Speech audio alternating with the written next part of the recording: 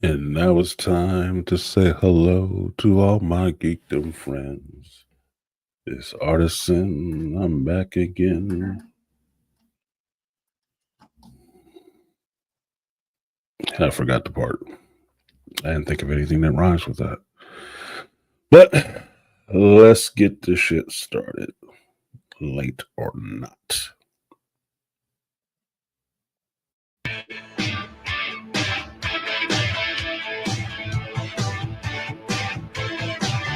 When it comes crashing down and it hurts inside,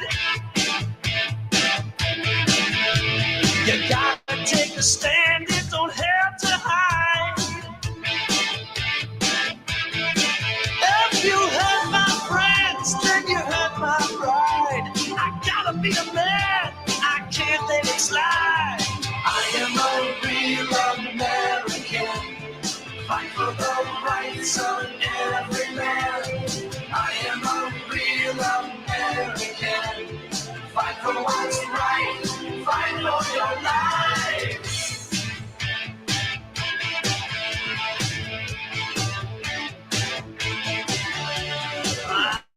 I feel strong about right and wrong, and I don't take trouble for very long. I got something deep inside of me.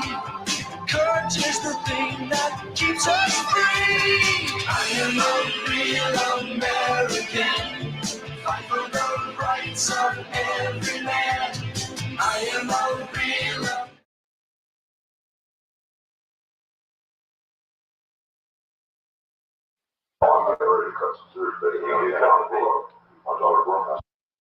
she jump size on me.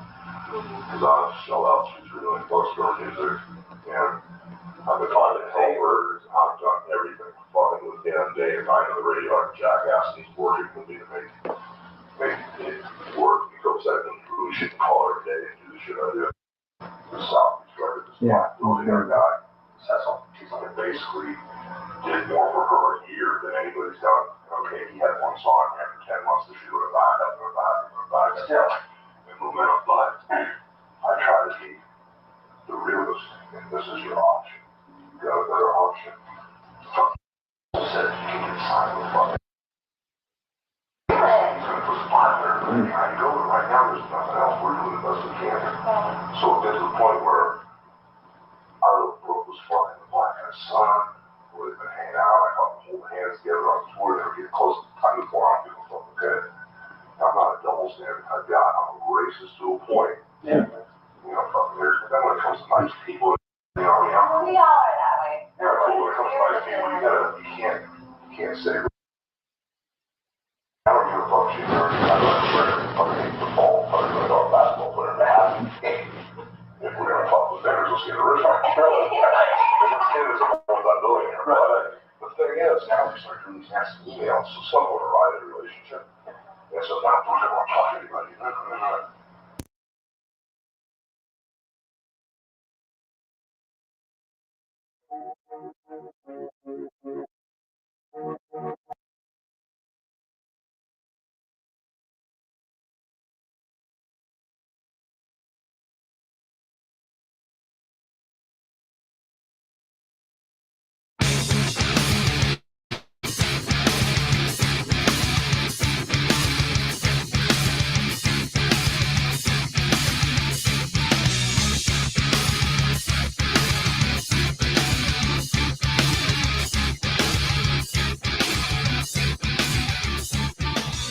another dream that will never come true, just a compliment your sorrow. Another life that I've taken from you, I give to an arm you're feeling suffering. Another truth you can never believe, as beautiful you can feel it. All the times you're beginning to wear, trapped in your mind and the sound is that money. Let me enlighten you. This is the way I pray. Heaven just isn't hard enough. Burn me alive inside. Heaven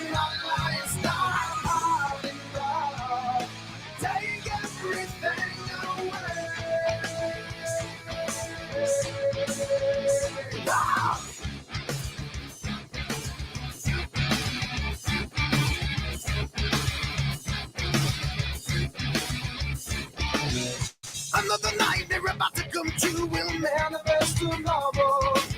Another love that I'm digging about you. Lost in time on the edge of suffering.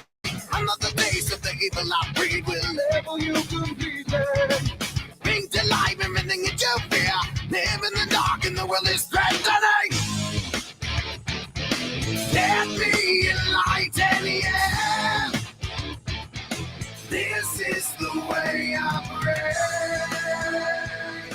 Living is dancing hard enough. Burn me alive inside.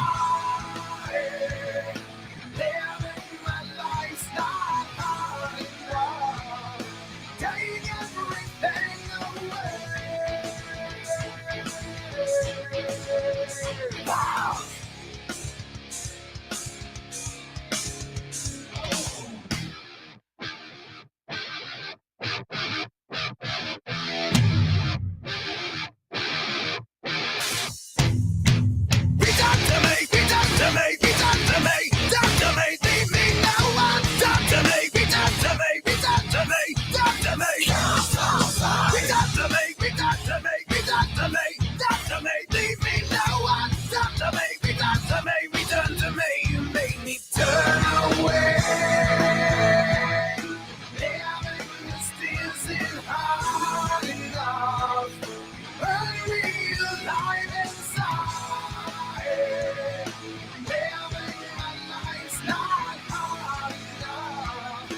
Take everything from you.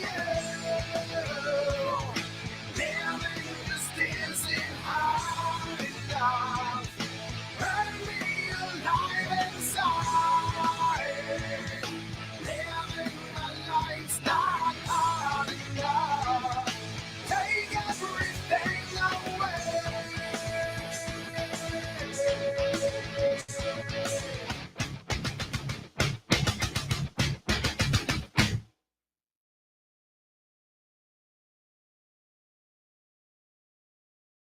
Around.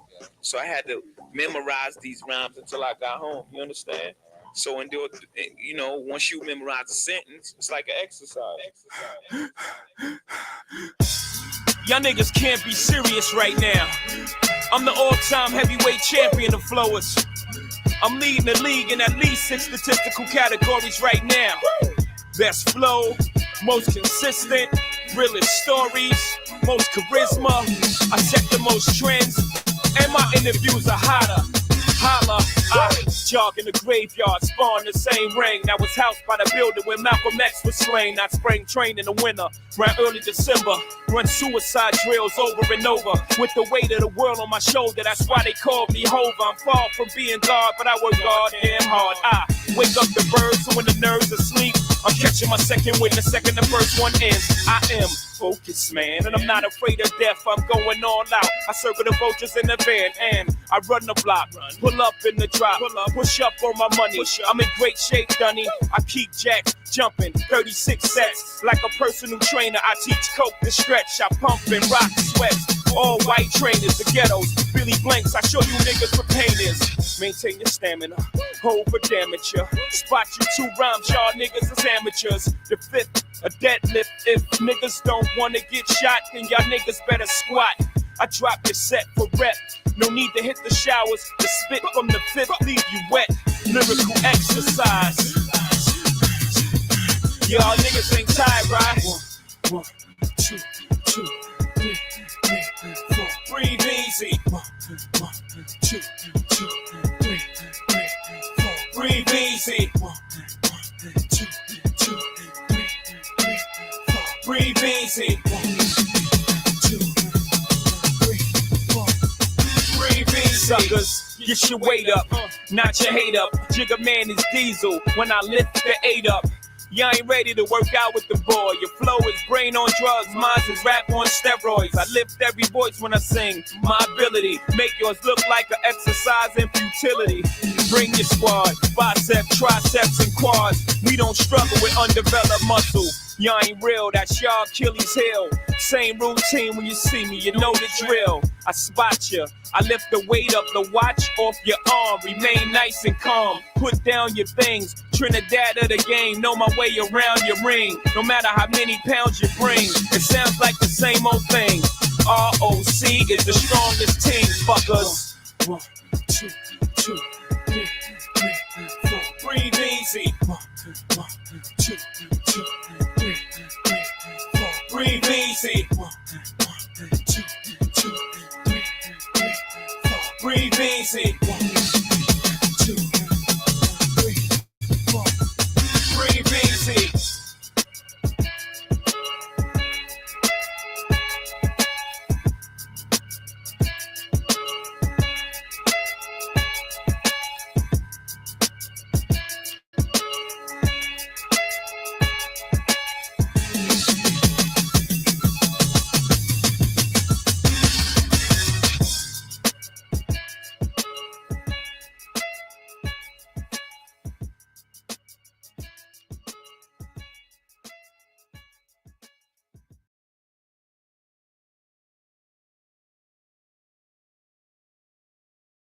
All right, over the last couple of months, it has been very difficult for me to introduce this man without using World Wrestling Federation champion Hulk Hogan here at WrestleMania 4 this afternoon. You've got the opportunity to change that.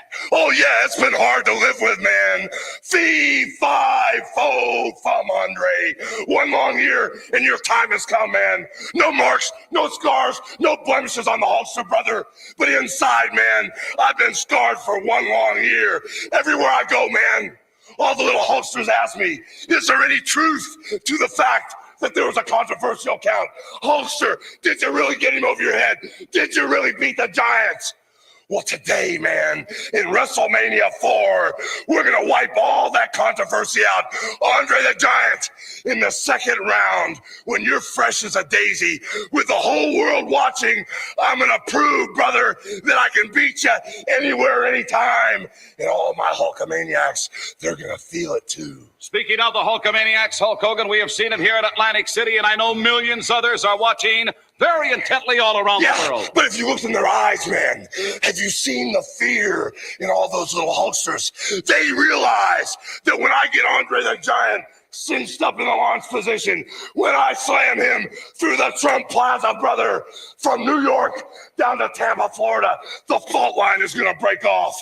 And as Andre the Giant falls into the ocean, as my next 2 opponents fall to the ocean floor and I pin them, so will Donald Trump and all the Hulkamaniacs.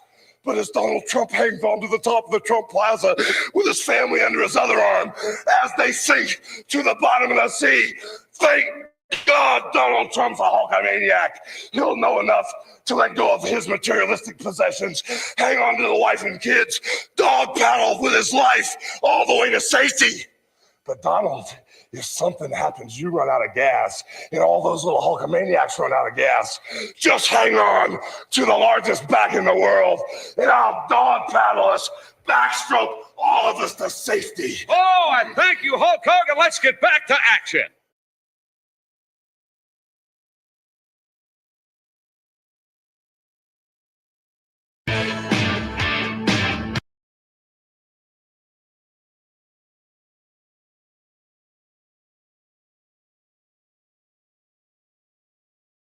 The hand was on me, and he brought me out a spear and set me to the middle of the valley.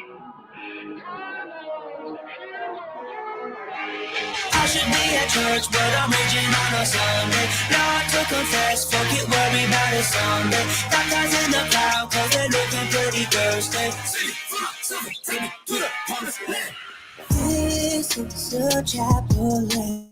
These words of religion, wasting up all that holy grail that you're sipping.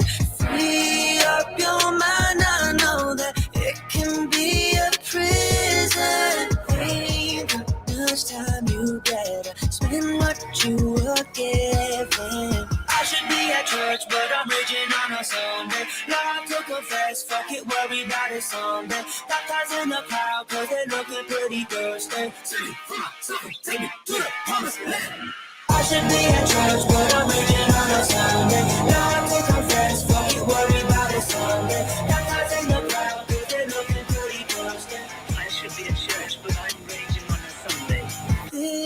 it's a holiday and you've been resurrected. Rise from the grave when everyone least expects it. We are the ones that thrive on being rejected.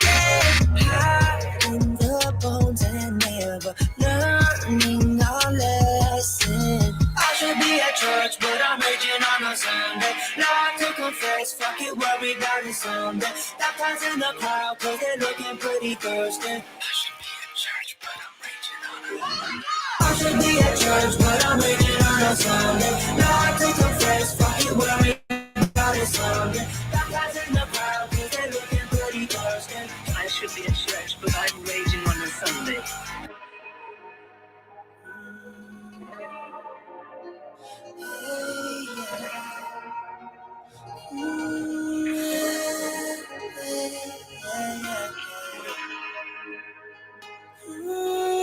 The mics are okay. We're getting to this shit real quick. I should be at church, but I'm raging on a Sunday. I'm raging on a Sunday. I have to confess, and I'll worry about that someday. Worry about that someday. Baptized in the crowd, cause they're looking pretty thirsty. Looking pretty thirsty. Yeah, I should be at church, but I'm raging on a Sunday. Raging on a Sunday. I should be at church, but I'm raging on a Sunday. Lord to confess, fuck it, worry about it someday. Baptized in the crowd, cause they looking pretty thirsty.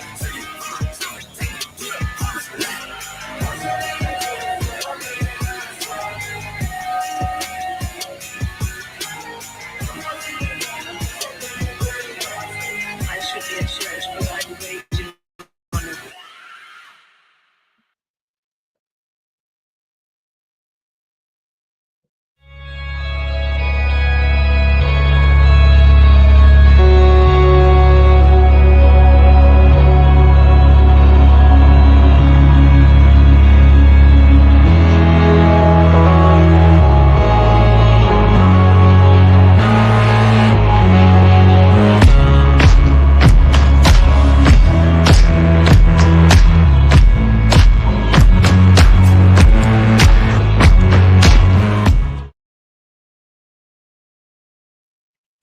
Every day and night I sit here and I look into this eye.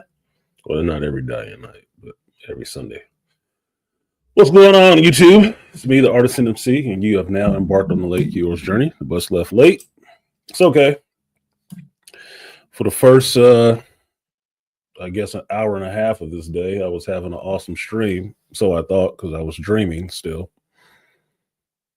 And then I was actually woken up to the real world. So I fell out of my inception of what I was doing on the show and had to come to the real world and actually start the show late.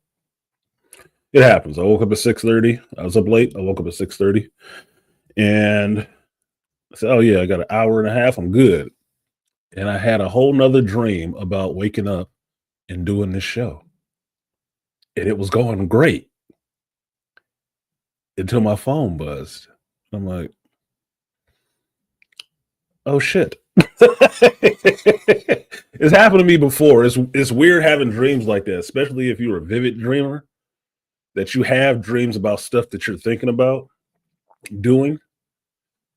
And in the dream, you have woken up and you've gone on with the rest of your damn day. And it never happened. It never happened. It was all a dream until you woke up again. Like, shit. Now I got to do all that over again. That just tells you how intently I was thinking about some of this stuff. So thank you guys for coming through. I am the one and only Artisan MC. Often imitated, never appreciated. And I'm here to give you my view, my thoughts out of my brain pan about this week's current events in geekdom and life. The first one is the most obvious. I put it on the thumbnail. And It wasn't even Freddy Krueger, Malika. It was fucking Christopher Nolan, that Inception shit. That's why I've liked the movie Inception so much. Because I understand what it means to have a dream inside of a dream. I have had dreams where the version of me in a dream is dreaming. I've had those. Straight up. So I've had what I just had today. I've had multiple times. It's not a new event for me. I've had that. Where I've dreamt that I have woken up and started going on with my whole day. My whole day.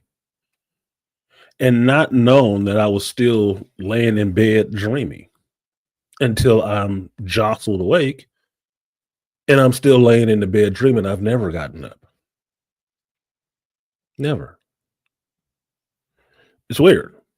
It can be kind of cool sometimes. Like today is kind of cool because I wasn't late for work or anything like that necessarily. This is work to some extent, but it wasn't like, oh shit, now I gotta go commute. Fuck. No, it wasn't that. It wasn't that. But it was the same thing. I thought I was awake already. I looked at my clock at 6:30. Oh yeah, I'm up early. Awesome. I wasn't up. I wasn't awake. My brain was already off onto this day already. Wasn't there. This is probably why I don't need a lot of notes or scripted to do this kind of stuff, because I'm already thinking so far ahead anyway that I don't need notes. I just don't. I write bullet points to make sure I hit those points, but I don't really need them. Jazz, not Memorex, right? In the words of Chaos Sportaholic, yeah, you can't make this shit up. R.I.P. to Kevin Samuels. Or St. Kevin, as I like to call him. So, as I was saying, we had a lot of deaths this week. A lot. I didn't even look at the news today to see who else celebrity-wise has died between Friday and today. I didn't even bother to look. I didn't. Not that they don't matter, but it was a lot of call-ups to, the big game to this week. A lot. And a lot of shocking ones at that. A lot of shocking ones at that. I went to see the Fantastic Four yesterday with the family Bairds. Shout out to the Bairds. I have a picture I didn't put up because my phone is still on the nightstand. Of me and the Baird family after seeing the Fantastic Four. And we made a joke. There was a joke about that. Like Kevin Baird, the dad, right? We're talking, he was going to get something and made a joke about Superman and the Crazy Train all at the same time. And it's funny. It's fun being with actual geeks, actually, who watch culture and stuff like that, to where we haven't seen each other in a couple years. Within 2 minutes of us, seeing each other again, meeting in the aisle of the movie theater, we've made 6 jokes about pop culture stuff. And I didn't have to explain the joke to him. He walked in with his cup full of Coke. He wanted to give me a hug, but he had his Coke. I said, yeah, I'm not trying to drink your soda while I give you a hug, man. Right? And I said, what is this? You don't have a lid? And he's like, this is kind of weird, man. I think you're living kind of dangerously. He said, well, it's the new punk rock. I said, oh, so not having a lid is the new punk rock? Right? He said, I'm going to go get such and such. I said, yeah, you do that because, everybody's dropping nowadays. I'm going to put a lid on your cup. He said, no, I'm not doing that. Right? And then we made a joke about Ozzy Osbourne passing, jumping on the Crazy Train, and Ozzy passed. I said, yeah, because I thought he was dead already, so I didn't know he was still alive to begin with. I was like, yeah, and all the stuff he survived, yeah, no shit. I thought he was gone. So within that 2 minutes, there were so many subtle little quips and jokes thrown in that moment, all about pop culture. None of it was explained to each other. None of it. Didn't have to explain any of it. And it was nice. It felt good to have that rapport with somebody where they got the references, they got the jokes right off the bat. Right off the bat. So seeing Kevin, Jen, and daughter Morgan, friend Brian, getting to see all of them again was good. It did my geek heart good. I felt good seeing them again. I did. Because we dropped right back into, old roles, like with old friends. It's like no time has passed, and me and Jen are talking about the stuff they're doing with the house and all this other stuff and making jokes and stuff like that. It was good. It was a good time. Even seeing the movie, it was 5 of us, so I didn't have to be the thing. I think Brian was the thing because he was the biggest one. So maybe I'm Johnny Storm. I don't know. I got to talk to Morgan, and I told her that I had mentioned to you guys about her how cool she was because she's such a teenager now. She was going to a party after the movie, so she had to shake off these old Gen X parents and get to a party. She's like, no. If I'm the coolest one there, they're lame. I said, you are the coolest one there, Morgan. I said, comics and shit. Cool is not showing up till you hit the party. And I remember telling you guys last week about her, how she would come in the shop and she'd go right to the racks, pick up a comic book, start reading it, and not give a fuck what the hell we're talking about. She said, that is not cool. I said, that's cool as hell, Morgan. You just don't know. You just don't know. She's taller than her parents. I told them she was going to be taller than them. And it's hilarious to me. Oh, it's so hilarious. I am a proud scientist, dude. An informal life scientist. A bacon prediction on thing and seeing those predictions come true is absolutely hilarious to me. Morgan is a teenage girl now. She's taller than her parents, and I'm looking like, you see that, don't you, Kevin? I said, does he come in your room and try to tell you stuff? He said, what is it, little man? You just tell him that. Say that one time for me. I love that. Just do it one time for me. What is it, little man? Oh my God, it's hilarious. Anyway, I was trying to talk about Hulk Hogan, but I was on to a good memory thinking about the Bears. So shout out to the Bears for the Fantastic Four movie. Wish we had more time to spend together, but they had to drop the daughter, because after a point, that's what you are for the kids is you're the Ubers. So they had to drop off the kid at the party so the kid can get to the party. And I had some hardcore geeking to do, so I went and did that. So on to the topics for today. The passings of icons is the best way I can describe it. It's the passing of icons in a couple different genres: television, music, and entertainment. Right? Now, for all of these people, death came what would seem to be sudden, even though 2 of them were in their 70s. But death came pretty quick and surprisingly for them. Now, I don't fuss over the fact that they passed just to make a spectacle of it, right? But in today's terms, I look at what surrounds their death a lot more, especially public figures, especially, most certainly, controversial public figures. And the first thing I did when I heard Malcolm Jamal Warner died was I was shocked because I did not want to believe that shit. I didn't think it was real. I heard about it earlier that morning.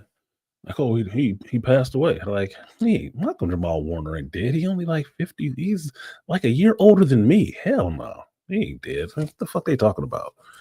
But within like an hour or two of being at work, this was like 8, 9 in the morning, I had talked to Ashley, inventory person, and I was like, did you hear Michael and Jamal Warner died? She said, yeah. I said, it ain't confirmed yet, though. She said, no, it's confirmed. I'm like, what? I said, yeah, it's confirmed. He had drowned or something. I was like, get the fuck out of here.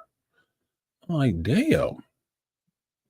That's not looking good. Like, I told you guys, that 50 to 60 block of black men are getting snuffed out left, right, and center. It's really unnerving. And mind you, I had just did this show last week talking to Malika about that. And this is the part that stuck with me about Malcolm dying. It was on Malika's birthday. I knew what this day was. This was Malika's birthday today. Malcolm Jamal Warner died on that birthday. I said, God damn, dude. Who wants to enjoy their birthday like that? Now, Malcolm Jamal Warner, for my time watching The Cosby Show, it was a staple for a while, but I didn't. This was before I started memorizing every episode of shit.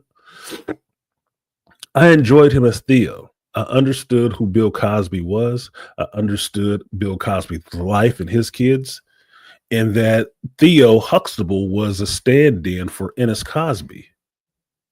I remember that. So the actor himself was good in the role and it was funny, but these were in some ways stories from Bill Cosby's life that were being acted out. Okay, good. If you've watched any Bill Cosby stand-up, you would hear it. You would hear it in there. This was a microcosm or a fictional depiction of his family. I understand that every child actor on that show got a good start in Hollywood because they had, in some senses, a black benefactor backing them. Really did an exhaustive search to pick them for that show. They were specific. They were picked for a reason, and they were good at what they were doing. And it catapulted them into stardom because not only did black folks enjoy the show, but it wasn't what's happening now. That's my mama, good times. It wasn't none of that shit. It was a show that even white folks liked, and it was on network television in prime time. It made a lot of money. It touched a lot of people. That shit went all over the world and made them huge stars in their own right. And outside of Lisa Bonet being kind of crazy and doing Angel Heart, none of them kids was really into a bunch of shit. As much as child actors get ground up in the Hollywood system on drugs, sex scandals, all kind of dumb shit, they weren't involved in none of that. Now, you could say that was from Bill Cosby's influence, which I would attribute it to, or they just had good parents who were trying to be parents and not managers. But you didn't hear a lot from them. So when Malcolm Jamal Warner grew up and then had to show Malcolm and Eddie, I liked seeing him older. I didn't follow his career in everything. I didn't. But I like seeing him all grown up, having another successful show, and seeing the boy got his chops. He has good acting chops and a good head on his shoulders. I never knew that he passed, that he won a damn Grammy or whatever it was. I never knew that shit. Never. Didn't even know he did spoken word. I didn't follow him that close. It didn't mean I had any disdain for him and didn't appreciate his work. No, it didn't mean that at all. But when I talked to my mother that day about Malcolm Jamal passing, and I was talking to her, and I was like, what is the real circumstances of his passing? Oh, he drowned in Costa Rica. I'm like, that sounds suspicious as hell, mama. That sounds suspicious AF. He is not old. He looks like he could be a really good swimmer. No, but you know about the rip currents and stuff like that. It's like, you talk about the undertow, mama, but yeah, but that's not, no, that don't make no sense. I got to see some pictures or something. That don't make any sense. And to me, it seems really specious that he just drowned on this shit. Now, I haven't watched the video of Eddie Griffith talking about why Malcolm Jamal Warner died all of a sudden, but a couple of things that have not really been reaching my ears is heard of, was he alone? I was like, well, he shouldn't have been alone. Shouldn't be alone. Somebody's protecting their identity. And then I saw a video of people, I guess, at the airport. Somebody's cell phone video taking a picture of Malcolm Jamal Warner. I guess he was getting on a plane or something. And there's somebody with him. I don't know. It don't sound right for a 50-something-year-old man to just all of a sudden drown. A 50-something-year-old healthy male to just drown all of a sudden. Yeah, party girl, yes. Male, no. And not to have more details about how he drowned, where he drowned, who found him, who didn't. My only question to my mother at the time of talking about this was, I forgot what Malcolm Jamal Warner's position was on Bill Cosby. I said, maybe he supported Bill Cosby. Did he support Bill Cosby and that shit that they're trying to do to him? And my mother was telling me, no, he didn't. He actually held him accountable, but, you know, appreciated the man. I said, well, that's some class. That's a real nuanced position to take. Good. Because he should. Now, what's up, studio? You said you heard his daughter was with him? Okay. How do I get this thing back on the screen? Oh, there we go. It's a button right there. Now your comments will show up on screen. I'm so technological. So, Malcolm's passing is shocking, suspicious, dare I say, to me. I just look at things not on face value. That's just all it is. I always look at things deeper than face value. That just does not sound right to me. Just doesn't sound right to me. And that was my gut reaction. If you ever read Malcolm Gladwell, Blink, you'll understand that gut reaction that you have is usually right. If you trust yourself and trust your instincts like that. That don't seem right. Something seems shaky in that situation. I don't know who could want to do him harm or for what reason, but my thinking would be it'd be connected to Bill for some reason. Because Bill has had some tragedies even before he got wrapped up in his legal issues. He had had some tragedies. And one of them I mentioned when I mentioned his son, if any of y'all remember that shit. Sorry, it's fucking alerts. Like she was saved, but they couldn't save him. But that's just conjecture I heard from somebody. Yeah, I try to listen to the news reports or a written article, a few written articles, and match up the truth, because the truth has to be in there. The truth has to be in there. They can't tell you a bold-faced lie, right? The truth has to be in there. And if you read multiple sources, you can probably pull out the truth out of it. It's like a sieve. You have to shake it out, know the source that you're dealing with, what they specialize in, and then pick through that with your chopsticks to actually find the truth in it, right? Line up the entrails and all that shit. And then you'll get somewhere closer to the truth. You might not know exactly the truth, but you could probably get to a 65% picture of it, point in that direction.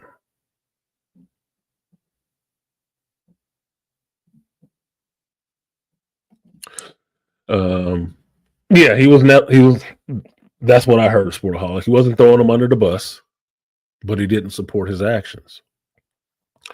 And as you know, most of those cases got dropped because they were bullshit, because it was a feeding frenzy during Me Too. So it was easy for people to pile on and get, 5 minutes of fame to say they was involved too. It ain't had shit to do with nothing. Pyramid scheme. Everybody wanted to get paid. So I can't believe shit like that. Yeah, I saw the first one. So Malcolm was shocking enough, right? Malcolm Jamal was shocking enough. Within a day or two, then it was, what was it, Ozzy first? Was it Hulk first? Oh, this is the wrong page. Wrong page for the note. Yeah, Ozzy. I think it was Ozzy first. Well, Ozzy passing was kind of a surprise to me because I thought Ozzy was dead already. I really did. Ozzy Osbourne has been around and been a huge star since I was little. And knowing all the drugs and stuff like that he supposedly did, I thought he was dead a while ago. Now, I didn't have as much connection to Ozzy Osbourne, but growing up in the 80s, and I don't mean growing up at the tail end of the 80s when you were 4. I'm talking about being of age, like 8, 6 to 12 during the 80s, early 80s, seeing 80 come in, 81, 82, 83, 84, and knowing what that was. You grew up watching MTV, so they didn't play a lot of rap. So you would hear rock music. That's why I don't have no hate for rock music and stuff like that. I don't. I listen to all kinds of music. I know who Ozzy Osbourne is. I've heard Ozzy Osbourne songs. I wanted to start this bitch to crazy train, but I thought y'all might have been tired of hearing that shit all week. All right? I didn't really have any lasting connection with him until they had that show, The Osbournes, where I got to see his family and see how they were profiting off of his name, being some of the dumbest motherfuckers I'd ever seen on screen.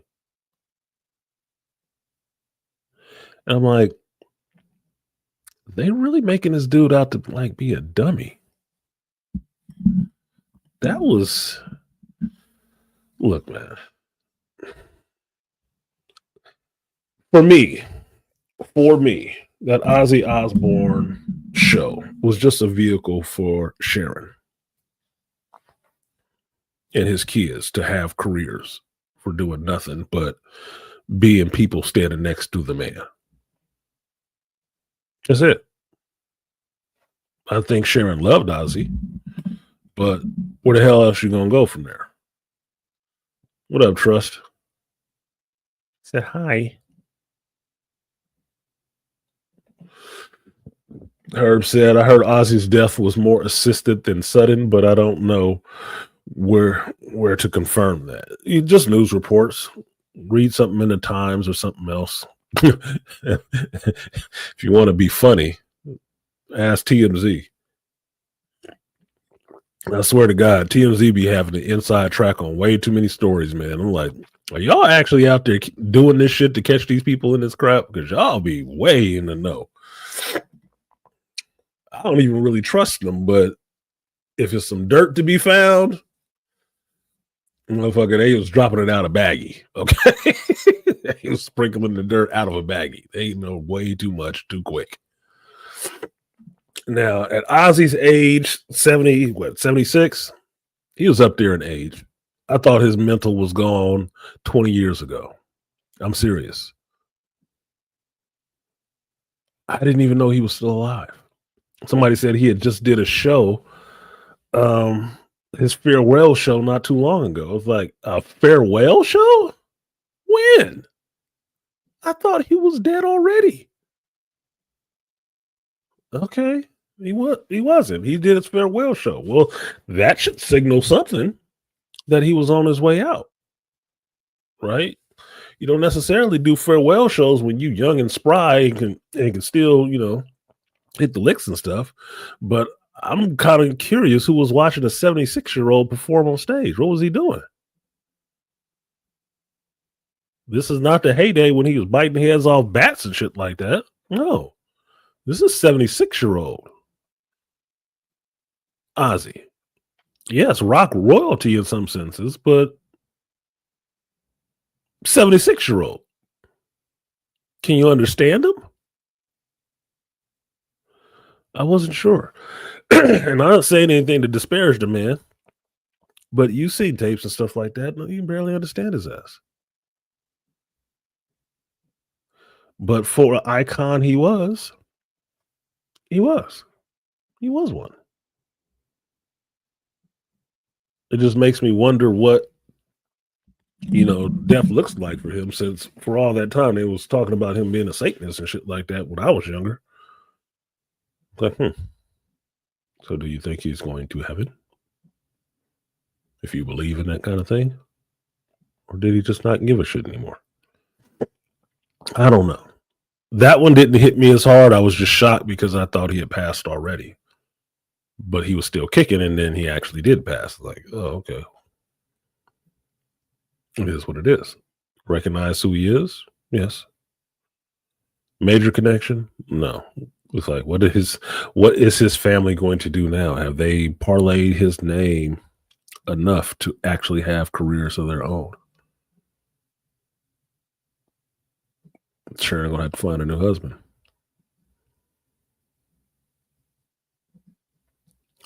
Now, the one that came after that was the Hulk Hogan.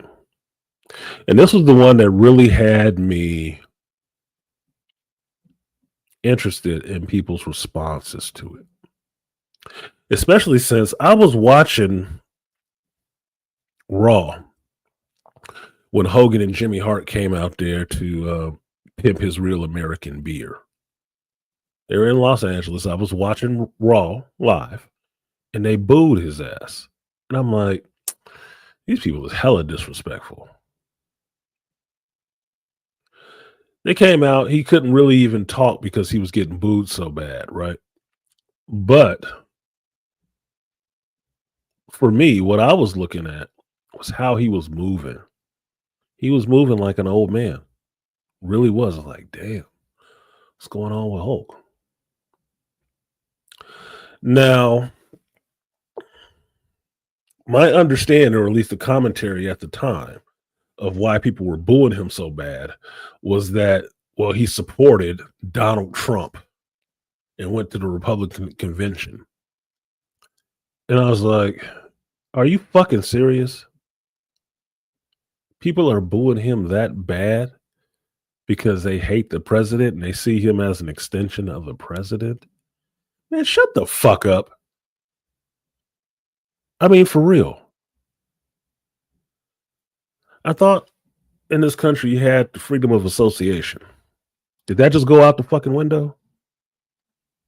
But apparently you're friends with somebody that everybody else is supposed to hate. And so they booing you in an industry you are one of the biggest, if not the biggest icon in. They showed up to a WWE show to watch wrestling and booed Hulk Hogan when he came out. That'd be like booing Vince. What the fuck is wrong with y'all? You disrespectful asses. Who gives a fuck about that political shit? You ain't there for that. It wasn't a rally. Jesus, boy. People cannot disassociate. Do not know how to compartmentalize nothing. Nothing.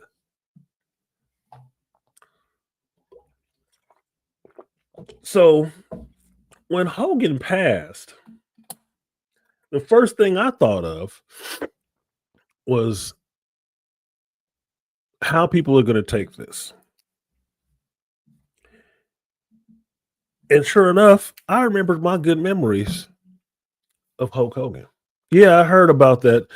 The racial slurs he said nigga. He called somebody some niggas. I'm like, so the fuck what? And you know why I say that? I thought it was real nuanced. I thought about that and I said, that was probably the reason why they were booing too. Oh, because he called somebody a nigga. So fucking what? Some of them in the audience call people niggas with the R on it. So, huh? Get the fuck out of here. So I was sitting there at work and I made my thumbnail and picture and I put a post up on my community tab. Because I was starting to hear, after hearing of his passing, I started hearing all that vehemence and that sentiment coming out. Like, these people gonna feel real fucking conflicted now when they want to say something about Hulk Hogan after he's passed. And now they're gonna have to weigh how much they value the word nigga and what he's actually done. And I thought in my head that it was really fucked up that a man's whole legacy is going to be ruined by one recording that he didn't know he was even being recorded. Who the fuck recorded that anyway? Why? To tarnish him? Because I remember when that shit happened, I thought it was funny that it came out because I thought it was his daughter doing it to get back at her dad. And I thought at the time, that's dumb as fuck because you only have a name because it's connected to him. Nobody want to hear your shitty ass singing. You better go out and actually find a career. So I thought it was stupid. It's like, you gonna kill the goose that laid the golden egg for you. That's stupid. That's dumb. But that's chicks getting somewhat close to some fame. They'll fuck over who they got to keep getting it. Because that Hogan Knows Best show was good for one thing, showing you who his wife was, who his son was, and who his daughter was. And his daughter and his ex-wife, I don't think wasn't still married to that woman, look like some greedy bitches looking for fame. That's what they look like. Looking to be celebrities. I enjoy it. I don't even watch reality TV like that, but I knew what the fuck that show was. I checked it out for a hot minute. Like, yeah, fuck these people. No talent ass hacks trying to make something off of somebody else's name who's actually had to go out and do some shit. Now, I had not heard the recording until recently. I found it. I played it at the beginning of the show. Why? Because I wanted to see how bad it was. And I listened to the recording. I'm like, so he said nigger. So what? And he's talking about not getting a broke one. Oh my God. He's like every hood mama. He sounds like every hood mama.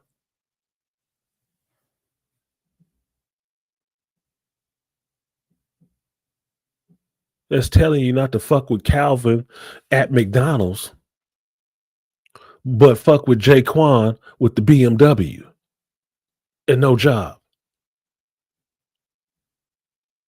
I'm supposed to be shocked by that shit?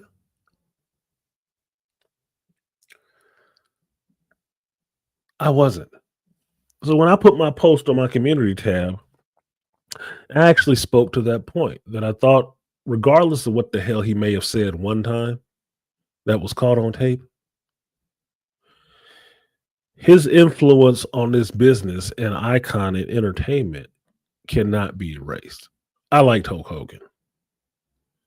During the 80s, the Hulkamania years, that got me watching wrestling, man. That had us, excuse me, learning suplexes, drop kicks, leg drops, big elbows. We learned wrestling moves because of that motherfucker. Because it came to a point where it was big for us to see it, and more of us can see it thanks to cable. Shout out to Vince McMahon for being a visionary enough to say this was the future of this business. And you ain't got to go to somebody's little small basketball gymnasium to watch wrestling and know what it is.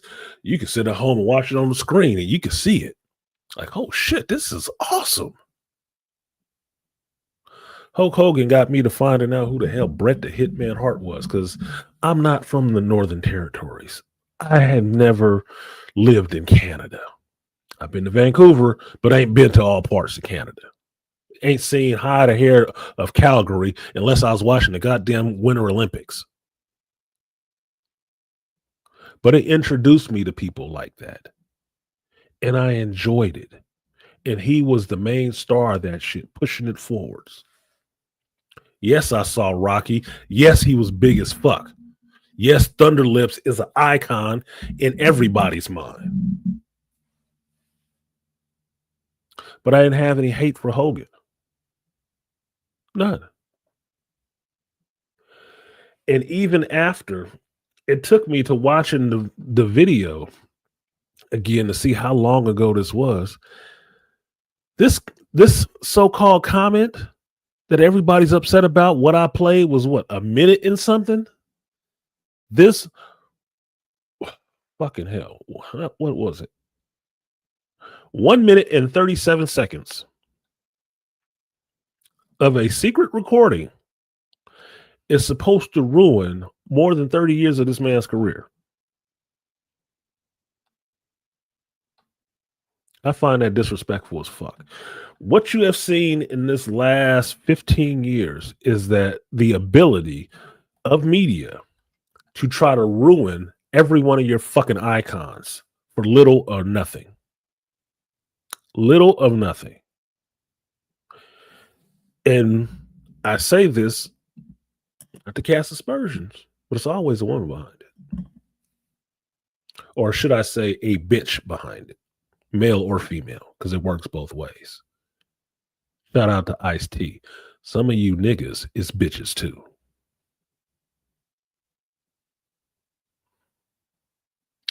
So I'm going to throw away my whole childhood with this man having been a part of it, introducing me to wrestling, making me enjoy this, making me say you have to train, say your prayers, eat your vitamins, all that shit. It's marketing. It's marketing. But it was good for boys, good for girls. What's wrong with training, saying your prayers, and eating your vitamins? What part of that can you not get behind? You amoral motherfuckers. I'm supposed to throw all of that away. All that good work that he's actually done. I'm supposed to throw all that away because I heard a recording and he said nigger.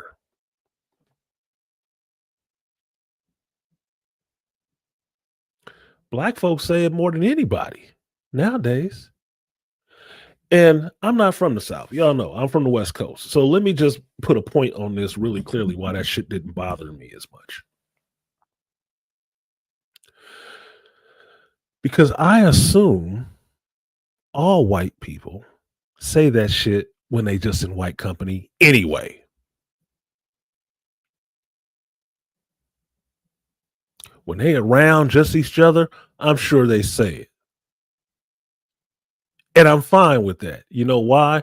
As long as you get that shit out your mouth when I'm around, then we ain't gonna have no damn problems. What you say privately is your fucking business. I don't give a shit. I talk about you real crazy when you're not around. I talk about you crazy comically when you are around. It's your right as an American. It's fine. We all melted in this pot together, and we all know the disparaging words we can use against every other goddamn race. I have been called worse to my face. So I don't give a shit that he said nigger in private. I assume they all do. To me, I look at it as this way. At least he got common fucking sense enough knowing not to say that shit out there. You know why? Because he worked around a bunch of big, beefy ass black dudes who, if he was saying that shit to him, he would have had some problems. He wouldn't have had a career. They'd have whooped his ass. At least he got enough common sense not to use it there. What you say privately is your fucking business. I don't give a shit. And if you got a secret recording of somebody, you can find all kind of shit. Would you be surprised and be ready to throw away all of Bill Clinton and Hillary Clinton's accolades and stuff if you had a secret recording of them talking about how much they hate black folks? These stupid niggas won't vote for me. Da, da, da, da. You think Gavin Newsom would get kicked out of office?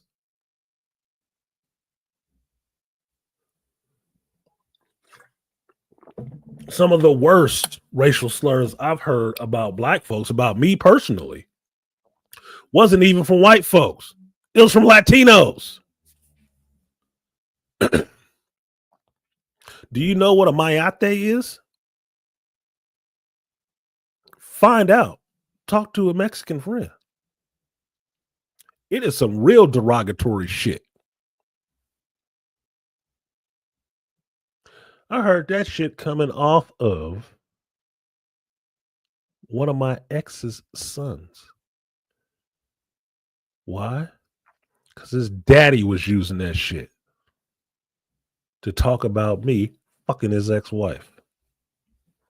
That's how he described me. That's why I said understanding Spanish and not letting motherfuckers know you understand Spanish is like a superpower. Because you hear all kinds of shit. All kinds of shit. I've worked with Latinos that don't understand why I'm not Spanish with a name like Antonio. And I've heard them saying some grimy ass shit. And I've told them, if you can't say it in English, shut the fuck up. Because you're pussy. And that's working on a construction site with all men. Do what you're going to do. But if you feel that strongly about it, say it out loud and be proud about it. Don't be trying to hide it behind the fact you don't think I understand what you're saying. Bitch. Because that's all it proves to me. So I don't give a shit, point in fact, about a conversation with a father talking about his daughter, and the guy she kind of mixed up with is the son of this agent that's trying to get her music career started, and not wanting his daughter to be messing with some random nigga. If you want one, why don't you get one that's about something? You know what? I can hear that shit coming from an Asian family. I can hear it coming from a Latino family. I can hear it coming from a black family. I don't see that shit as being that damn bad. I don't. He even said it in the clip. I'm racist to a point because everybody is. If you reverse the roles and that was a black family talking about they black daughter bringing some white dude home, you would hear the same shit. They just wouldn't use the word nigger. You'd hear the same shit. It'd have been the same conversation, but it wouldn't have been the same outrage. Look, man, when you keep responding to shit like it's the first time you heard it and getting all shocked about it, you keep giving that word power. You do. It's like walking into a room full of women and say, hey, bitch.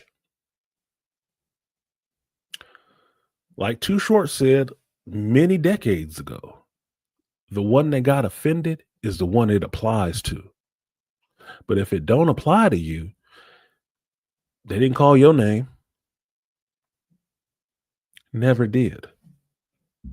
That shit doesn't have a sting. I can get called a nigga 5 times today with an R or with an A. It don't fucking matter.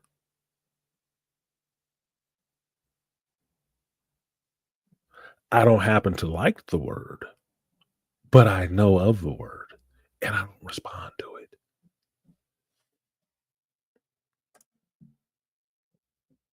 You can't have the popularity of hip hop all over the world and still have rappers use it and not think the same people that's listening to it, who are majority of not black, don't know the word and don't use it when your ass ain't around.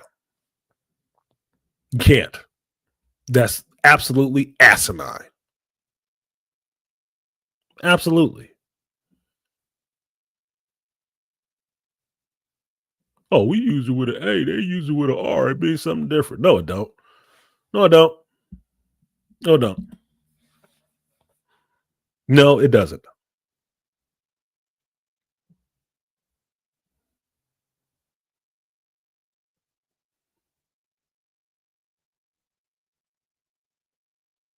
It's like saying tomato or tomato, motherfucker. No, it's the same thing.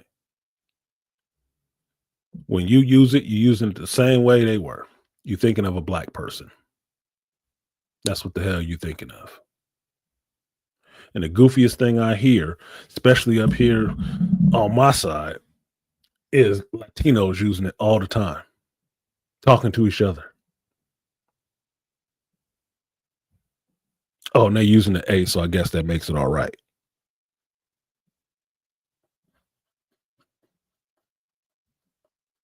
I don't give a shit. I don't think that one indiscretion, that secret recording. What's up, Dr. Rosie? I don't think that one thing needs to ruin a man's whole fucking career. I don't.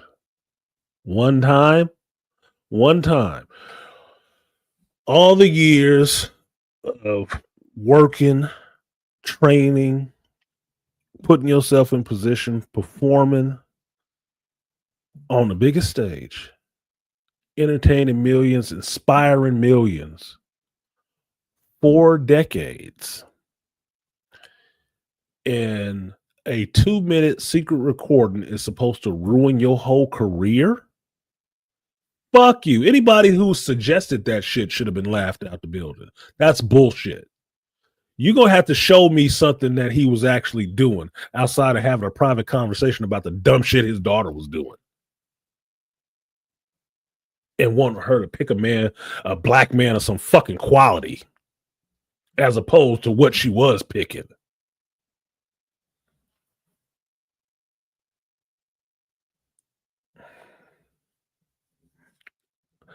I played the shit. I can play this shit again. I can cut this shit out later. Here we go. Let's just do this so we ain't just all wrapped up in the female emotion of it. Like, oh my God, he said this. Trust me, the people beating the drum on this shit right now and not being able to use the same discernment that Malcolm Jamal Warner was using for the Bill Cosby situation. Don't support what he did, but I do support him. That's not able to use that same discernment. There were people who never liked wrestling anyway. Never liked wrestling anyway. But I will tell you this for me. Celebrities are always people. They're just fucking people. They're not gods. They're not overly my role models. They're just fucking people. That means the same dumb shit you do, the same dumb shit they do. Maybe a little differently, but they do it. The only difference is they have a microphone or a camera shoved in their face more than you do. And more people care about what they're saying and doing than you. That's just all it is. They're just people. So I never look at them like they're supposed to be infallible or some shit. They're not. They're just regular goddamn people. Sportaholic, what did he say? He said Booker T said without Hogan supporting him, he wouldn't have been where he is today. Exactly. But you know, some people call Booker T a fucking coon. What? I know Booker T's career.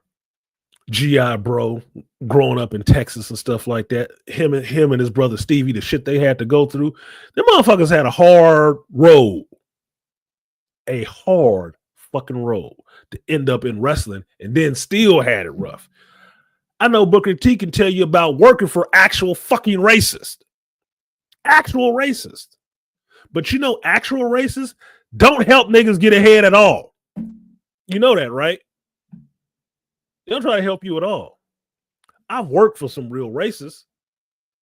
Look, if you can make a money, you can make a money. They might have never called you a nigga to your face, but maybe when they got back in the office, they called you every N-word they could think of. But they paid you on time, and you kept the fucking job, and they never said it to your face.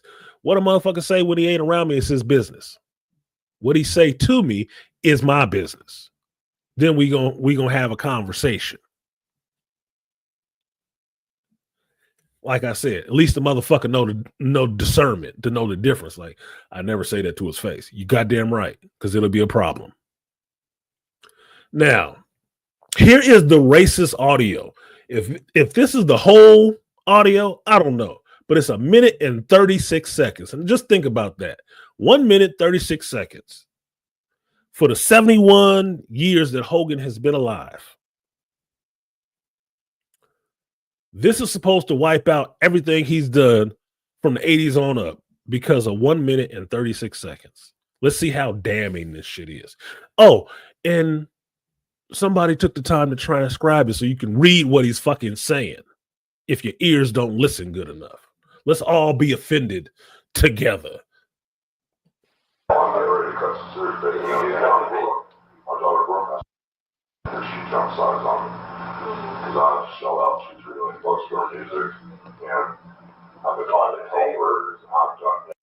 My daughter jumped sides on me. I remember hearing about that. I thought it was fucking low class.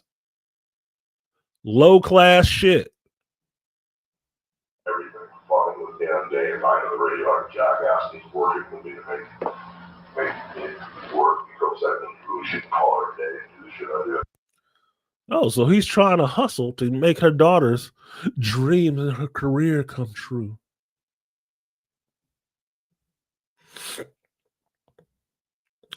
Motherfucker said he shelled out $2 to $3 million for her music. The bitch can't sing. Everybody knows that. You believe it in your daughter a little bit too much. Maybe her dick sucking skills are better. I don't know, but she can't sing. Yeah.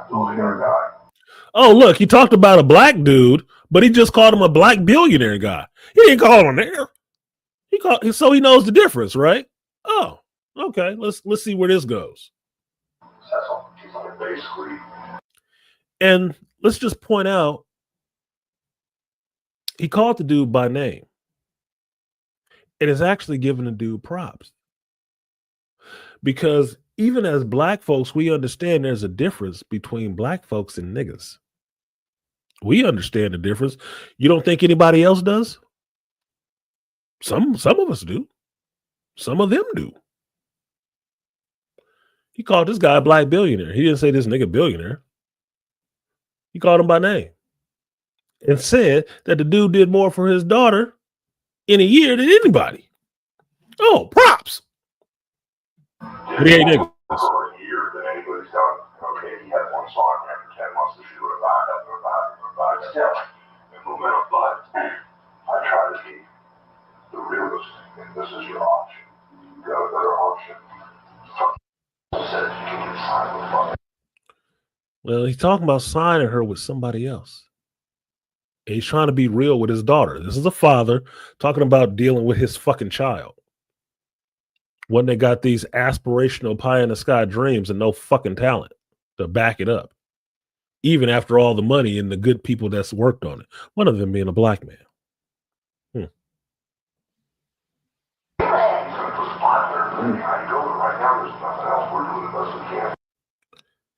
Somebody was going to put $500 million behind her music career.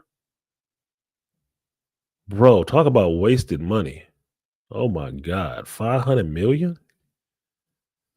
Bigger than a Marvel movie budget? Bitch can't sing. She ain't got a music career today. She had one song with Paul Wall that was a bop. I wouldn't know. I was not a fan of Brooke Hogan. I told you. That shit, the shit she was doing was disrespectful as fuck to me, to her father. You think you got a little bit of celebrity, now you're going to turn on your daddy. Fuck you. Fuck you. And anything you try to do. You better jump your ass on OnlyFans. So there's a point where our book was fucking the black and Now, here's the deal. The guy that's trying to help Brooke, the father is talking about what his daughter was doing. Was she fucking with the guy's son? Ugh, that could be a little sticky. Why you gonna shit where you eat, Brooke? hold hands together on tour, they were getting close to the time before I'm doing fuck, okay? I'm not a double standard type guy. I'm a racist to a point. Yeah. You know? Now that shit saying I'm racist to a point, given the context of the conversation, it could sound like he's fucking joking. It's like me saying I'm a lesbian. It's like me, I'm a lesbian to a point. Like, we know you're not a lesbian. You eat pussy too. Stop it. Stop it. But by definition, that's what a lesbian is, right? Anyway, you like the same thing.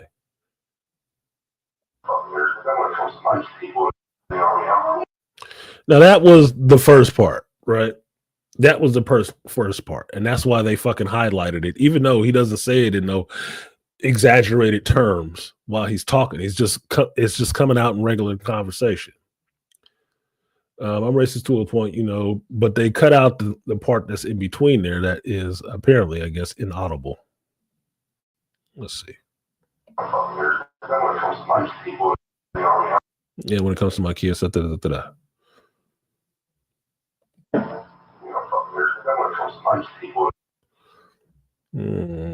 me roll it back. There we go.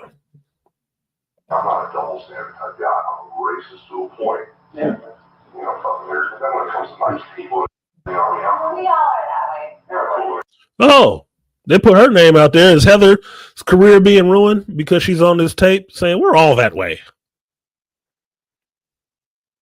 I'm assuming this is all white folks they talking about.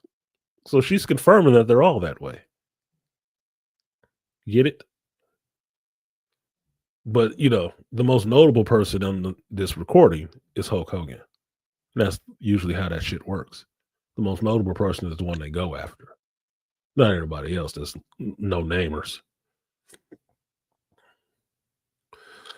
You can't say.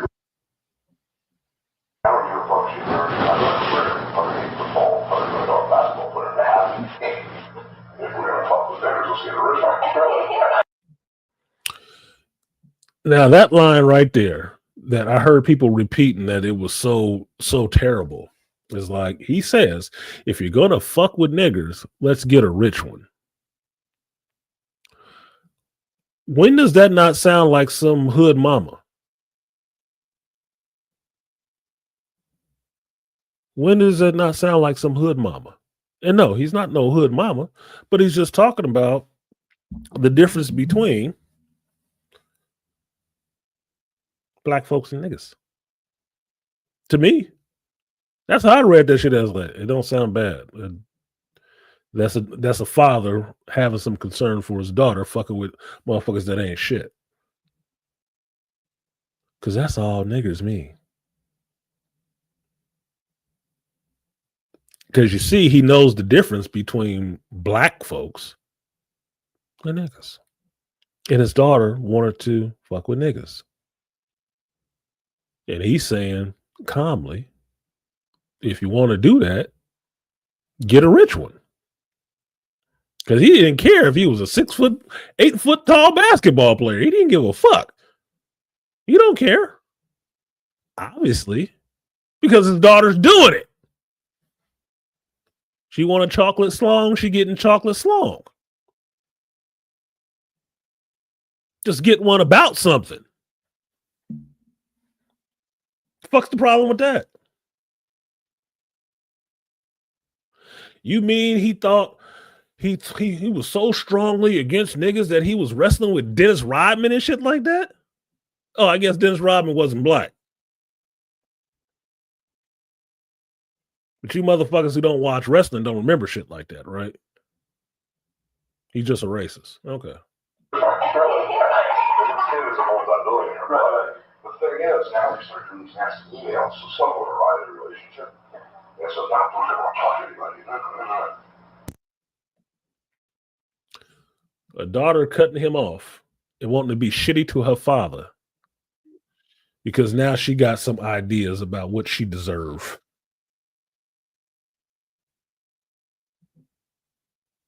And who her father is. You know, it's real common for Hollywood children who ain't did shit with their lives to try to turn on their father and say something negative about their father to get on in Hollywood. You know that's real common, right? That's why I can't remember where this recording came from. Because initially, when I first heard about the recording, since this recording is 10 years old, I thought it was Brooke who released the recording. I was like, why the fuck would she do that? Trying to ruin her goddamn daddy. And I was like that chick, the basketball team owner, releasing the secret recording she took of him talking about his players. Why'd you do that, bitch? Because you thought you was going to hurt him? He'll still be a millionaire, and you still will be a broke bitch. Dumbass. Gives a fuck what he think about his players. As long as he pay them correctly and treat them fairly. Who gives a fuck what he thinks? Who gives a fuck what he's talking about? Nobody. Nobody. Do you think they're going to stop playing basketball? The stadium is going to empty out? Do you think the concession workers at that stadium gives a fuck what that dude was saying on a private tape? No, they worried about their fucking job. And if you fuck that up for them because you got a little axe to grind, they're going to be mad at your bitch ass. The problem. Y'all so fucking focused on your own self and your vagina, you fuck up everybody else's shit for 1 minute of, I just want to prove a point to him. Yeah, Malika, entitled arrogance. Very delusional. Yeah. And what that do for you? I assume Brooke Hogan is still fucking some black dude. I assume he ain't about shit. But I could be wrong. Maybe he's not a nigga with an R. Maybe he's a nigga with an A.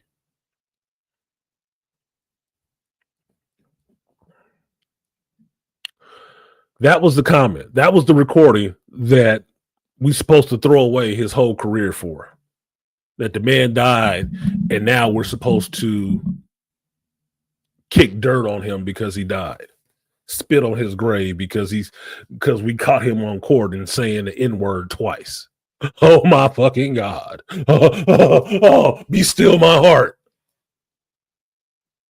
Shut the fuck up. That's so ridiculous.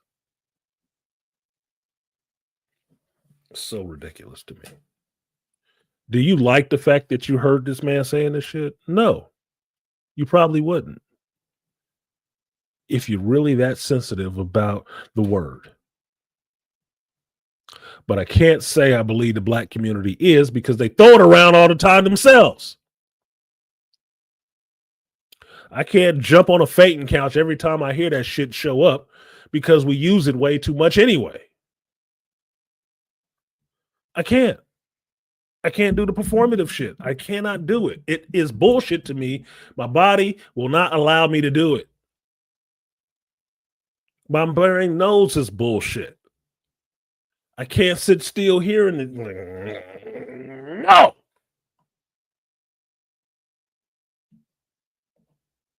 What up, Ray? Yeah. Because basically, think of it this way, Ray.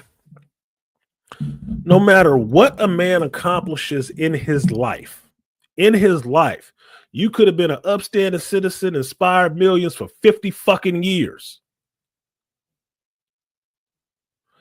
Somebody will find one comment that they deemed not savory for today's audience. Put that shit out there and wipe away everything you did before you died.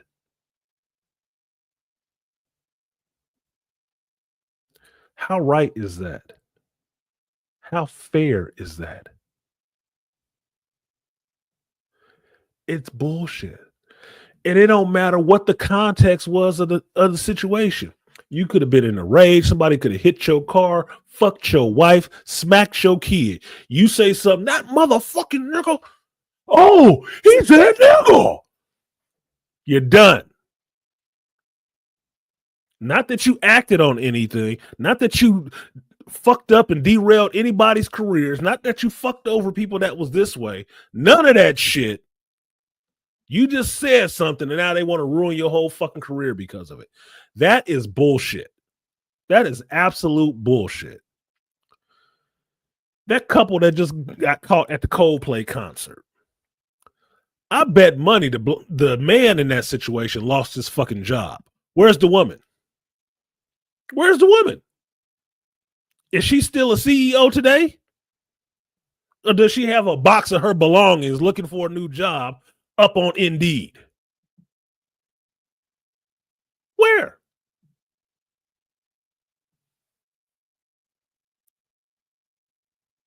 It's bullshit. It's bullshit. It is manufactured, directed outrage for the sheeple. That's all it is. Real wrestling fans don't give a fuck about that shit. Unless you got stories from him behind the scenes fucking over black wrestlers so they get no shine. Those aren't the stories you have. The stories you do have from wrestlers is how he helped them.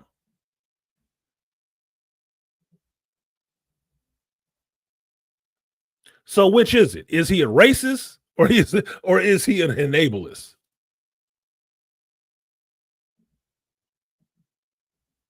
He's a CEO. She's in HR. Is she still in HR right now? Is she? Does she still have her position? That was the point I was making, Rosie. Did he have to step down and she kept her position, or did they both have to step down?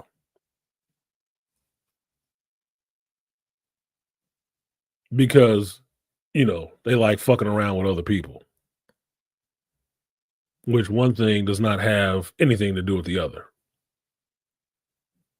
To me. And this just might be my weird thing that I do with my own assumptions. I assume all women fuck around if they can get away with it. I assume they do. Married women especially.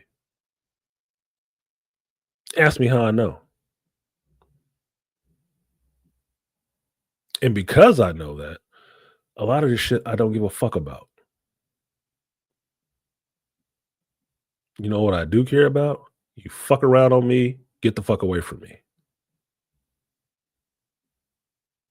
Plain and simple. I had an ex tell me before she was mad because I thought she was fucking around. And I didn't. I said, no, I just give you at least 2 dudes hanging around you that want to fuck you. Why would you say something like that? I'm not that kind of person. Because you're pretty. You got a pair of legs that part in the middle. And there's always at least 2 simps around that want to stick their dick up in you.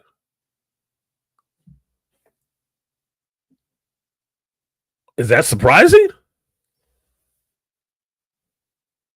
You got some in case of emergency break glass dick somewhere. I don't know that shit. I'm not even worried about it. I don't care. I'm here now. And when I'm not, if you choose to, they will. It's not that big of a deal. My thing is, you better be discreet. You better be discreet. Them CEOs was not being discreet. They weren't being discreet. That's why they got caught.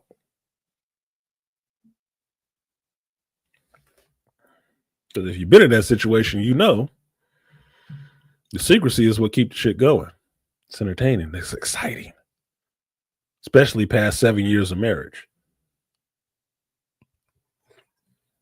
You get the feeling for something strange that don't feel like you used to. And that's for men and women. Because the marriage part, the monogamy part, is the construct. That's not natural. It's not how human beings work. And human beings get attracted to a lot of different shit.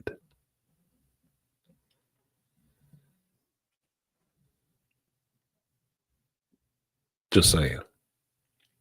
So anyway, Malcolm Jamal Warner, Ozzy Osbourne, Terry Bollea, Hollywood Hulk Hogan, and Chuck Mangione. Now, Chuck Mangione is a weird one because, excuse me, I was raised around jazz music. I've heard the name Chuck Mangione a bunch of times. I cannot think of one of his songs, which would probably, if I told my mother about that shit, she's like, "Oh, you remember we went to such and such concert?" She'd probably say this shit that we saw him at Yoshi's or some shit like that. I know the name. I know he's a jazz guy. I can't think of one of his goddamn songs, and that's bad on my part, right?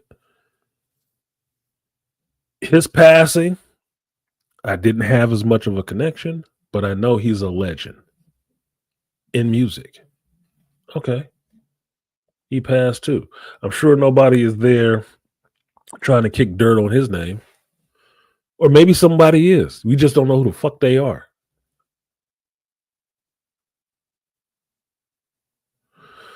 My point to all this is I don't think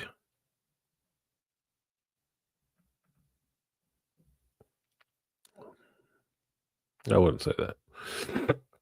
Let's just say, let's have some decency. I would like to see people have some decency about them when people pass. Once they're past, all that old shit that you was holding on to, that you was mad about, should be gone like the wind. It's over. You cannot prosecute, litigate, complain about that shit anymore. It is over. Nobody cares but you. Let it the fuck go. Because you carrying those stones of hatred around is just you carrying those bitches. The other person is gone. So you can't reconcile. You can't make them come to the light. You can't understand why they did it. It's over. You hating them after they dead is fucking pointless. It just proves that you are a miserable fuck. That's all it proves. Because after they're gone, what does it fucking matter now? For me, I hold more contempt for people who actually do racist shit. Not for what people say, what they do. Because that, to me, is actual racism. What you say could be your biased. But actual racism is active. It does something. Keeps you from getting jobs, keep you from buying houses, keeps you from having a successful career. That's the problem. That's the shit you need to stomp out. And those people are never really waving a flag. Because up until that point, it's just bigotry. You just be a bigot. It's fine. You can do that. Black folks in the South have been bigots forever. To this day and evermore.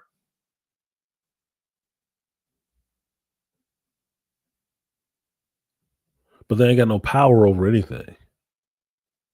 So they ain't can't fuck with nobody about it. Good. Take it to the grave and die with it. I'm not part of that generation. And I'm not part of that generation who will pick that bullshit up and carry it further into the future. No, I want all of that shit to die. With the people it started with and the people who perpetuate it. I want it to die and go the fuck away.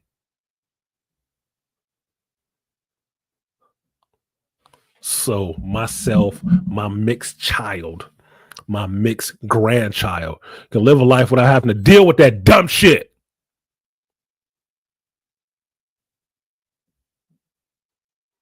Having to have it keep cropping up. They said the N-word. You should be outraged. Y'all still use that shit? You know, Black Lexicon changed like every 3 months. Why don't y'all upgrade? and stop responding to shit you know that's beneath you, that doesn't describe you. Because a hit dog will always holler. You didn't see me getting pissed off about that shit. Because one, I ain't no black billionaire or his son. And I ain't give a shit. Wasn't talking about me.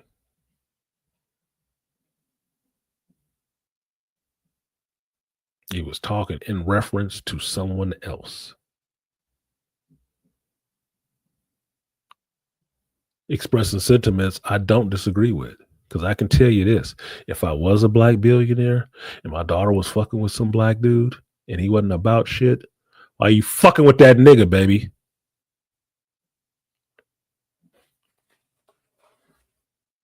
If you gonna get one, maybe get one that can take care of you. And that's just a wish for a father. It don't matter who the fuck you fucking with.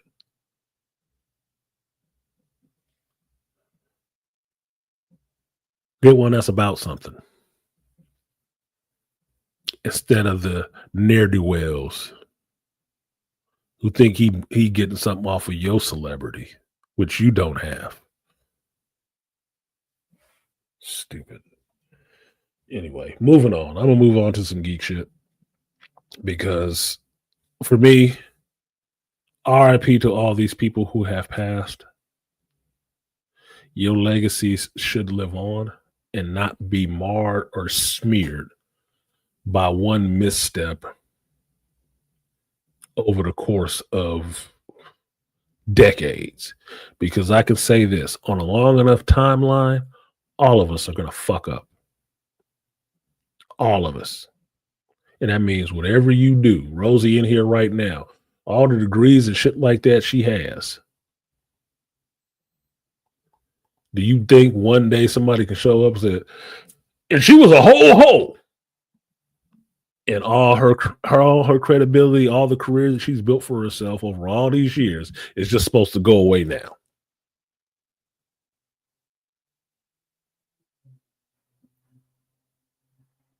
They did that shit to Bill Cosby, and it's disgusting.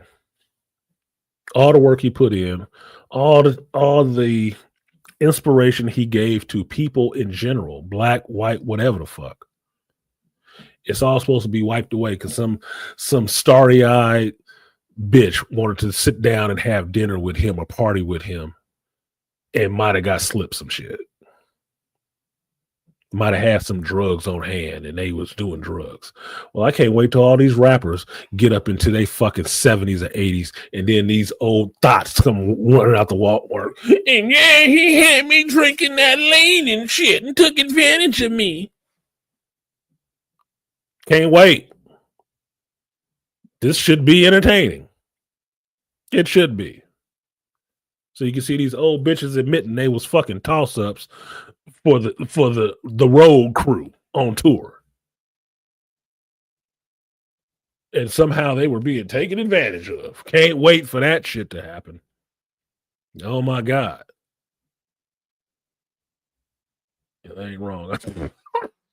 The fuck up. You fucking up the point, Rosie. God damn it. Okay, let's use somebody else. Let's use somebody else. Let's use somebody else. She took all the wind out of those sails. Like, yeah, I was. What the fuck?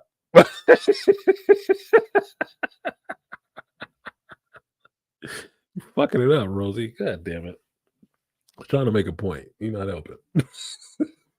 Anyway, you guys get the idea, man. Look, I don't have no hate for Hulk Hogan. I understand the context of the conversation. I think it was bad that it was actually put out there for public consumption. And I see all white folks call black folks niggas behind closed doors. I really do. I really do. If they don't, cool. But I will give you that handicap. I will.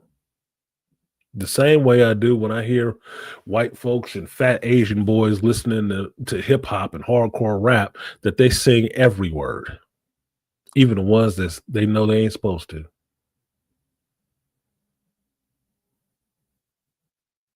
I believe they do. Males and females. It's just funny as hell when you out at the club or something, you hear a song like that come on and you hear them self-mute themselves because they know they ain't supposed to be saying that shit out in public. That's the funny part. Oh, they know. And they still use it when your ass ain't around. So stop, get that shit out of your head. That you're not even supposed to use it in private. You ain't there to monitor, so shut up. They're going to say the same kind of shit we say about white folks when they ain't around. Quit it. Stop being so reactionary to this shit. He said that at work. Most black dads have said that at least once. At least F one of them with some money. He bring the broke thug. Yeah. Any black father with a daughter. Any black father with a daughter has probably said that more than once, nigga. More than once. That is common. That right there is what you say is a parent who cares about what the fuck their child is doing, especially their daughter. When I saw a picture of my daughter online with this black dude, braids and tattoos and shit, and I hadn't heard about this motherfucker, the first thing I thought of was, who's this nigga? Baby girl. Who was that? What is he about?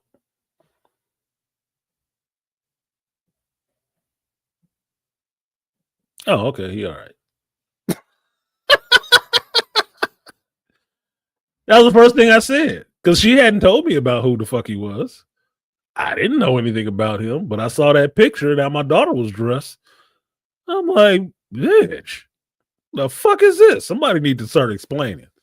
Somebody need to start fucking explaining because I didn't raise no hood chick. Yeah, the fuck is going on here? Family got a reputation to uphold.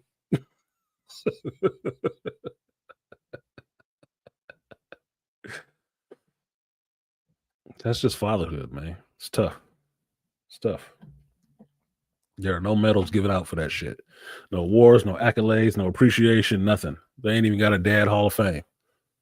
And nobody give a shit about the one holiday you have. Nobody cares. Except you and other men.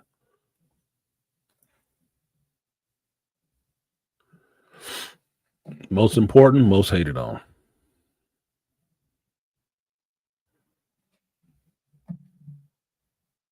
So, like, share, subscribe, support the stream if you feel so inclined. Yeah, I think I said all I want to say about this shit. Just about this last part. Don't find yourself going along with the crowd and disparaging and throwing away anybody's good works because of one incident. It does depend on the incident. But try to be more discerning of that shit. Understand how much work it took for certain people to get to the place that they were, especially celebrities. Stop thinking celebrities aren't people. They were exactly who you were. The only difference is they had a break and somebody put a camera in their face. They got the same foibles as all of us do. They're just human beings, man. They're just human beings. That's why I don't overly get starstruck. If I've seen a celebrity out, I'm like, oh shit, that's so-and-so. Hey, how you doing, man? Like your work. And keep it pushing. And keep it pushing. Because they're human beings like I am. They try to live their life the same way I am. I'm not trying to take up all their time. I don't like strangers fucking with me. And to me, or to them, I am a fucking stranger. I try to be cognizant of that shit. Let them know I appreciate what they do. I am a fan. And go back to living your life. Thank you. I'm not trying to hustle anything off of them. I'm not trying to get some shine. Can I get a bunch of 15 pictures? I just need to hold you. No.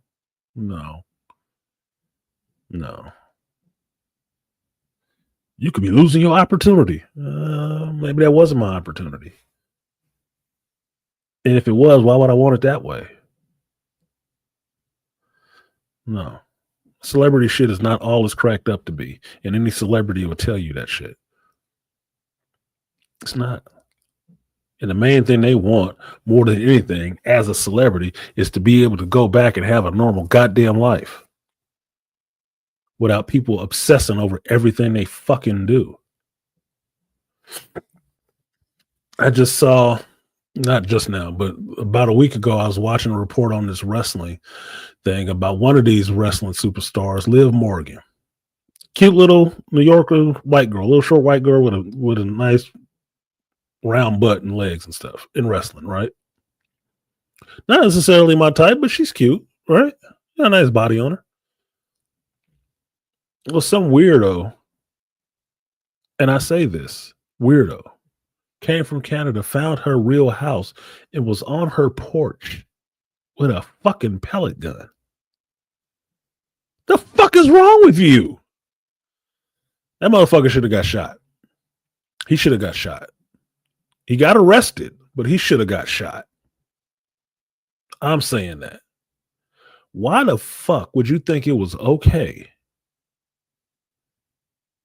for your extra mentally disturbed ass to show up on a celebrity's porch with a weapon that looks real, pellet gun or not, and not think that was not how you should be behaving, that wasn't going to end badly for you? That's creepy as fuck. Creepy as fuck.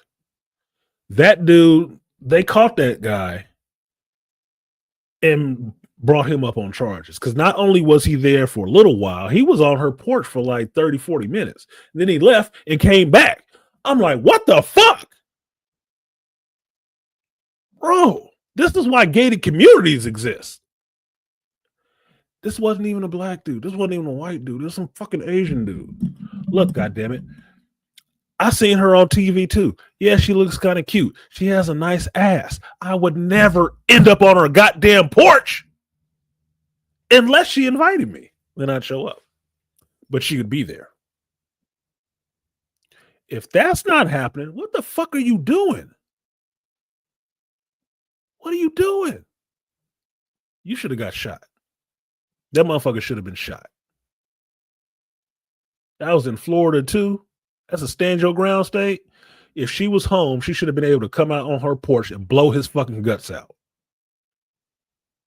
Yeah, I fucking said it. Fuck him. That's crazy. And crazy dogs need to get put down. I'm sorry. You can't have them out here roaming the countryside waiting for the next victim or their next obsession. That's not okay. If I was dating Liv Morgan and I ended up on her porch with a air rifle, somebody would have came and picked my ass up. No, man, we just had a little bit of an argument. I'm just trying to get back in the house and get my PlayStation. No, nigga, you got to go. That's not okay. That is not okay whatsoever. But this generation seems to keep producing nutcases like this. These are regular people. I don't have people I know showing up to my house without letting me know they coming first. A fucking stranger from another country? You need to learn a lesson why Americans have more guns than the rest of the world. Because we don't like strangers just showing up like they just entitled to. No, fuck you. Hope they put him in gym pop. He got a holding cell. I'm sure he got a holding cell. And Liv is just cute. She's this white girl with a nice big butt, and she wrestles professionally, nigga. The fuck are you doing? Why don't you go to a fan event? You might even get to get a hug. Weirdo. Like I'm saying, the only thing we make nowadays is smartphones and dumb people. And the phones don't work worth a fuck if you're trying to make a call. Y'all gotta start really realigning your understanding of how a fan base interacts with celebrities. I know we have more access than we've ever had to these celebrities. We can see them 24/7 and more and talk about them 24/7 and more. They're still fucking people. You need to go on with your goddamn life.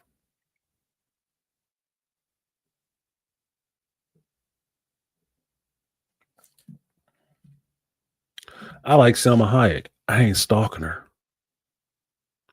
She put up a video this week of her dancing around on Instagram. I'm like, God damn, she might be a vampire. She is not getting uglier as she gets older, man. She is not getting uglier. I'd never end up on her fucking porch unless she invited me. I'll admire her from afar. She's a celebrity. She's a very beautiful woman. And she has gained celebrity from being goddamn beautiful and funny and good at acting. Congratulations, Selma. If I saw her in public, I'd keep it moving the same way I usually do. Selma, love your work. You are beautiful. Can we take a picture real quick? I can just pretend like you were my wife for a hot second. Cool. Love your work. Have a good day. Out.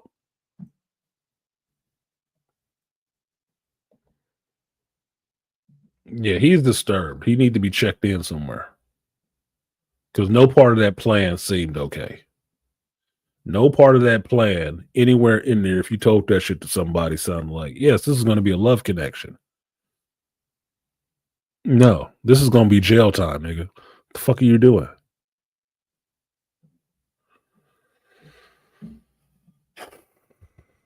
Quit it.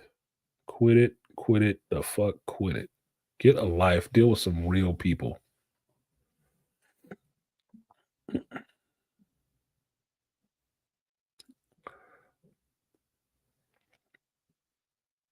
Mm-mm.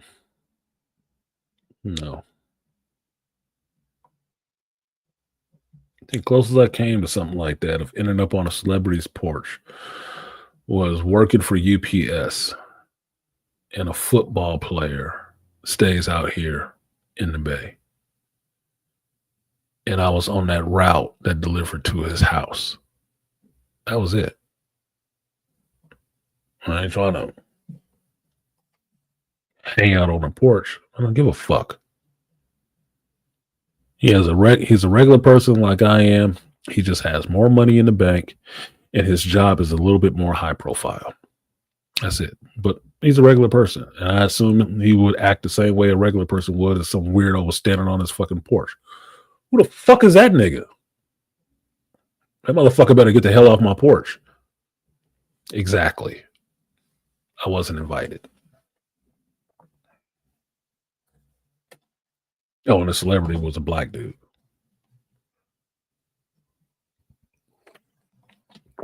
And if he had a daughter and found out she was fucking with me, he'd be saying the same shit. What? You fucking with that package thrower, nigga? Man, at least get a rich one, baby. See how that shit works? But you want to be mad at Hogan. Okay. All right. Whatever. Women gotta be outraged about something.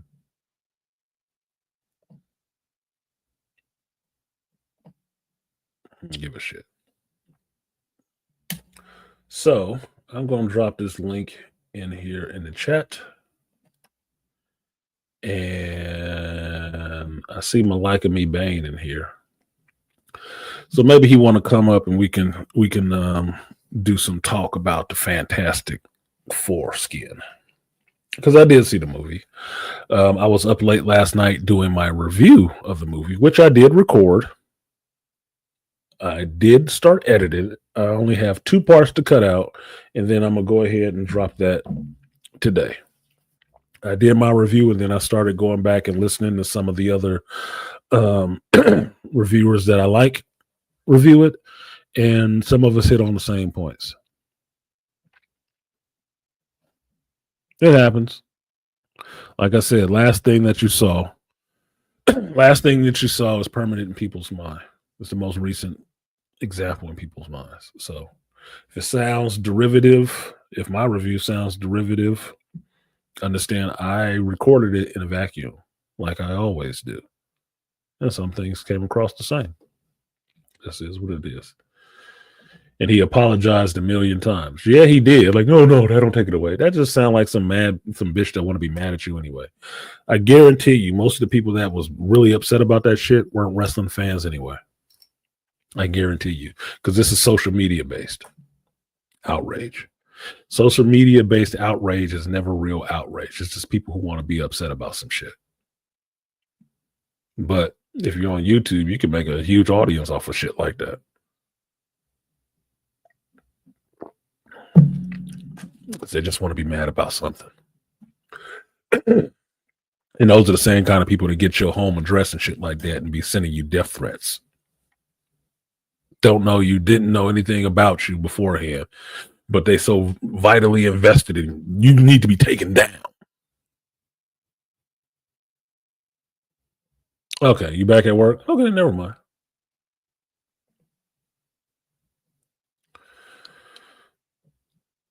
Son, what up, Trust? He says something to that being on the same page. Yeah. I don't know. I think I'm not for tearing down people's legacies. If their legacy was built on bullshit and really harming black folks, yeah, I can see that. But if it wasn't, let them rock. I mean, even in baseball, you get 3 strikes before you need to sit your ass down on the bench. Well, Hogan had 1. And that's after hitting the grand slam, nigga. So what are we upset about? The 1? Too easy for people to try to minimize and throw away accomplishments of people who are actually trying out in the world. And the people who are doing it ain't accomplished shit. Probably couldn't even clean their fucking house.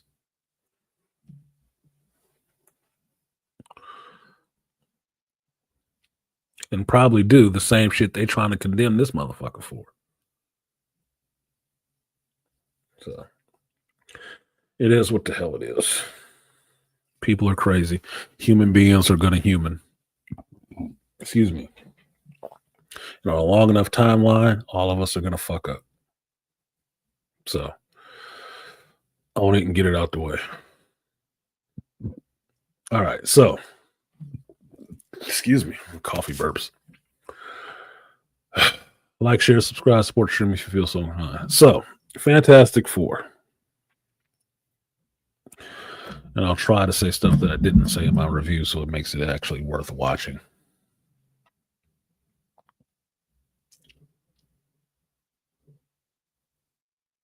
It wasn't bad. It wasn't bad. I talked about it a little bit with the family Bairds. That we had a really interesting discussion because the Bairds like the Superman movie a lot. I didn't.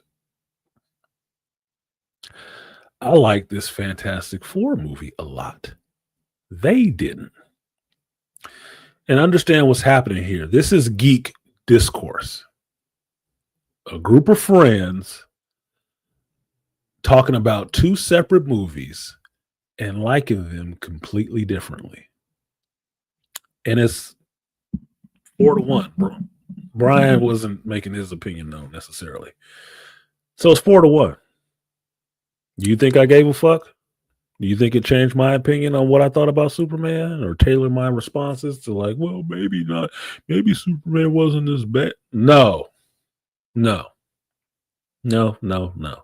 not the point of having an opinion, sir. Or not just having an opinion, having a stated position. Like I've told people often, I don't care where you stand, as long as I know you stand on something. I don't care where it is. Because that's where the conversation starts. And we had that conversation outside the theater. What up, Snowman?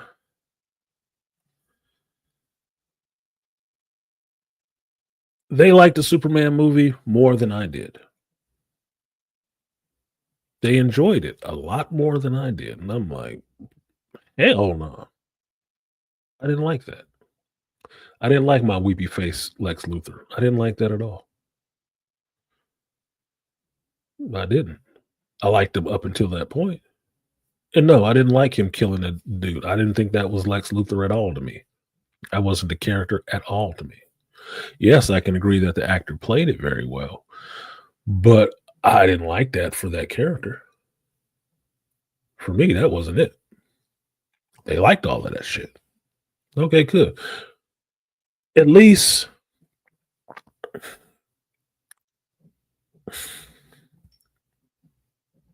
four of the people in this conversation are all Gen Xers. With Morgan being the youngest one, being a Z. Yeah, she's probably a Z. Or Alpha. She's a Z. Yeah. Right. And there's not agreement amongst us about two movies. We've both seen both of them. You know what we're not doing? Talking shit. Throwing chairs at each other, getting personal. Oh, you just fucking stupid. No. But I did get feedback on what they did like and what they didn't like about it. I found out Kevin never liked Gene Hackman as Lex Luthor. I'm like, what?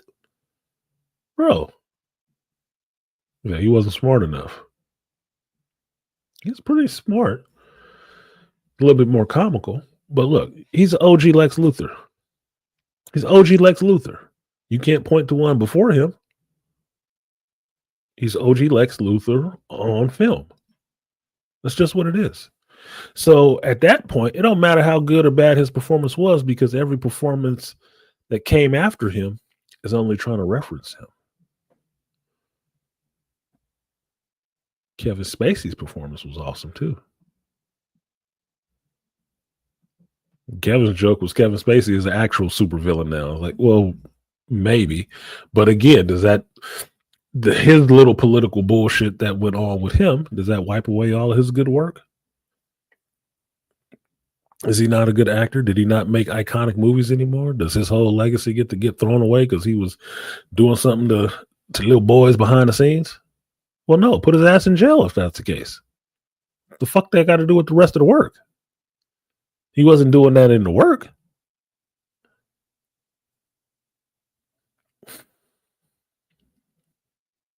Too easy. Too easy to try to throw away all your accomplishments. People who have none. Ready to throw your shit away for nothing. And I'm not saying messing with kids is nothing. It's something. But look, dude, the work stands for itself. They ain't throwing away all John Wayne movies.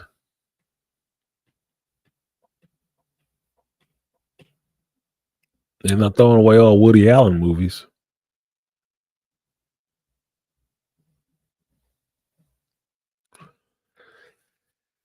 Just saying.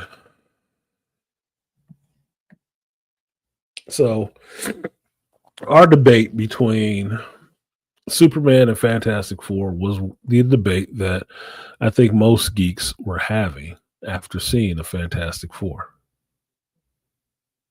Most geeks. Because that's where the comparison was going to lie. Both of these movies were set up to try to reinvigorate brands that have been damaged by poor planning and mismanagement. Now, both of them were going to be compared to each other because of that they're supposed to be the start of something new. Superman was supposed to be James Gunn's entrance into being the head of DC, the new DCEU. And the Fantastic Four is supposed to be the start of them actually turning the corner, listening to the fans, and kicking off phase 6, which I thought is funny because they start ending these phases a lot quicker now. Whenever they say, no, this is a cutoff. This is the cutoff point now. Yeah, we starting phase 6 right now. Really? Wasn't enough movies, man. Whatever. Arbitrary phases now. Now, for me, while I liked Superman mostly, and I still have not done my review for Superman because I had such conflicted shit with it, I did not leave the movie with a feeling of hope, and I left the movie a little irritated more than happy. Having watched the Fantastic Four just yesterday, about almost 24 hours ago, I left the movie with more of a sense of hope and wonder and enjoyment than I did for the Superman movie, which makes that better than the Superman movie. That's it. Now, I can say this just to give context. Neither one of these movies was better than Sinners to me. Because just because it's July, I'm not going to forget that the best movie I've seen this year has been Sinners. Followed closely by Magazine Dreams. So neither one of these movies, no matter what kind of money they fucking make, has been better than those two movies to me. But they were good movies. They were.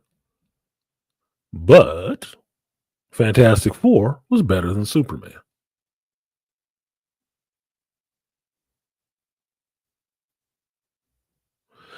And if you want to know minor shit that was better, the Fantastic Four score was better than Superman's score. The composer was Michael Giacchino. Now, most people could say Michael Giacchino was like a knockoff of what's his name? Now I'm gonna forget his goddamn name. Famous composer, Star Wars, Superman themes, all that shit. God damn it. Why am I forgetting his name now? You guys know who I'm talking about. I just had a brain fart. Some would say he's just a clone of him, right? Thank you, Malika. John Williams. Jesus. One of the simplest names in the English language, John and Williams. Jesus Christ. Yeah. Some people will say Michael Giacchino is a knockoff of John Williams. Maybe. John Williams is an influence for a lot of composers, so that would be an honor.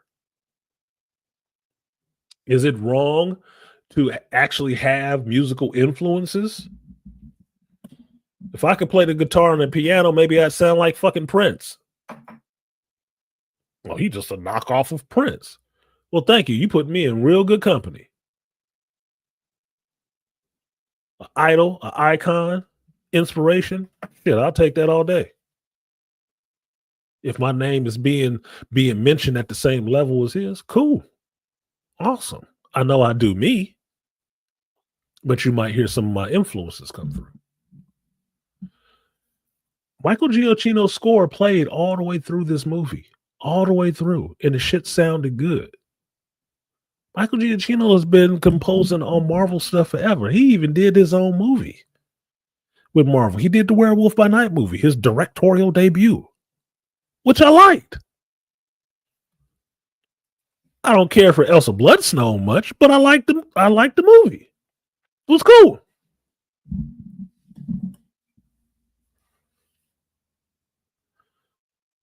His score was better than James Gunn's Superman score. And that's where I think James Gunn was playing it safe and let me down because he didn't give a full James Gunn rendition of what would be happening in the Superman movie. He muted it. Like the colors in Superman's costume. He muted it. He played it safe. Tried to give everybody a Superman movie that they can enjoy and not a James Gunn Superman movie. Some people would enjoy and other people would fucking hate. I hate the needle drops. Shut up. Like you didn't know you were getting that when you showed up to a James Gunn movie. You the motherfuckers go outside on a sunny day and say you hate the sun. Silly asses.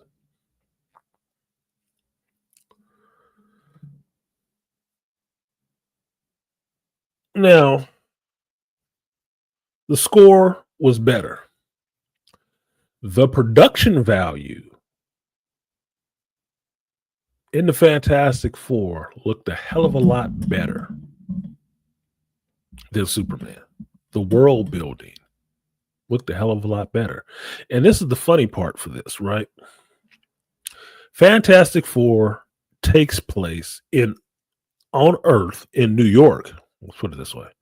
In New York, around like the 60s or so, 50s, 60s, on Earth 828. And the world building in it looked awesome. Some tech, some old school mixed together, right? Looked better. But it's still based on a real city. Metropolis does not actually fucking exist anywhere. The world building in the Fantastic Four looked better than it was in Metropolis, and Metropolis is supposed to be a made-up place anyway.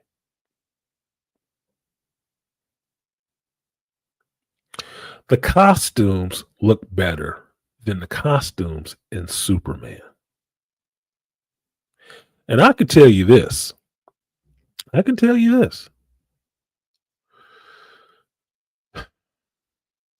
Vanessa Kirby looked better dressed in regular clothes as Sue Storm in this retro futuristic version of New York than Rachel Brosnahan looked in the whole movie dressed as modern Lois Lane. She did. Little high water pants and tight shit. It's like, damn, Vanessa got a little booty. Okay. Rachel, trash bag. Trash bag. And big ass shoes. And looking like she had Owen Wilson nose on her face.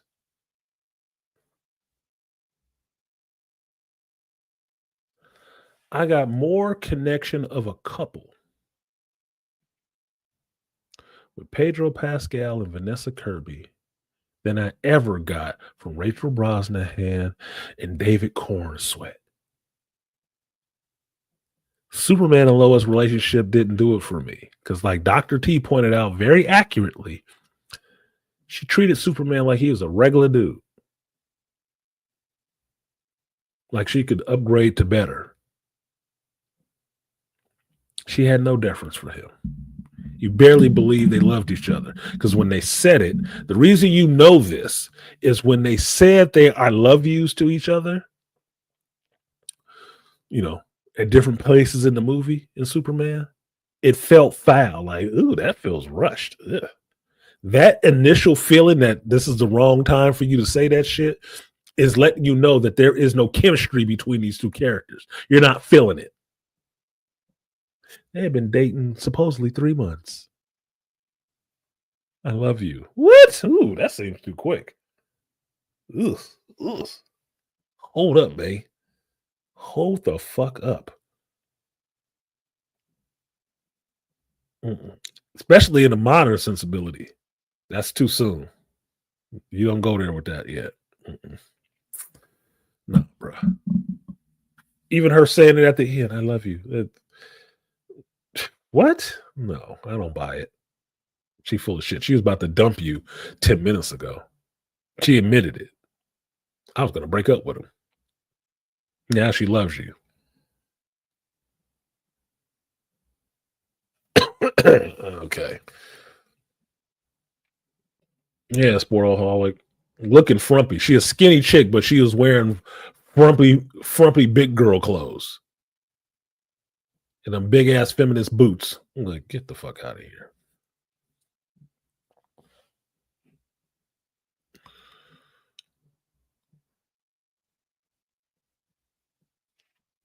What did Joe Herb say? Appreciate you, Herb, for supporting the stream. Y'all support the stream. Herb can't be the only one. What also impressed me was the world the Fantastic Four lived in, futuristic and retro at the same time. Yeah, it did. I mean, they got a Fantastic car, right? Which can hover and all that other shit, right? But they still got Volkswagen Bugs on the street. They still got kids wearing clothes that look like they out of the 60s or 50s, I should say. That was cool. I like that aesthetic because they did it in Loki, right? Where you see futuristic stuff, but it's looked at in more of an old school way. And one of the biggest ones was Reed making the recording. He has this big computer system. He's tracking all this stuff. And he makes a recording for Johnny to listen to. And the recording they make is an actual vinyl, gold vinyl disc. Which is, if you don't know shit, you know, you're a millennial or a Z, you don't know that that's how they used to make recordings. That those grooves on the vinyl was how they scratched it into the vinyl to make those recordings.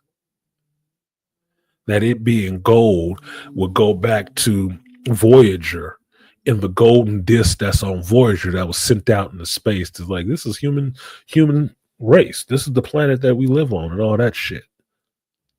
You probably never watched Star Trek the movie. You probably never have, so you don't know shit about Voyager. All of that worked. Sci-fi wise, that all worked to me, and it looked cool integrated like that.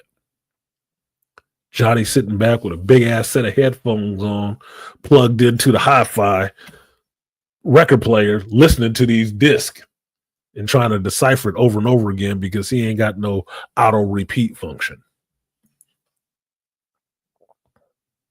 That was nostalgic for me. And I liked it.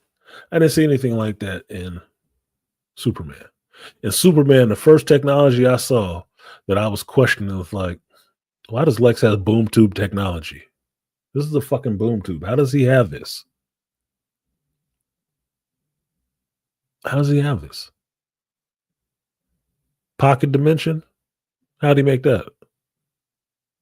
You can breathe air in a pocket dimension? News to me. How do you navigate this place? What kind of power source does it have? Okay, whatever. Gods and monsters.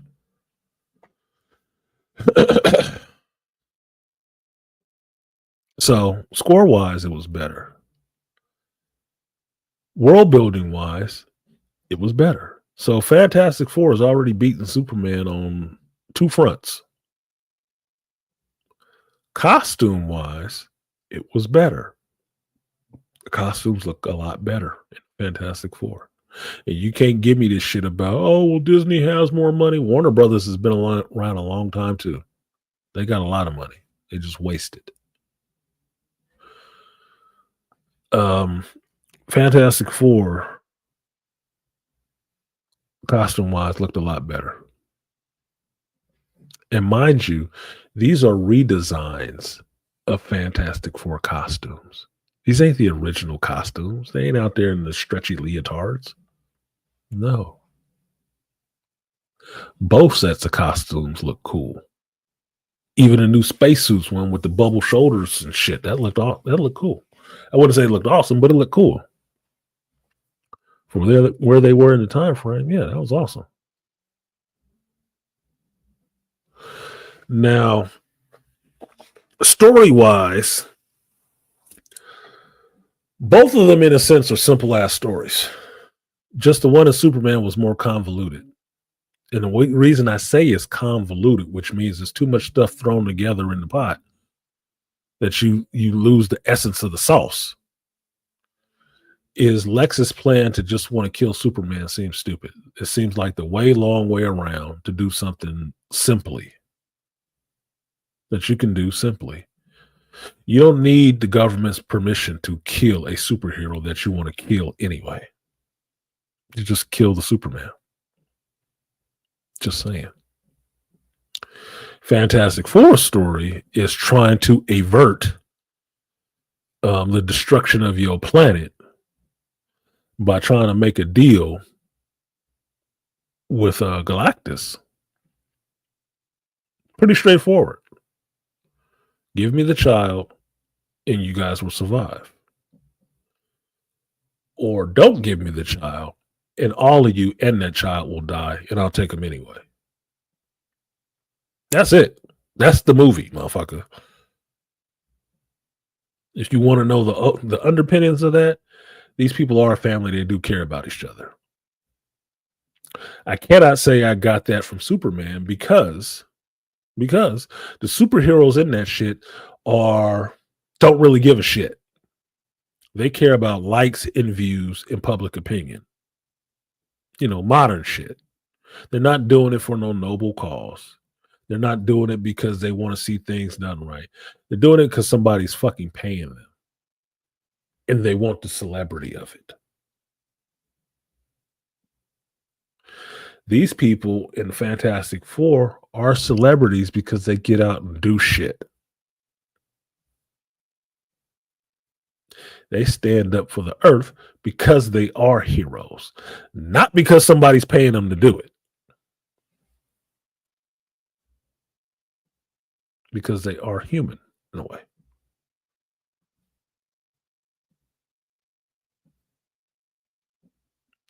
They try to lead humanity as a symbol. Superman was trying to be humanity. It wasn't a symbol of anything but weakness.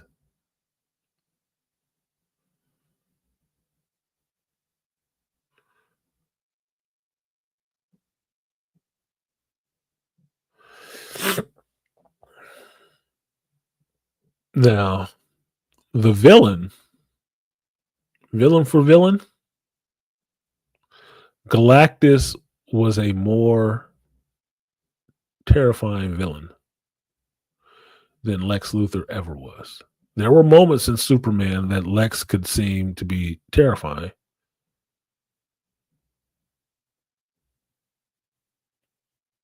It was more so when he lost control. Shooting a dude, shocking, yes. But it's shocking because that's something that you don't expect from Lex Luthor. Because if you replace Lex Luthor with the Joker, you would know that falafel dude was dead as fuck. You just didn't know it yet. He was dead as fuck.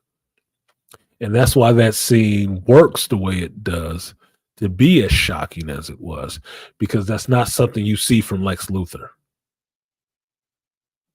It doesn't work for Lex. That's why you're shocked. And I use that to point out to people, if you switch the same scene with a different DC villain, any other villain you put in that role, you can see it happening and you won't have the same reaction.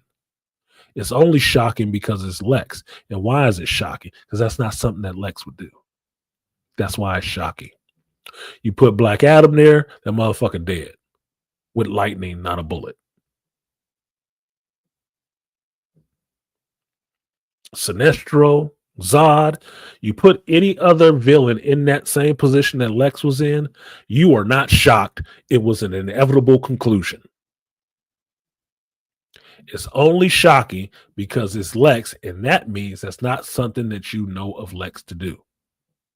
That's why it's shocking.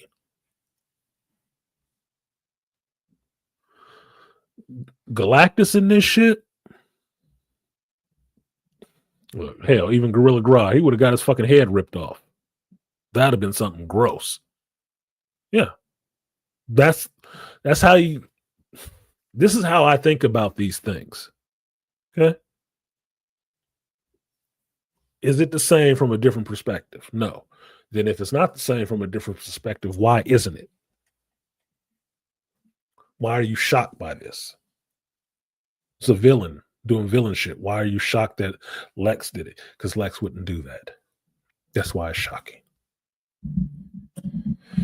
And as Kevin Baird pointed out, yeah, Lex was even shocked that it happened. Exactly. because he wasn't up for doing that. He was just trying to fuck with Superman.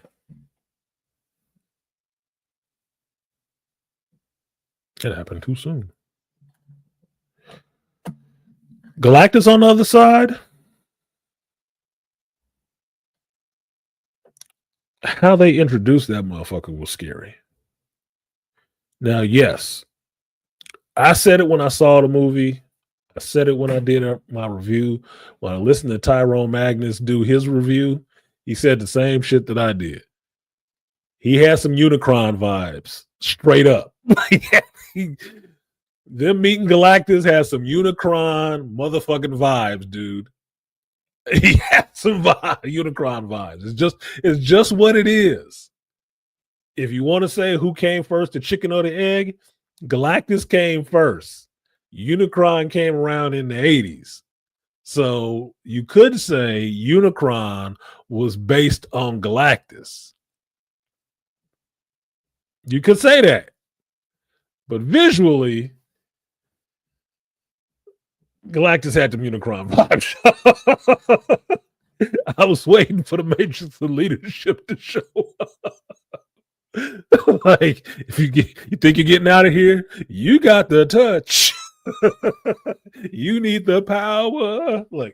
Like Galactus, how Galactus was introduced in this movie, man, was cool as shit to me. And that's what I told you. One of the main things I did not want to see in the trailer was Galactus. I didn't need to see Galactus in the trailer. Why? Because that was something to see in the movie. That was something to be experienced in the movie. And part of it was spoiled because they put him in the damn trailer. But I can say this. I said it in my reaction. All the best parts weren't in the trailer. Surprise. It wasn't. Cool. There were still some good things left in there to actually see in the movie. And the people who have seen it already, stop spoiling shit in the chat. Cut that shit out. You don't have to tell everything you know in the chat because somebody watching this might not have seen the movie. And I ain't spoiling the shit. You don't need to either.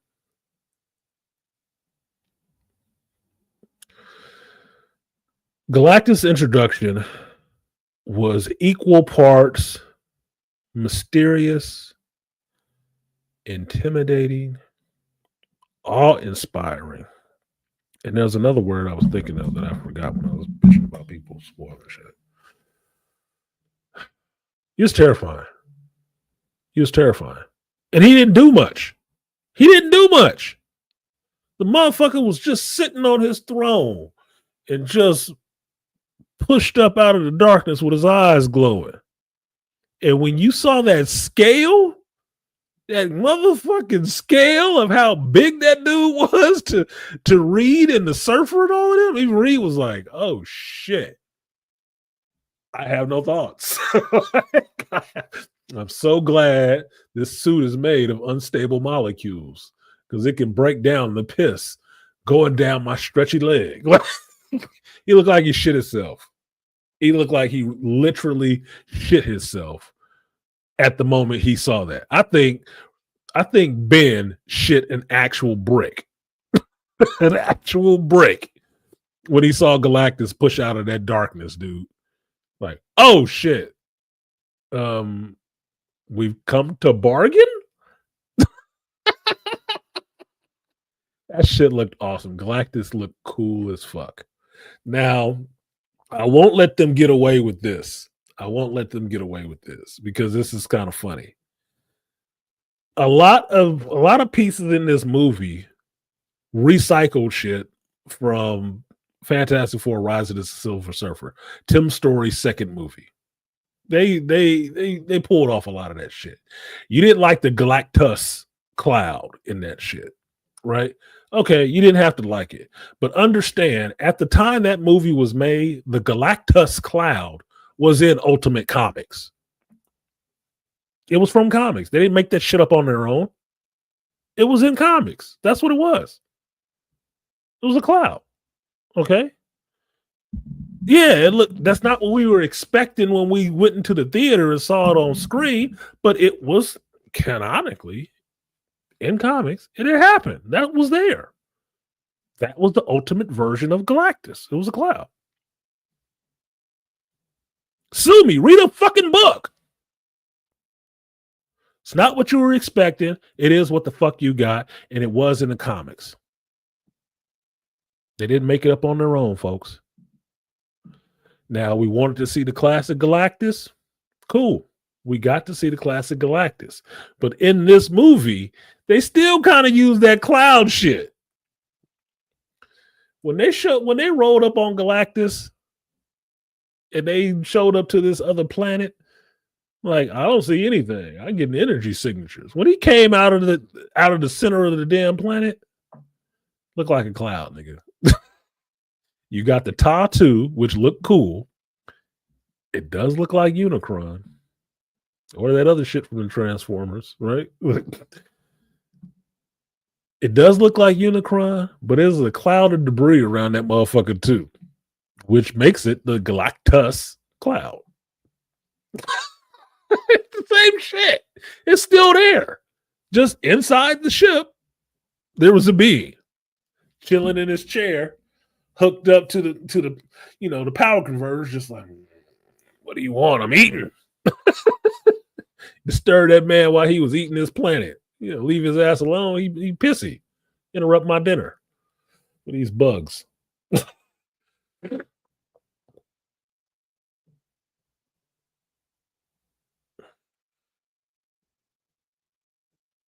Tessmacher, not Chessbacker. Tessmacher.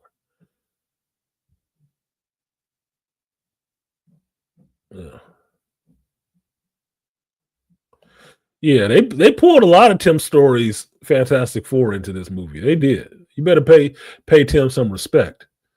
Everybody said those Tim Story movies was shit. I didn't think they were shit. They were just a second version of a Fantastic Four movie. The second attempt at a Fantastic Four movie.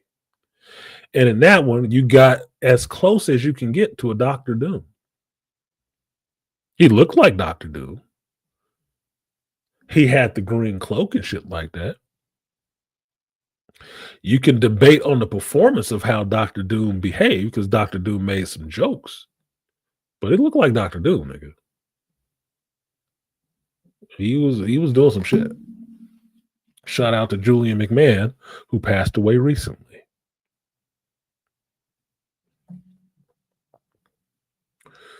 So they pulled some shit. But Galactus's introduction was awesome. I like the scale. I had to talk to Black Bane about this yesterday because he was thinking, I thought Galactus has changed his size. He should have been bigger. Not really. Scale-wise, he was about right.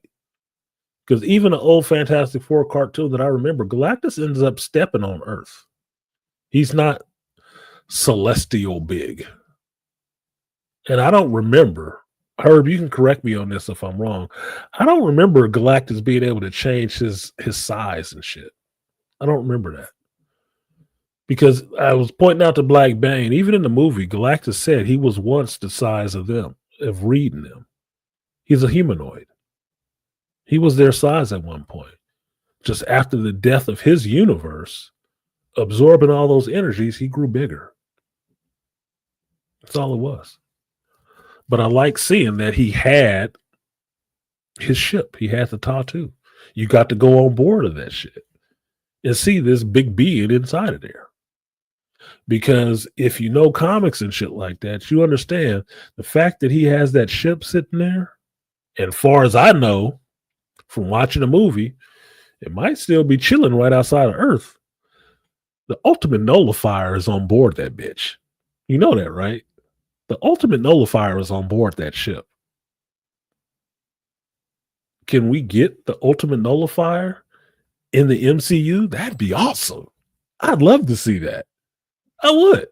It don't look like shit, but I'd love to see it. It would just be fun for me. Like, it'd be fun like watching Thor movie and going to Asgard and seeing some of the people locked up in Asgard, or seeing the trophy room in Asgard, the casket of many winters, these weapons and stuff like that sitting in Asgard's, trophy room. That's just cool. That's fun Easter eggs for comic book geeks. going to Doctor Strange's house and seeing all the cases and stuff of things in there. If you read those comics, you know those characters, excuse me, even a little bit, seeing that stuff in the background makes you smile like, oh shit, look. I want to see the Ultimate Nullifier. I just do. They don't have to do anything with it. They just have to show it. And I'd be happy as a geek, like, there it is. Cool. Now, Galactus was imposing, but in some ways, he was humorous because he was kind of amused by these little things. But one of my favorite effects that they did with him is that you got every version of his eyes that you may have seen in comics. You got the energized, powered up eyes that are blue and shining through his helmet. But then you also got the square pupil eyes that look humanoid, like he's powered down a bit. That shit was cool. They went through every version of his eyes and gave you all of it. And it looked awesome. Looked awesome. He did look like a big transformer in his suit. It is the fuck it is, dude. This is what was furthering the Unicron thing. Okay. It's further the Unicron look. But it was Galactus in his common regalia. Right? When Galactus is desperate and is running out of energy, he will automatically shrink to conserve his power. Okay. Thank you, Herb. So he can change his density or his size. Fine. I didn't have a problem with him walking around on Earth. For me, it was all about scale. Does he need to be Eternals movie Celestial big, a big giant head looking down on the planet? No, he doesn't. I don't need that straight up depiction of fucking Unicron. Oh, I'm just gonna grab the moon and start chomping on it. No. The funniest picture of Galactus to me, Herb might notice. I'll pull it up for you guys.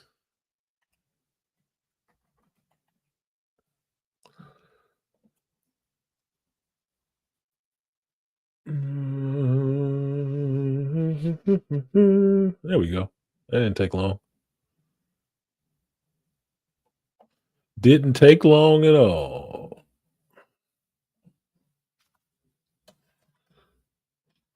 The funniest depiction of Galactus to me and his size is this picture right here.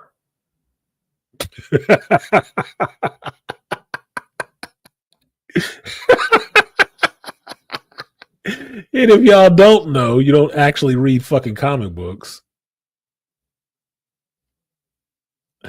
This is Scotty Young, one of my favorite artists. This is Scotty Young's depiction of Galactus.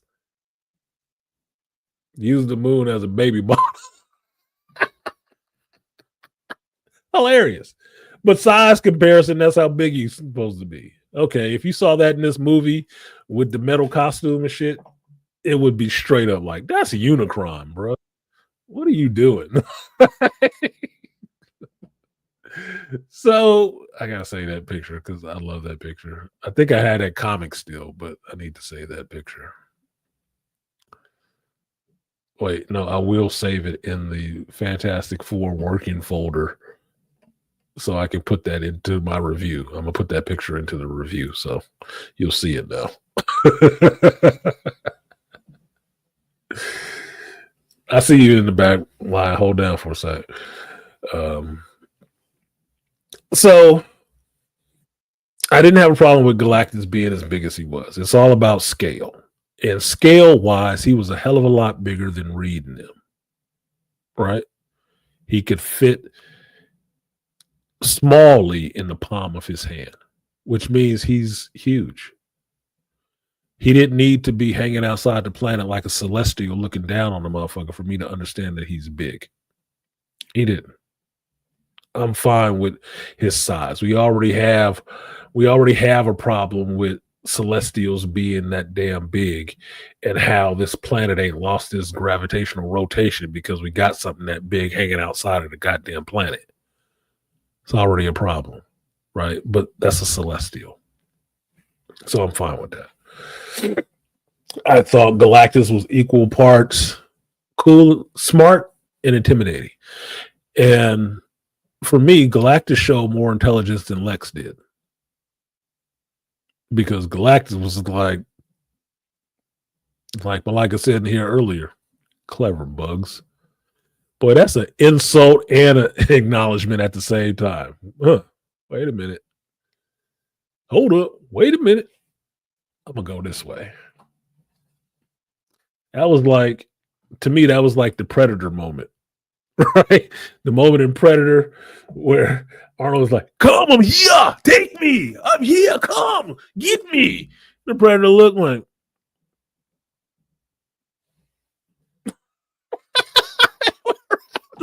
you thought I was stupid? That's what he did. Like, I ain't stupid. You dumb if you thought I was gonna fall for that shit. Now, what else can I say about this movie compared to Superman? The camaraderie with the characters is more fun and seemed more earned. And the main comparison is I felt something for these heroes being in peril. I did. I felt something for this planet being in danger. More than I felt something for them people made up a stand calling for Superman. That shit didn't move me at all.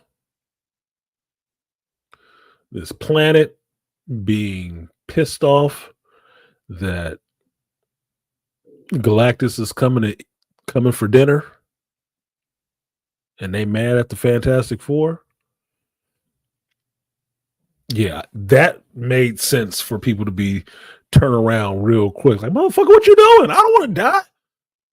Why didn't you make a good deal?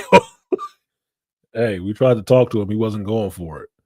So I got to die because y'all can't come to some terms? Oh, fuck you. That made more sense than the immediate media turnaround on Superman because, it was recorded and let's verify it by experts who don't speak this dead language? How?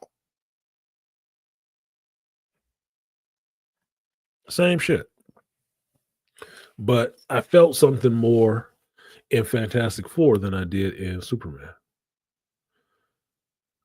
The title characters are in peril, and I actually think some of them are going to die. Flat out. I'm like, it's over. It's over. I was that caught up into the story that I thought that. I never thought Superman was in danger. Never. Even with seeing him get his ass kicked as much as he did. Never. I left that movie feeling no sense of hope and no sense of peril for the hero. I didn't. But watching this one with the Fantastic Four, I felt some sense of peril for the heroes. And I got some edge of the seat moments in this shit like, oh shit, y'all been run. Go, get the fuck out. Get the fuck out. There was some peril for them. Like, you can't beat this. You got to go. You got to fucking go. Get the fuck on. And it was good. I felt it. I felt something. When the movie ended, I did feel hopeful. I was looking forward to seeing another one. How quickly can you get it to me? Because apparently I ain't going to live forever. So how quickly can you follow this up with something decent? Can you get 4 movies out of Fantastic Four? Tim Story only got 2.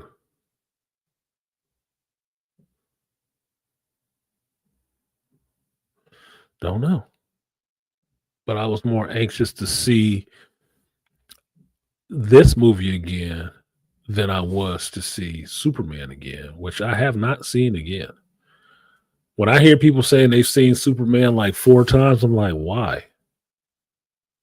You just trying to get the numbers up on that bitch. You could not have liked that movie that damn much. It was too many problems in that movie for you to like it that damn much. 4 times.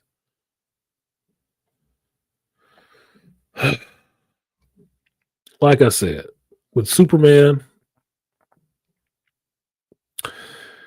this movie, Superman movie, is not better than James Gunn's last movie, which was Guardians. It was not better than that one.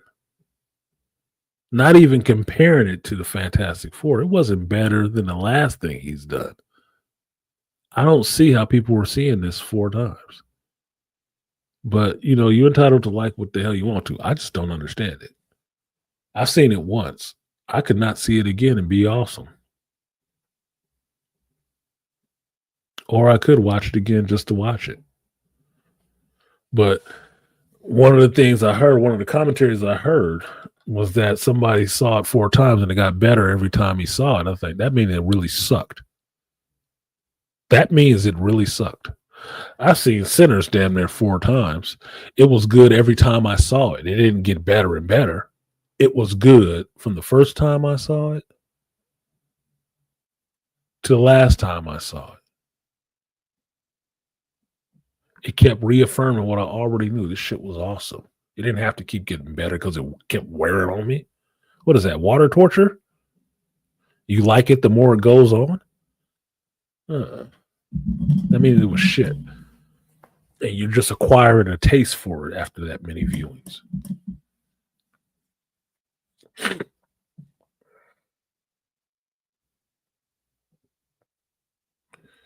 Yeah, Sportaholic, a cosmic backhanded compliment. That's exactly what it was.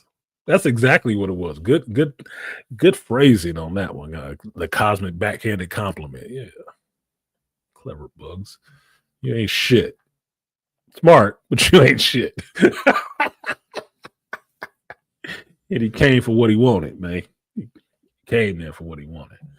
So, to me, those are 4 things, actually, it worked out, that were the biggest comparisons to Superman and Fantastic Four for me. And the main one being that I left the movie feeling more hopeful and entertained with the movie and not questioning and insulted by some of the things I saw in the movie. So I'm going to go ahead and bring up this brother, the Lion, not of Judah, but of Geekdom. What's good, Lion? Hey, what's going on? All right, how you doing, man? I'm doing all right. Stuffy nose. I hear you. No, shout out to you wearing the NWO shirt. I see where you going with that.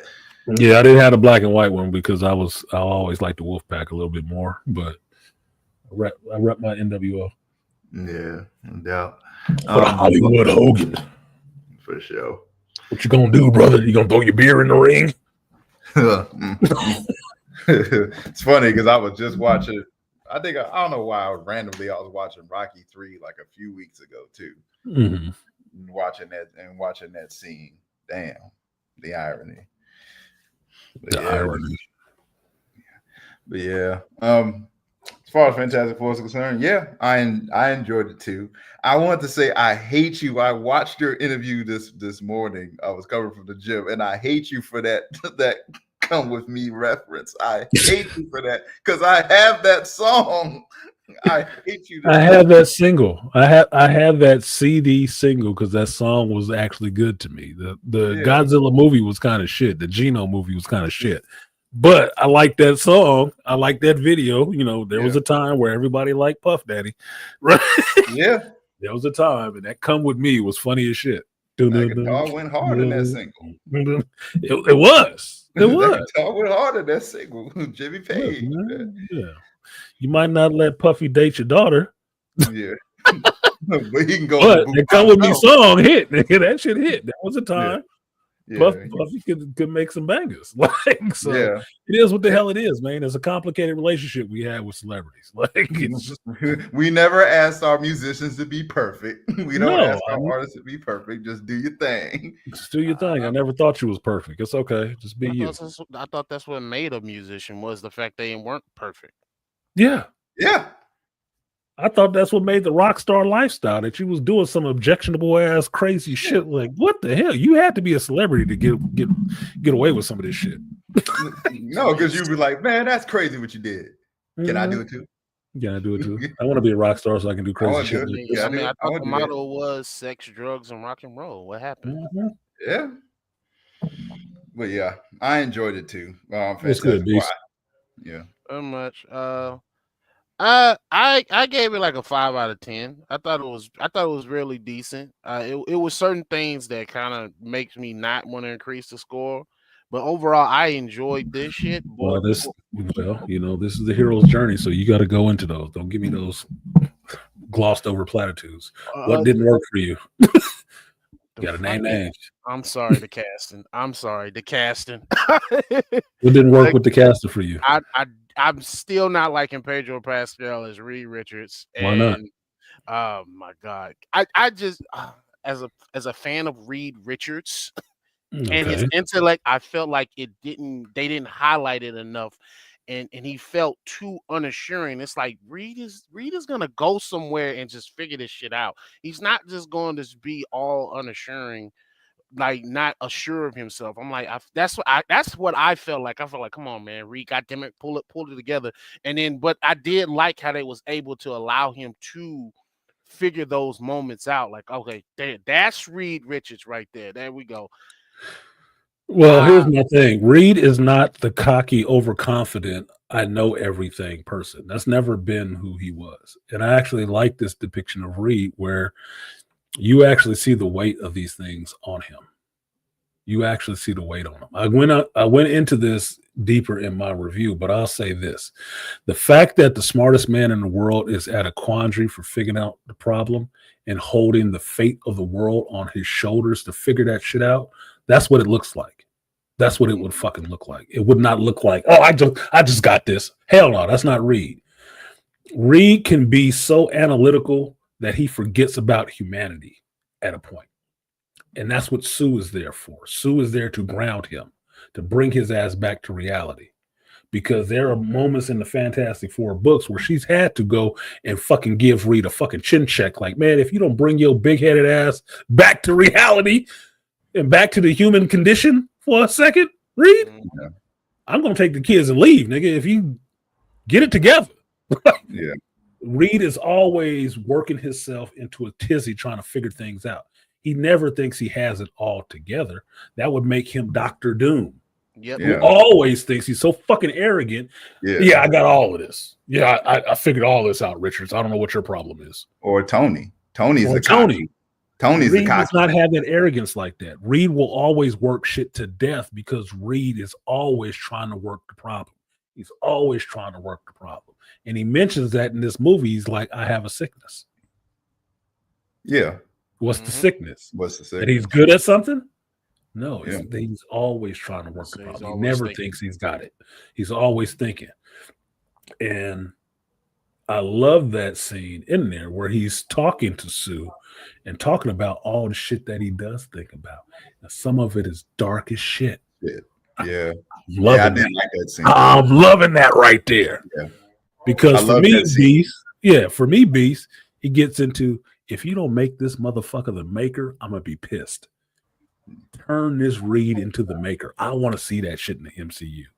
He actually surprised me. Pedro Pascal actually surprised me. This was like the surprise when Ben Affleck was being Batman. This was kind of on par with that surprise. I actually thought Pedro Pascal did a better job than I thought he was going to do.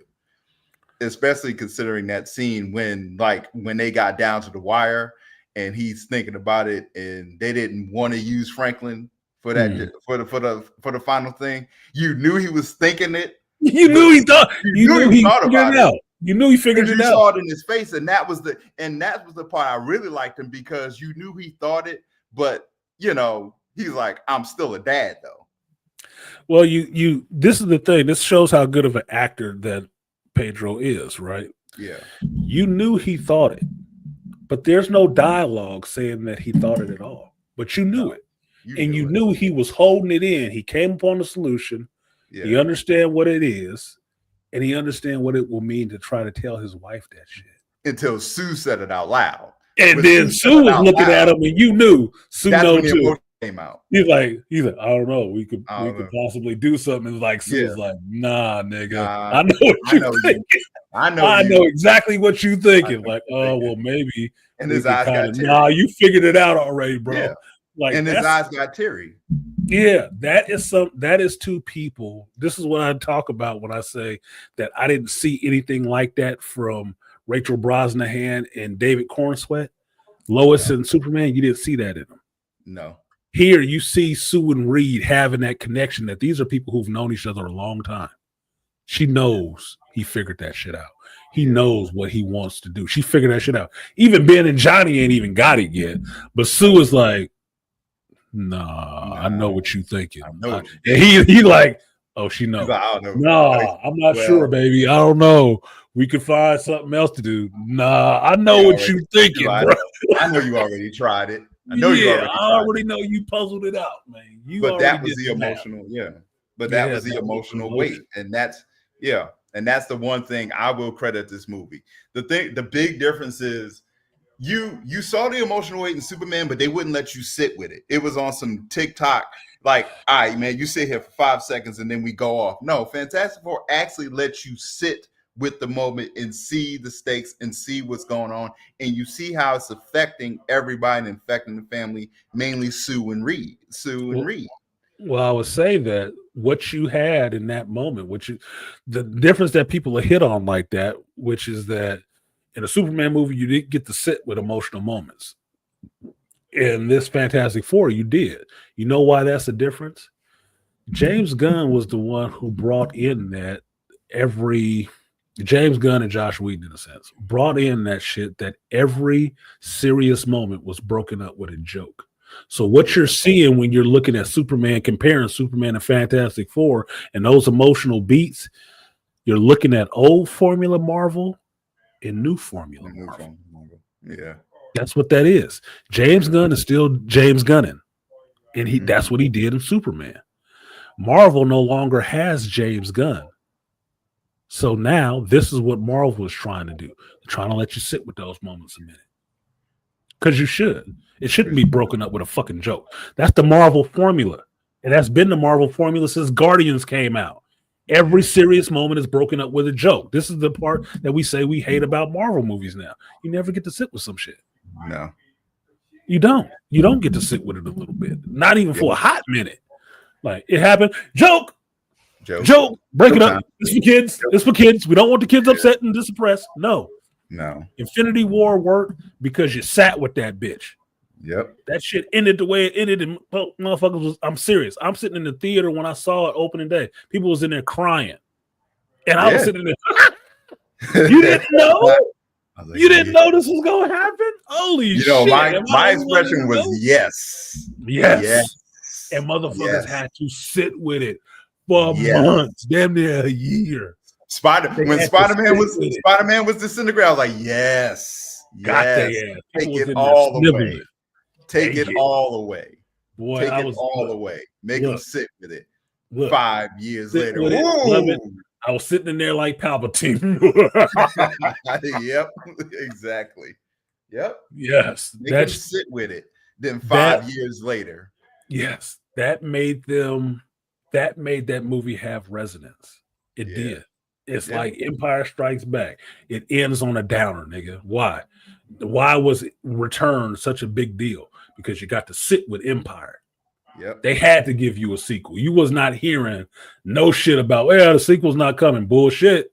Nah. Bullshit. You better show up with a sequel because you can't leave me like that. Infinity War did the same thing. Left your ass on a downer. Yeah, we lost. And Spider-Man's dead too. Now what? Spider-Man's dead. You know the crazy part though? I was sitting there thinking, I was like, because Johnny, that scene when Johnny was breaking down the language and he was talking about Reed doing his big brain thing. And it referenced that, go back to Infinity War, because Captain used the same exact expression, like, we need a big brain. And and then what's his name? Scott Lang replies, bigger than his. And I was like, this is why I was like, if only Reed was here. I was like, if only you because that intelligence is tiered. Yeah. That intelligence shit is tiered. Yeah. There are different levels of genius in the MCU. And it's not Marvel's fault necessarily, but No. when they started the MCU, they only had Iron Man to work with. Yeah. They only had him to work with, so he had to be the biggest brain Yeah. there, right? You Yeah. introduced Banner, you had to have that mental space taken up by different people because you didn't have the access to using Reed or Doom or anything like that. You didn't, so you had to fill it with what you had. You fill the Yeah. roster with the team that you got, not the team that Yeah. you want. Yeah. That's what you did. Now everybody's back under one umbrella. You can rejigger that shit. Yeah. You got to. You need a board wipe to rejigger all of that stuff to get it back into comic book standard. Okay. Because you got Reed working. Here's the thing. This is Reed in their time. They're in a different Earth, and it's 1960s retro. It's not even modern time, and you see what he's able to build and able to do. You bring him to this Earth, man. Yeah, you will have that cosmic gate. You will have that negative zone, Yep. portal and shit like that. You will have I some agree. fantastic technology that's beyond what Tony Stark could have did. Even though Tony Stark is a futurist, Reed is on a different level. Reed's on a different level. He is on a Especially, different I finished Secret Wars earlier this week, and I was like, yeah, I need to see the Maker. I need to see the Maker. Yeah. I need to make her. That to me, Pedro Pascal would be the perfect actor to pull that shit off. Yes, he would. He would be. Because the darkness, a little bit of darkness that he showed in this movie with his Reed shows that Reed could be pushed there really easily. Mm-hmm. If you just put it to where maybe he lost his family, maybe he lost Sue, that motherfucker would go. He'll go there. He will go there. You saw And it in he last. You saw it in last, but that's the actor being able to tap into that darkness. The character of Reed Richards in this movie, he lets you know, one, he thinks something is wrong with him, and two, he does have dark thoughts. He does think dark thoughts. He goes down that line of thinking these dark thoughts. That's how he told Sue he makes these contingencies and these plans for him. He has to think about this stuff so he can make a plan against it. Well, that's the same thing Tony Stark was doing when he made Ultron. Yep. Same shit. Same shit. Right? He just didn't get to go that far with it, right? He got to Ultron, and Ultron was a problem, and his friends like, the fuck are you doing? We got a murder bot. Need to take this thing out. Let's stop. Yeah. Let's stop here. This motherfucker going crazy, right? You need to think the plan out all the rest of the way. Because Tony is arrogant. I just got the answer. Like, I figured out. I'm good. Yeah, you didn't think about the rest of the shit. Like, man, that's it. Can go crazy. Right? Yeah. Okay. Yeah. Reed has that, but he stops at a point because Sue, you take that shit away from him, that's the Maker. That's the Maker. That's the Maker. That's the Maker. Or he stops caring about that. That's the fucking Maker, dude. I would kill to see the Maker live action with Pedro Pascal playing it. I would love to. That would be an amazing thing, dude. That'd be an amazing villain for Marvel. And he's would young be. enough you can keep bringing his ass back. You ain't gotta kill his ass. You can just keep bringing his ass back. Yeah, but this was a good. But I enjoyed it more than I. Yes, I enjoyed it more than I did Superman. It's like not even. It's not even funny. It's like, yeah, I definitely did enjoy it more than I did Superman. Yeah, I heard people were broken. I think we saw it together. Didn't we have? We had a movie night for that one at the shop. We had a movie night for Infinity War. I think you were there. Yeah, people were broken in that theater. They was broken. They didn't know how that shit. Infinity War ended. People, I'm serious. People was in there sniveling and crying. Like, what is that? That's how they it. That's it, motherfucker. Get out the theater. I was married at the time. I went to see it with my ex-wife, and she was like, she wasn't crying, but she was like, what are you gonna do? I was like, yeah. I was sitting there like, yes. Revel in it. Your hatred makes you strong. You couldn't tell people wasn't showing up for Endgame. Yeah, Endgame was coming out this month. Can we buy our tickets now? Yep. Good. No, when? wait for the pre-sale. Hurry up. Sitting with emotional weight and not turning it into a joke is what makes a movie into a classic. Yeah. Scarface isn't a classic because he got shot up and they made a joke about it. Scarface is a classic because you sat with that shit. Like, that's how it ended? Damn. That motherfucker was tripping. Godfather. I know it was you, Fredo. These are classic movies, not because they made a joke when the serious moment happened, is that the serious moment happened and the movie kept going. Yeah. It happened. You deal with that shit. Mm-hmm. Ricky getting shot in Boys in the Hood, they didn't make a joke. You live with it. You carry it. Goodfellas. That's what makes these movies, Goodfellas, that's what makes these movies classics and not just standard affair. Mm-hmm. Because the audience has to feel something and they have to be able to carry that with them after they feel it. If you dispel it with a joke, well, it's good for a comedy, but if you're trying to do something serious, they need to carry that. Mm-hmm. They Man, need still to let carry you it. sit with it.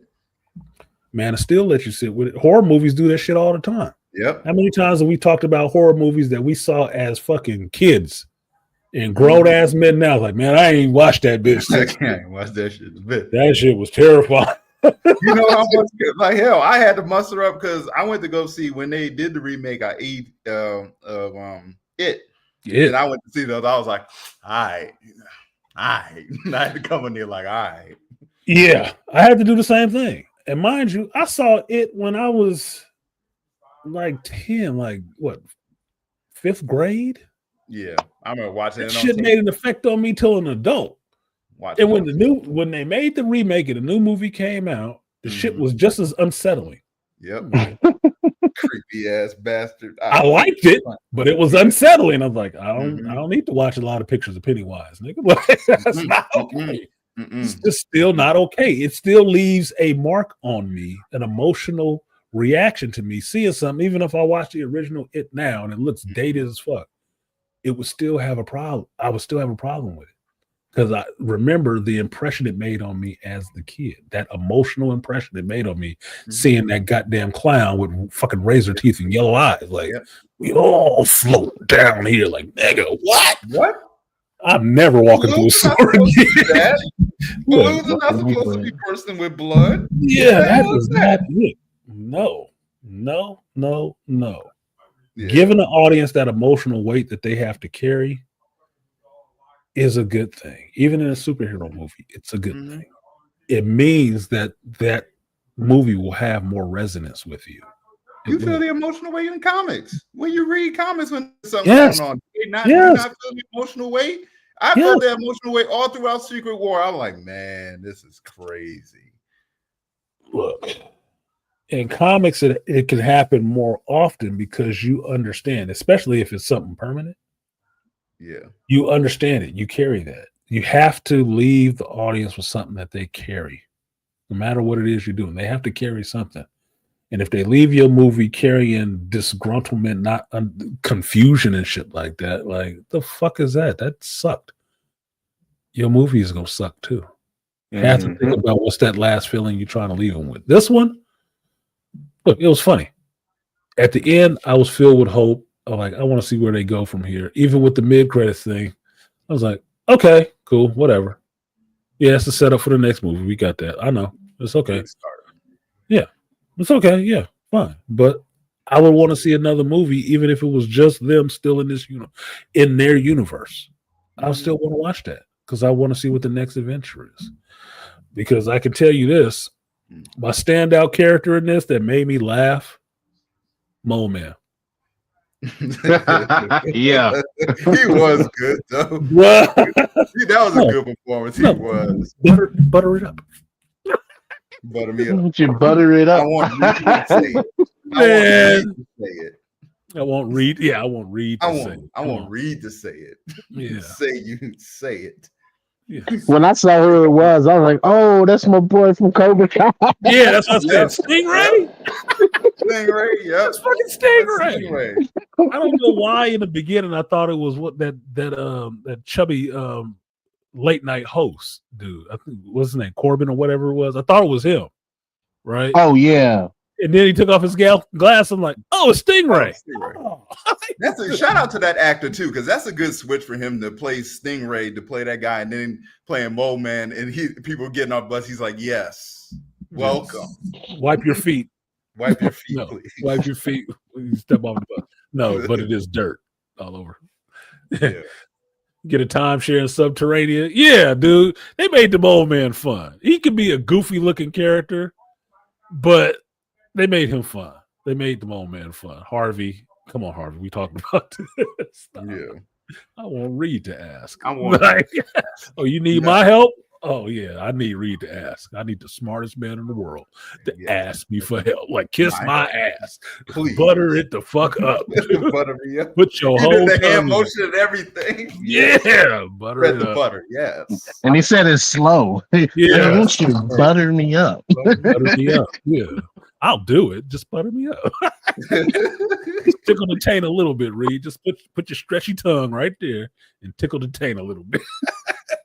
Yo, what was that joke? I forget the joke he said to Johnny. He said somebody's clothes. He's like, it's not my fault. Somebody's clothes. Damn, Oh, yeah. He thought it's not my fault they dressed you like that. it's not my fault. Don't be mad at me. That motherfucker, boy, that was less than 2 minutes of screen time, and that shit had me laughing. Yeah, it did. Less than 2 minutes of screen time. That boy had me rolling for a hot minute. Like, he killing it Because then right you now. look at his jacket. Because he said that line, and I immediately look at Johnny's jacket. I was like, ooh. Yeah, I was like, damn. my fault they dressed you like that. Like, oh man, he the baby, he the kid in the room. He the kid in the room. He talking shit. Mo Man is talking shit. Yeah, It was funny. Yeah, it was funny. But this is just, I mean, it's a better movie than Superman. I'll tell you that. Oh my god, that bright blue, bright, colorful dog shit of a movie. Like I don't you said somebody went and sit through that shit 4 times. I heard Yeah. one of the reviewers that I listened to. I know what you're talking about. They were reviewing the Fantastic Four, but they were talking about they had come from seeing Superman for the fourth time, and I said, "You just have developed a taste for shit." No, you just hate the Zack Snyder shit. That's what that is. It's It's all you Zack Snyder. Look, All you Zack can Snyder watch- haters. You can watch Superman 50 times. It don't take away the fact that Zack Snyder made a movie. It don't take that part away. That's the part that they're not getting. It don't matter how many times you see James Gunn's Superman. It doesn't remove Zack Snyder's movie. Zack Snyder movies still exist. Mm-hmm. So unless you're gonna say Zack Snyder called somebody a nigga and then you want wipe them away, they still exist, motherfucker. They exist in comparison to your shit. It's just what it is. If somebody else that did a Superman movie, because we ain't talking about Bryan Singer's Superman Returns, you ain't comparing it to that, which you could. You ain't comparing it to that, so you're not wiping shit away. You're just doing your version. Shut up. It's a different Earth. It's a different metropolis. It all exists in DC canon as different worlds. So in Zack Snyder's world, Superman is Henry Cavill. And in James Gunn's universe, David Cornsweet is Superman. They both exist. Parallel, not the same. You ain't wipe shit out. I would actually argue, Artisan, that the Snyderverse is still there because you're still pulling pieces and characters that existed in the Snyderverse into this universe. That's why people keep saying, like, no, it's not dead. Peacemaker is from the Suicide Squad that was created in Zack Snyder's universe. So what are we talking about?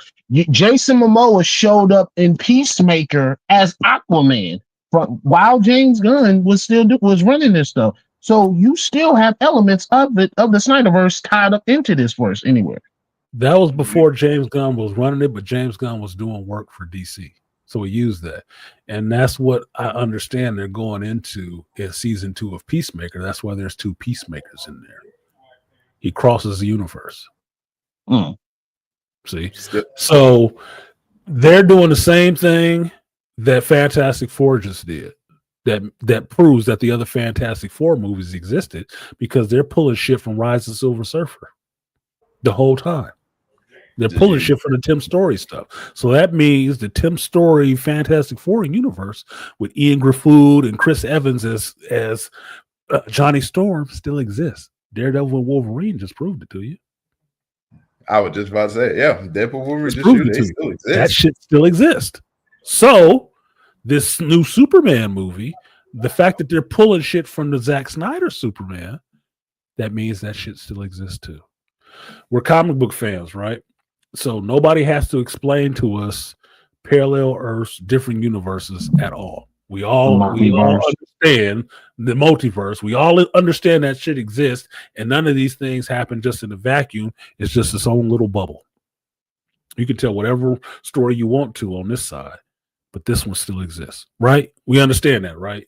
So we don't have to have these dumbass arguments and conversations about this shit. James Gunn is building his universe off of what Zack Snyder did, and pulling and picking and choosing pieces like Kathleen Kennedy picked and choose pieces from the extended universe of Star Wars to make her bullshit. But it makes sense because they're good friends. But Zack Snyder and James Gunn are damn good friends. Yeah, they ain't enemies. Yeah. James Gunn don't hate Henry Cavill. He ain't got nothing against him. He don't. Just, look, man, I got the job and I got to do it my way. Do it your fucking way. Who hates you for that? Zach had a job and he was doing it his way. Yeah. I just wish they would stop the glazing as far as this their numbers, Superman's numbers concerned with Box Office Mojo, because you haven't beaten either one. The Superman glaze is ridiculous to me. Yeah. Ridiculous to me. I saw the movie. I might have liked the movie. It wasn't that good, but I liked it. I like James Gunn movies. This was a James Gunn movie light. It was. It was like he was held back to me. It was. It wasn't as good as his last movie. It wasn't as good as a Suicide Squad. No. It was just a muted, pacified James Gunn movie. So you can get it past everybody and get it out there and say you did a Superman movie without ruining it for them. Well, ruined it in some ways. Just don't direct a sequel. That's all I ask. But I know he's going to do it anyway. No, that's the same thing I said. Don't direct a sequel. But thank you. He has to direct a sequel because if he doesn't, it's going to have a completely different feel. And it's going to feel like you started over without starting over. You started over from the start over because a different director is going to want to do his own different take. But even with the same damn actors. Even with the same actors. Yeah, you saw it in Jurassic World Fallen Kingdom. Look, you saw Star Wars, right? Mm-hmm. You saw Empire Strikes Back, right? Mm-hmm. Same actors, different directors. Which was the better movie? Well, you're comparing Empire Strikes Back to Return of the Jedi? No, I said Star Wars. Oh, just Star Wars in general. Oh, yeah. Empire Strikes Back had a different feel. Same actors, though, right? Same actors, though. Different directors bring different things out of different actors. They have a different vision of how they want things to go. So you can have Corn Sweat and Brosnan and the whole cast the same. They get down to doing another Superman movie with a different director. It's going to feel different than the first one. Well, you know what? I want that different feeling. I want it. I welcome the different feeling. At least, I want the different feeling. I'd rather have James Gunn do the second movie and do it James Gunn not light than have him do the second movie and have a new director come in with a different direction. Yeah. I'd rather have him direct it and somebody else write it because he wrote and directed this one. So I think we would need another writer. Yeah. Okay, maybe take off one hat and let somebody else wear that other hat. Okay, I'll compromise. Maybe a different writer. A different writer, then fine. If it's a different writer. A different writer would get you to it doesn't have the same jokes, it doesn't have the same feel, right? A different director with James Gunn writing it means that the dialogue would be similar, but the presentation of it would be completely different. You could get a director that says, okay, this is a goofy line, but give me more of this in your delivery of this line. A different director would shoot it from a different angle than James Gunn would. He would light it differently. There would be different things playing up in the editing. Well, maybe the music was coming up slower while he delivered this goofy ass line to make it have more resonance than, just the way James Gunn would do it. You know what? If I had to choose, maybe a different writer. Let James direct, but a different writer. It'd probably go well. I don't think James Gunn would be good directing somebody else's words. I don't think he would be that good at it. I don't. I think it would come across badly. So he's either going to have to do it at least for the second movie, or he is going to have to write it. I just want them to change that suit. That suit gotta go. They can keep the fucking suit. I don't give a shit that much about the suit. After watching this movie, the suit is the least of my worries. Exactly. The suit has always been the least problem with that thing. It's only the first problem that people saw with the damn movie. That's it. I don't give a fuck about the suit. Trunks on, trunks off, cape tucked in, cape tucked out, wrinkled up or not. Who gives a fuck? It's just a suit. He wears other clothes. As far as Tears concerned, F1 is the best movie this summer, though. No, it ain't. Sinners is the best movie. And it didn't come out in the summer. No. F1 is good. F1 is a good movie. F1 is a good movie. It still ain't better than Sinners to me. I didn't buy a soundtrack, a song from F1. And I liked it a lot. Didn't. But I liked it for different reasons than I like Sinners because it's a different movie. It's a totally different movie. F1 is a different movie than Superman. It's a different movie than Fantastic Four. There are no super fantabulous shit in F1. Everything that's in F1, if you trained yourself, you could actually do. You could race cars. You could race and understand what it means to be a good racer. You can have your masculinity in check and have your failings and foibles like Sonny in this movie and Hulk Hogan in real life and still try to rise above that shit to keep doing what you love doing. And trying to teach that to a younger person who does not have that father figure in their life and didn't learn those masculine lessons. That is no comparison to Superman at all. Superman could be the biggest, James Gunn's Superman could be the biggest example of a single mother raised child with an incompetent or ineffective father. Put it that way. Yeah, your dad was there, but he was a man in name only. You act Super like emotional man. Yeah, you act like your mama. God in heaven, that damn interview. Jesus Christ. And you know what? That interview, after watching the shit, it made Lois right. Because when you think about it, I was like, yeah, I say that was one of the problems. I said, you made her right. I say you went into a country that you are not a citizen of, despite you being Superman, and intervened into some shit that you had no understanding about. And so you couldn't argue. I was like, dude, you can't argue your fucking point with this woman. You need to justify why you're doing what you're doing and not just, because I'm Superman and people were going to die. Said that shit 3 times. I counted. I was like, this nigga say they were going to die one more time. I swear to God. Argue your fucking point. And you know what? People shouldn't die. It's not even that line. It's not even really that line. Even that line's annoying as hell about people going to die. You know what line that annoyed me? Before he said that, when he first stood up, he's like, I wasn't representing anybody except myself and doing good. Him stuttering with the and doing good. Like, the fuck you stuttering for? That was the part. That line. Stammering. His stammering. Yeah, like that. No. Rainfire said, I feel shortened because I didn't get John Malkovich full fight scenes. I couldn't even remember who John Malkovich was in this damn movie. Then I was reminded that he was Red Ghost. I'm like, really? Well, that was wasted. I would have thought John Malkovich would have been cool to turn around and been Dr. Doom or something. Like I would have bought. That's what I was hoping. I would have bought John Malkovich's Dr. Doom. That could have worked. He at least would have gave a performance behind that mask. That's what I thought he was gonna be, but then I didn't really. I was like, "Well, damn." Where I remember the trailer. I said, "Well, where the hell is John Malkovich? Is he? I thought he wasn't playing Red Ghost because they say he was supposed to be playing something else." When I looked at IMDb, it just had John Malkovich on there, and they didn't have what his role was. Like, what fucking role is John Malkovich? I don't remember seeing him in this movie. Where the fuck was he? And then I heard he was Red Ghost. I'm like, was he? I didn't get a scene of his face on the screen, if I can remember correctly. I saw Red Gorilla.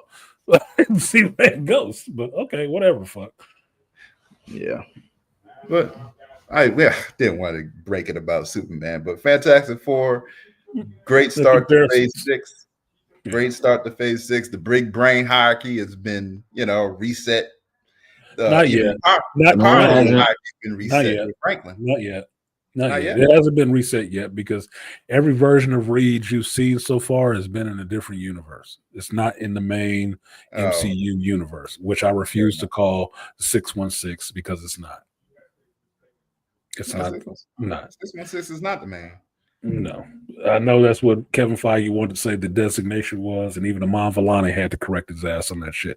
No, motherfucker. 616 is the comic book universe. The bedrock. The original, the real sacred timeline, the real timeline, not even a timeline, the real universe. The shit you in the MCU is the alternate universe. Yeah. That's why Nick Fury is black and not David Hasselhoff, which exists which we now has confirmed it exists somewhere in the multiverse. Somewhere in the multiverse, it exists. Nick Fury is David Hasselhoff. Imagine Rick knows the damn Hulk. Imagine I've never been a professor. Imagine getting a cameo with David Hasselhoff as Nick Fury. I'd love that. That'd be fun. I want that. I want that. Dope. People complain about doing fucking homework. They'd see that shit and wonder, why is David Hasselhoff Nick Fury? Go watch a movie. Go watch. Do your fucking homework. Dolph Lundgren is the damn Punisher in another one of these universes. That would fuck people. Yeah. When did Dolph Lundgren play the Punisher? I said you clearly have not watched these movies. Yeah, you didn't watch those movies. That's why. Yeah, you need Thomas Jane to show up. Yeah, Thomas Jane shows up. I'd be excited as hell. I was like, yes. Oh shit! Look, look. If you look. This is just me. If I'm closing out this whole multiverse saga, I'm spending the kind of money on it that Marvel is spending for actors, motherfucker, I'm pulling everybody in that shit like a Warner Brothers shit. I'm pulling everybody in. I'm serious. Dolph Lundgren is going to show up as the Punisher. Thomas Jane is going to be there as the Punisher. Yeah. Ray Stevenson is dead, so we can't use him. But maybe you can do some Star Wars, face capture or some bullshit. I'm pulling in everybody just so I can close this out completely and have a clean slate. It would be different Punishers running around that bitch, different Spider-Man. You can get 2 versions of Blade. I don't give a shit. Throw everybody in it. If you so what you want Sticky Fingers as Blade back? Yes. Yeah. Get Sticky Blade in this bitch. Yes, Sticky Fingers Blade. From the House of the Dog and have him show up too. Yes. Why the hell not? Sticky Blade. You gonna get Lou Ferrigno's suit up again? You gonna get Lou Ferrigno's suit up again? Yes. Is Lou Ferrigno still not big? Yeah, he's still big, motherfucker. Still a big motherfucker. He was big the last time I saw that motherfucker. Yeah, he's still big. Oh, so Eric Benet's Hulk. Yeah. Eric Banner. Eric Banner. Yeah, I'm tripping. Eric Banner. Yes. Get everybody in it. Some of these people ain't worked in a while. They'll catch a check. They'll catch a cheap one. Check real quick. They can catch a cheap one for a couple of minutes screen time. So fans look at that shit like, oh shit, it's Eric Banner. What the fuck is they doing here? Bruh, work it out. Cut him a check. You already spending ridiculous money on Robert Downey Jr. anyway. Just go all in, man. Go all the fuck in. If you're gonna put the nuts in there, put the nuts in there.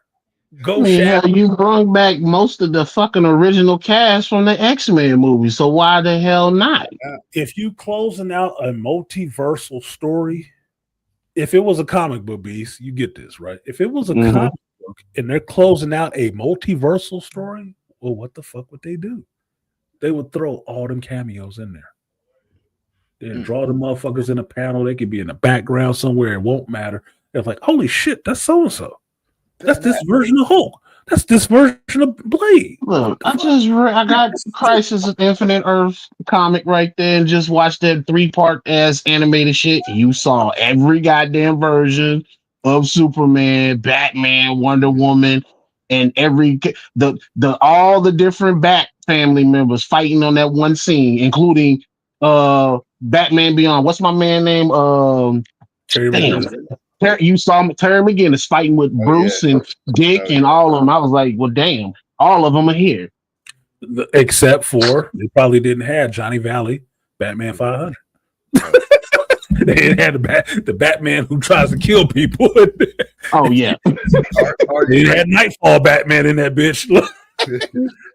So are you bringing back Ben Affleck and Colin Farrell? Yes. Ben Affleck. Well, wait a minute. They said Ben Affleck is dead. Well, they said Ben Affleck is dead. Come on, you can't talk over each other. You can't. Oh, my nobody bad. can hear that shit.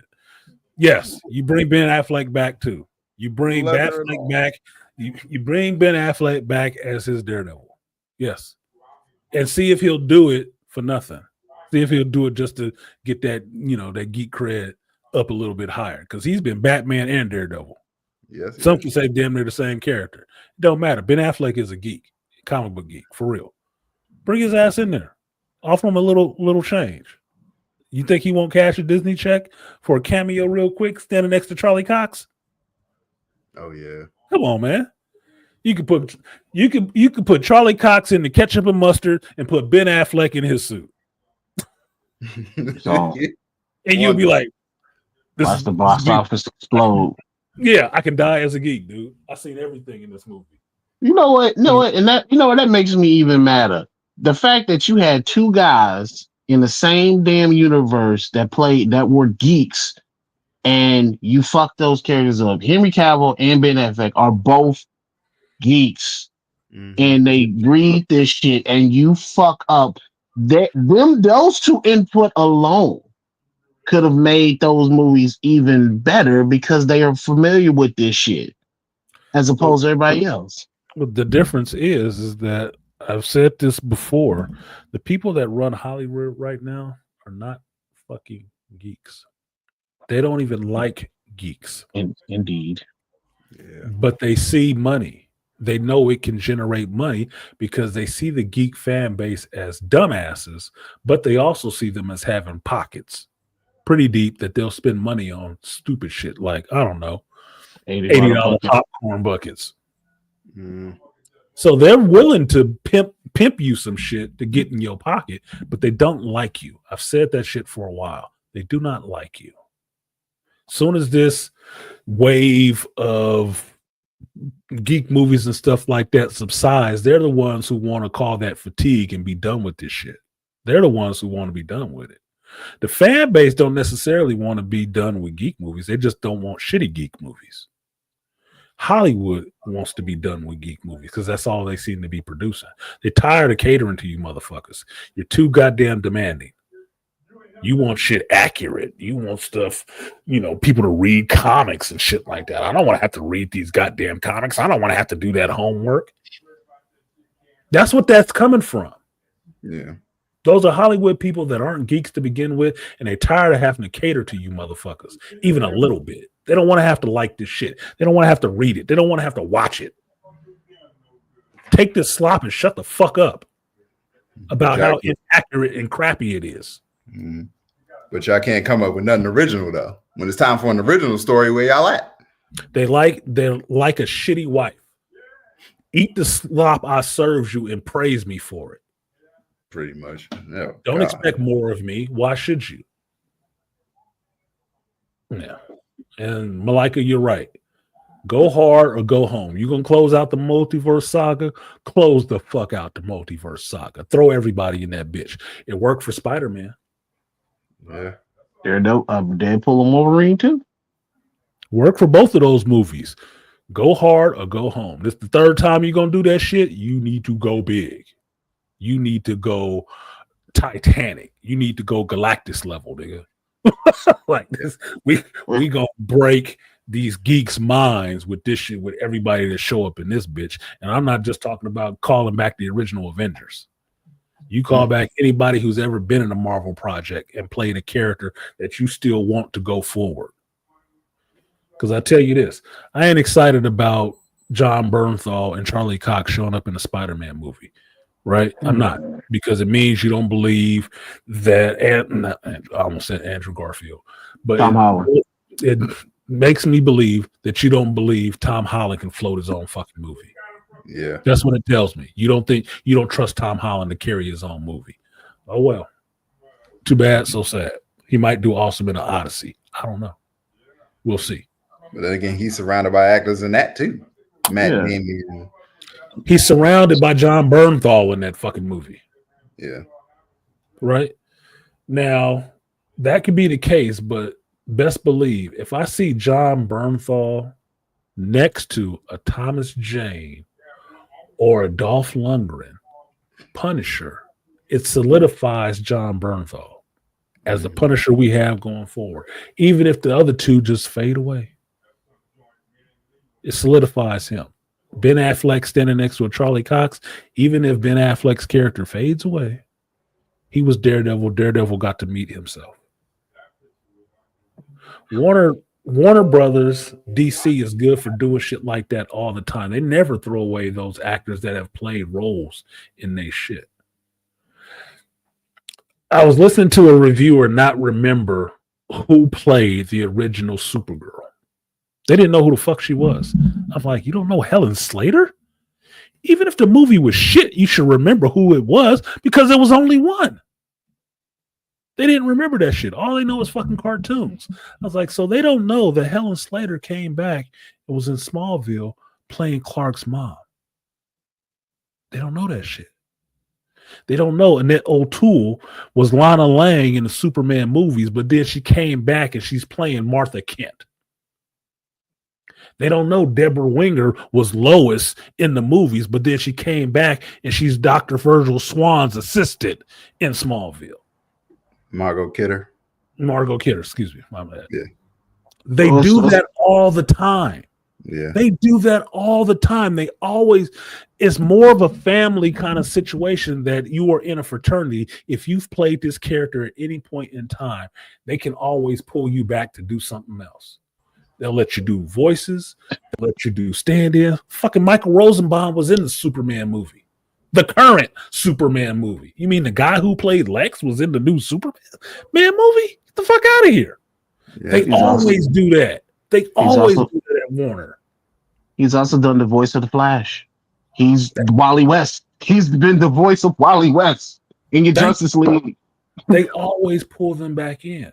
You mean Marvel, who has access to all these people who've played this character, can't do some shit like that? You're not stretching yourself enough. You're not thinking enough. You're really limited and myopic in your view. Only thing good is the shit that you did. No. There has been other stuff that got you to this point where you could have a Punisher on screen and people buy it. Where you can have a Daredevil on screen that people really enjoy and not throw away the fact that this other one was done a little bit earlier with another studio. You own that shit now. Motherfucker, if I wanted to do a Council of Reeds in the MCU, you better call Ian Graffood and get him back over here. If you can find that older actor who played Reed in the Roger Corman shit, bring his ass up too. Call him up. Put him in the Council of Reeds. I would even, Artisan, not to mention, get even John Krasinski, because you got to. Artisan, even in the Arrowverse, you saw a lot of them old actors. Who you saw Dean Cain play Supergirl's Earth Dad. It's real. Like, come on, man. This is how you engage a fan base and make stuff new for the modern era, for the modern era fans that don't know all this shit, but then hit those people that's been with it forever and show them some appreciation too. That's how you hit both audiences at the same time.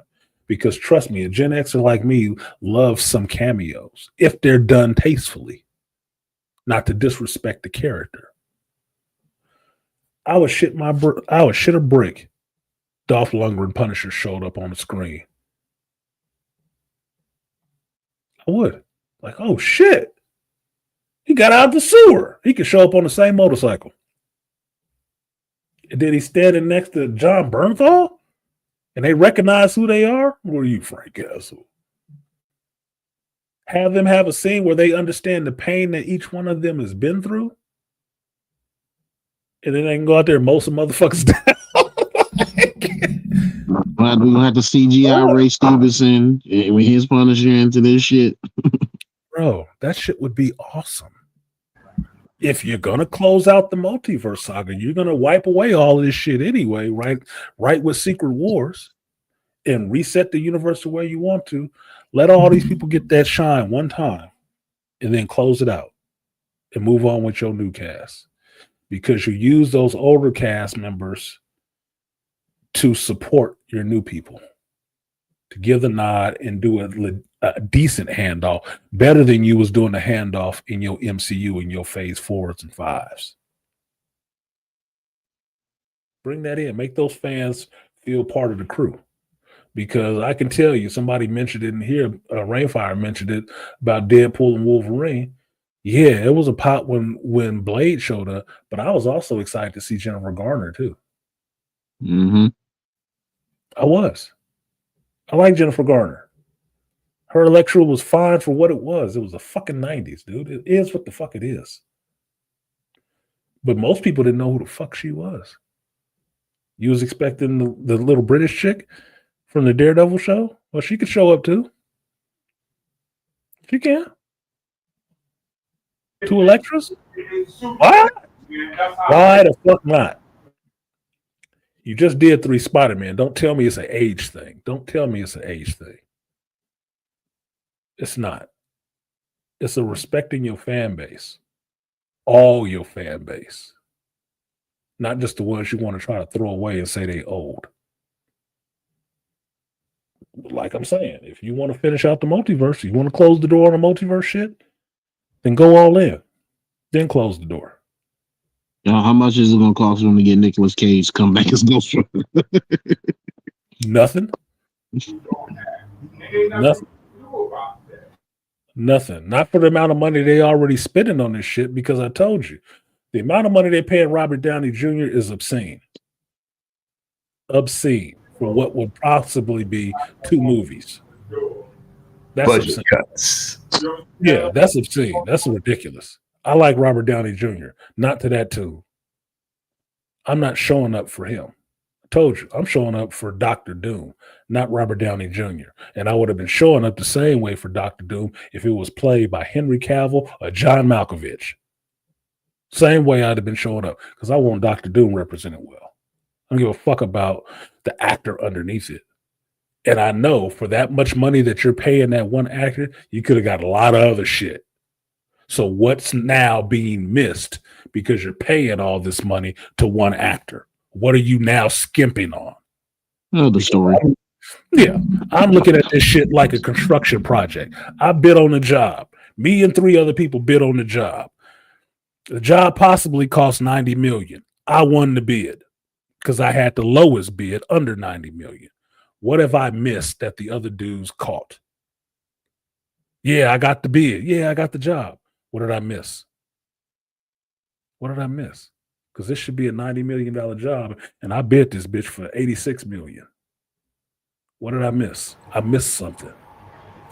I forgot something because I got the lowest bid, not the one closest to the ring. No, I got the lowest one. I missed something. That means $4 million is coming out of my pocket somewhere, and I got to figure out where the hell it is right now. And we're going to have to skip on some shit so I actually make some money on this job. You Budget paid all cuts. that money. You paid all that money to Robert. Something is lacking. Something is lacking somewhere, motherfucker. It's one of the first things I thought too when I saw him show. When he first showed his face, I was like, Uh-oh. Well, they told us, Artisan, it's the script. They don't have a script. Well, they didn't have a script, but we didn't already have knew one that that was the either. Marvel formula anyway. Yeah. Oh. They never have a script when they start shooting. Ask Anthony Mackie. Mhm. They never have a script. I don't know how you start shooting a movie without a fucking script.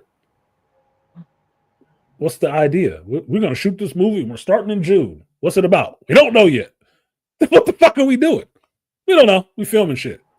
That sounds like an awful waste of money. It sounds like an awful waste of fucking money. If that's the case, you might as well. I could show up in the Marvel offices today and say, I want to start shooting this movie, and this is the idea for the movie, and not have a script. They would want a script. proof of concept, something. That sounds absolutely stupid. But you see how that model has been working. That's why they've been turning out such shit. And so many rewrites, and so many reshoots, and so much post-production stuff. Because you didn't have a working framework to begin with. You didn't even have a fucking skeleton. Yeah, bullet points and a mandate. Get this out by summer. Have fun. Must include this character, character. Obligatory fight scene. Which is why you fucked up the Blade movie, because you gotta have all this other shit in it. Adam West did the voice of Grey Ghost and Thomas Wayne in the Batman animated shows. Cool. They always bring them back. You do something for Warner Brothers, DC, you can always get brought back. Always. For something else, some other role, they'll ask you. They're good for that shit. Marvel should adopt that really quickly. They should adopt that philosophy. If you've played a Marvel character ever, you should have an ability to be able to be brought back for either that role or another role. So it's something for fans to see.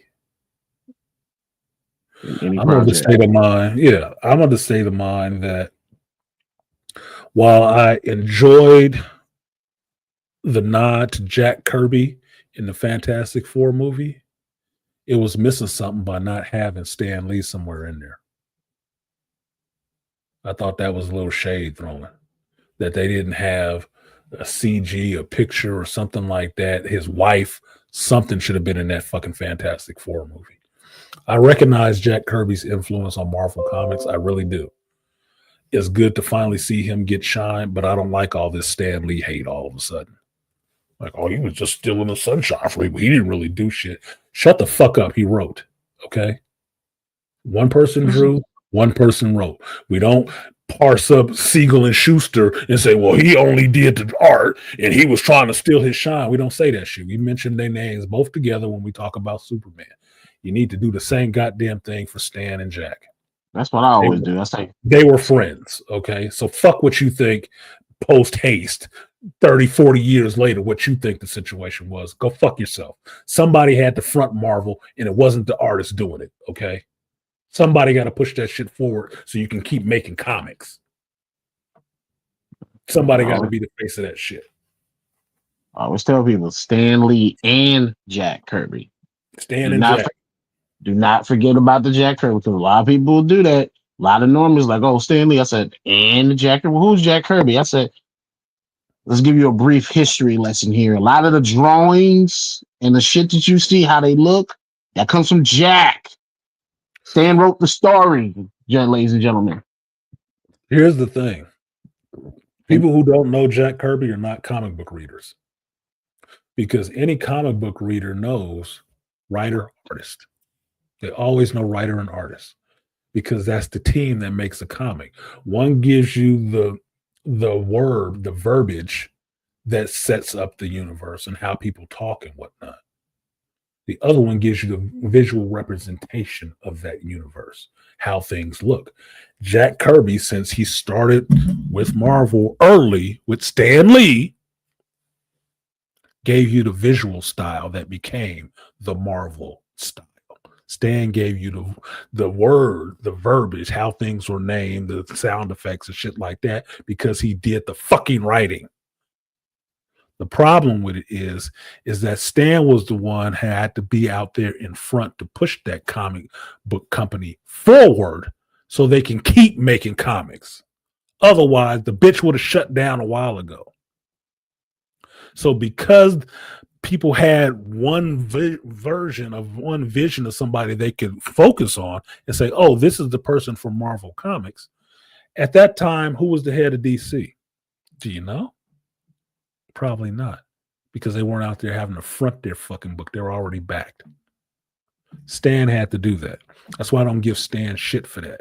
He had to make his characters known to the general public who didn't read goddamn comic books. So he had to be out there, like the front man in a rock group. It could be 5 bitches in that, 5 people in that motherfucker. You only know the lead singer. You might only know his name because he has to be out there and be the front man for the band. That's the point. So, that's the job. Some people will call that the face. The face of the band. Ozzy Osbourne just died. Name the rest of the members of Ozzy's band. Thank you. Somebody has to be the front man to push everybody else forward. I don't shit on Stan for doing that, and I don't shit on Jack Kirby for being a dude at the easel drawing. There was a lot of artists drawing at Marvel. Jack Kirby is one of the more famous ones. He has stuff named after him and shit that he developed that Marvel uses as part of the Marvel style. Don't discount him at all. So when I try to name these things, I understand what their role was and what they had to do. Stan was the editor of that shit. That's his job, to get that shit out there to the masses. Jack's job is to sit his ass at his fucking easel and turn out pages. Not be out there in front trying to pimp this stuff to everybody. That's not his job. I don't hate Stan for doing his. I don't disregard Jack for doing his. They had different roles, different jobs. Plain and simple. But it got the Marvel vehicle rolling to where you be recognizable. So I like Jack getting his credit in the Fantastic Four movie, but I don't like not giving Stan his. That's disrespectful. Disrespectful as fuck. Because those dudes were friends. You ain't never know either one of them. They knew each other. And they created some of the shit that has lasted this long together. Not solo, together. Because what's a good art page with no words on it? Is it hanging up in the museum? There are beautifully drawn comics that have shitty writing in them. And you don't even know those artists. Ain't even reading that fucking comic. Shut up. Hitflix has showed up. He said, Ozzy's band member, this dude, that guy, and over there, oh yeah, him. Yeah, exactly. But you know, Ozzy was just stealing all the fame from everybody. What about his bass player? What about his bass player? Was he playing the bass? You better just learn how to enjoy the ride if you're along for it. So play your part. Know your role. Shut your fucking mouth about shit you don't know anything about. Writer-artist combos and pencil artist and inker combos make the difference in comics, too. I left plenty of comics on the shelf because I didn't like the art. The story might have been great. Exactly. Comics get left on the shelf for all those reasons. The art was good, but the writing sucked. The writing was good, the art sucked. I forgot about the inker in there because, in my mind, the artist should be the one doing the inking anyway. A lot of artists I like do their own inking for that reason. Because a shit inker could take your beautiful drawing and turn it into trash. Turn it into absolute trash. A great inker can make it look that much better. Could take a mediocre drawing and make it pop. Pop. But that's why I tend to like artists who do their own inking. Because they know what they were visualizing in their head of this image that they were drawing on the paper. So they know where the shadows were falling. They don't have to have somebody else come in and kind of figure it out for themselves. So, yes, the inker is important in that shit too, as well as the lettering. Terrible lettering sucks ass. So, yeah, good point, Rainfire. Good point. Yeah, their only nod to Stan in the movie was calling the rocket the Excelsior. Yeah. That was the only nod to Stan, which he should have been there. If you remember the old Fantastic Four cartoon from the 90s, Stan Lee would do the voiceovers at the beginning of those things. Greetings, true believers to like. Greetings, true believers. I guess somebody else needs credit for the true believer stuff because Stan didn't come up with that on his own, huh? Only reason you know to call shit Excelsior True Believer is because Stan wrote that shit. That's why you know Marvel fans are true believers. Man, you heard Stan's voiceover on them original Spider-Man video games for the PlayStation, Spider-Man 1 and Spider-Man 2. Yeah, Malika, the inker, aka the tracer. You're a tracer. You're a fucking tracer. If I got a guy who goes over the same drawing I just drew, what is he doing? He's a tracer. You're a tracer. Yeah, I can hate Kevin Smith all day for fucking up Masters of the Universe. Look, man, I give people some grace on fuck ups. Okay, if you done some good work ahead of time before that, Yeah, Chasing Amy, Dogmata, all the Clerks 1 and 2 and 3. Yeah, Dogma. Yeah, come on, man. Mall Rats. Where the hell is Dr. Anwar? Why the fuck you do a stream while I'm doing a stream? Talking about the same shit. You could have just came over here. I don't get it.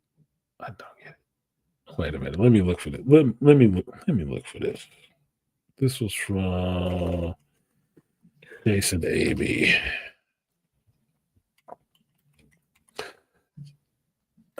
Just so y'all can understand, because I know some of you don't. You've heard about this, but you have never actually seen it. And you wouldn't actually,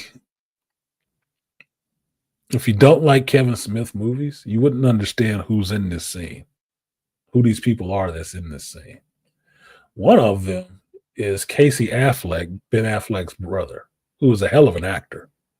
Casey Affleck, I think, is a bit better actor than his brother. I'd be buying his roles.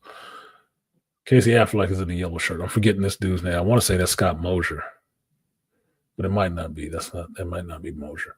Okay, this is the infamous Tracer scene because we're talking about comics. So you get some context and you go back and watch some of these movies at times that we mentioned. Because Dr. T, I haven't seen Dr. T in here, but I did go back and watch Affairs of State, Dr. T. I watched it Thursday night. That shit was good. And we need to talk about that because you should have did a movie review on that.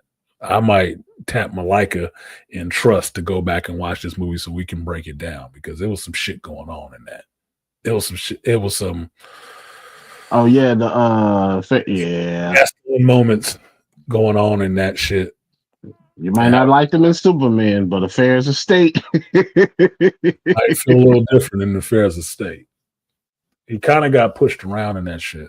That's what happens when you listen to women too much. But you even got Thora Birch in that shit. You know, your American Beauty with the big titties. That wasn't the American Beauty, but whatever. She fucked up though. The friend fucked up. The friend got everybody fucked up.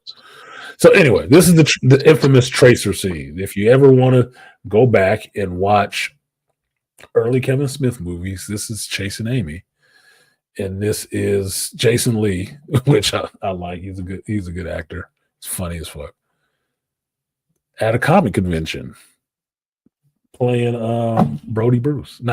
He's playing Banky Edwards in this one. So let's just watch the Tracer scene. Fair use, but it doesn't matter if I say it or not. I just have to cut it out. Here we go. Did you like draw this or something?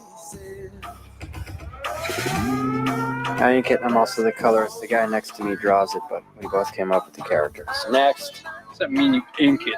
Well, it means that Holden draws the pictures in pencil, and then he gives it to me to go over and ink. Next. So basically, you just trace. It's not tracing, all right? I add depth and shading to give the image more definition. Only then does the drawing truly take shape. No. You go over what he draws with his pen, all right? That's tracing. Not really. Next. Casey Affleck. Let me ask you something. So that's Ben Affleck's brother. If you look at him, you can see it right there. That's Casey. Yeah, Affleck. I see the resemblance. Yeah, it's Casey Affleck. He's been in a bunch of Kevin Smith's movies. That's what I like about Kevin Smith movies. He doesn't throw away actors. He uses actors that he likes. They usually end up becoming his friends. So they get to keep coming back and doing movies. He just keeps putting them back in movies. I like that. Spike Lee used to do that shit all the time. somebody draws something and then draw the exact same thing, like right on top of it, without going outside the original designated art. What do you call it? I don't know, man. Tracing? See? You want your book signed or what? Hey. Don't get all testy with him just because you got a problem with your station in life. Oh, I'm secure with what I do. Then just say it. You're a tracer. How should I sign this? I don't want you to sign it, man. I want the guy that draws Blonde Drawing to sign it. I'm just a tracer. Tell me, shaver. Who do I sign it to? So that's Ben Affleck. He's holding McNeil. He's the one who drew the picture. I'm not gonna let them see you fucking tracer! I'll trace a chocolate around your dead fucking body, you fuck! Would you get him out of here? Hey, wait a second! He's your me! You fucking tracer! Your mother's a tracer! Can I explain the audience principle to you? If you insult and accost them, then we have no audience. He started it, fucking. Hey, if you assault and accost them, you have no audience. Did Kathleen Oh Kennedy my God! Did Kathleen Kennedy ever watch this? I just thought about that. Oh my God! Oh God! Just Damn, saying, bro. Audience principle. Cock knocker! It's lucky I didn't put my pen through its thorax! Need I remind you? Curtains in 10 minutes. Okay? insulting the audience. Oh my God! You don't have one. Thank you, Movie Clips, for that. World-renowned tracer, yes. Tracer. Doesn't mean it. You're a tracer. He said that shit with a conviction too. Yeah, you're a tracer. Said that shit with so much conviction. He wanted a reaction out of the Jason Lee played it cool. When he did that shit, his reaction like Yeah. I wonder how many takes that scene took. That's probably I don't know. That shit was hilarious though. That was a good scene. Yeah, Banky was funny as hell in that shit. Yeah. Banky was funny as hell in Chasing Amy. But that's early Kevin Smith stuff. That's why, yeah, he made a shitty Masters of the Universe, proving that maybe he didn't watch Masters of the Universe as much as some of the rest of us. And maybe Netflix had their own ideas of what they wanted to go for. I don't fucking know. Kevin is different. He's different now that he's older after his stroke and his daughter and stuff like that. He's a little different. But that doesn't erase the fact that he made some funny ass shit. At one time, he had his finger firmly on the pulse of the culture and not jammed straight up his ass. Just saying. He got geek cred. He done his part for geekdom, dude. So, world-renowned tracer. Yeah, you're a tracer. So much damn conviction. Yeah, you're a tracer. You want me to sign your book? Nah, I want the guy who drew it. I want the guy who actually drew the tracer. picture. Man, it's going you down. Just got here. San Diego Comic Con going on right now. If you said that shit at a table in Artist Alley, it's gonna be a problem. Yeah, it's gonna be a problem. I say, yeah, that's when nerds actually use to whoop some ass, man. Yeah, that's what I say.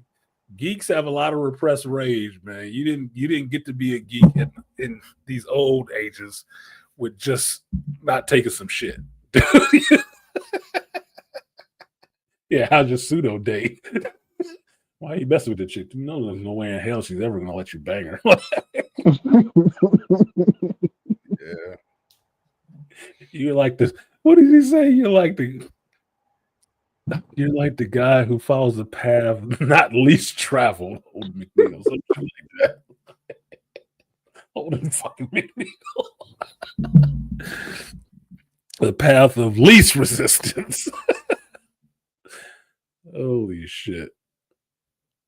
Yeah, but that was fun. Give Stan his credit. I didn't like that Stan didn't have his credit.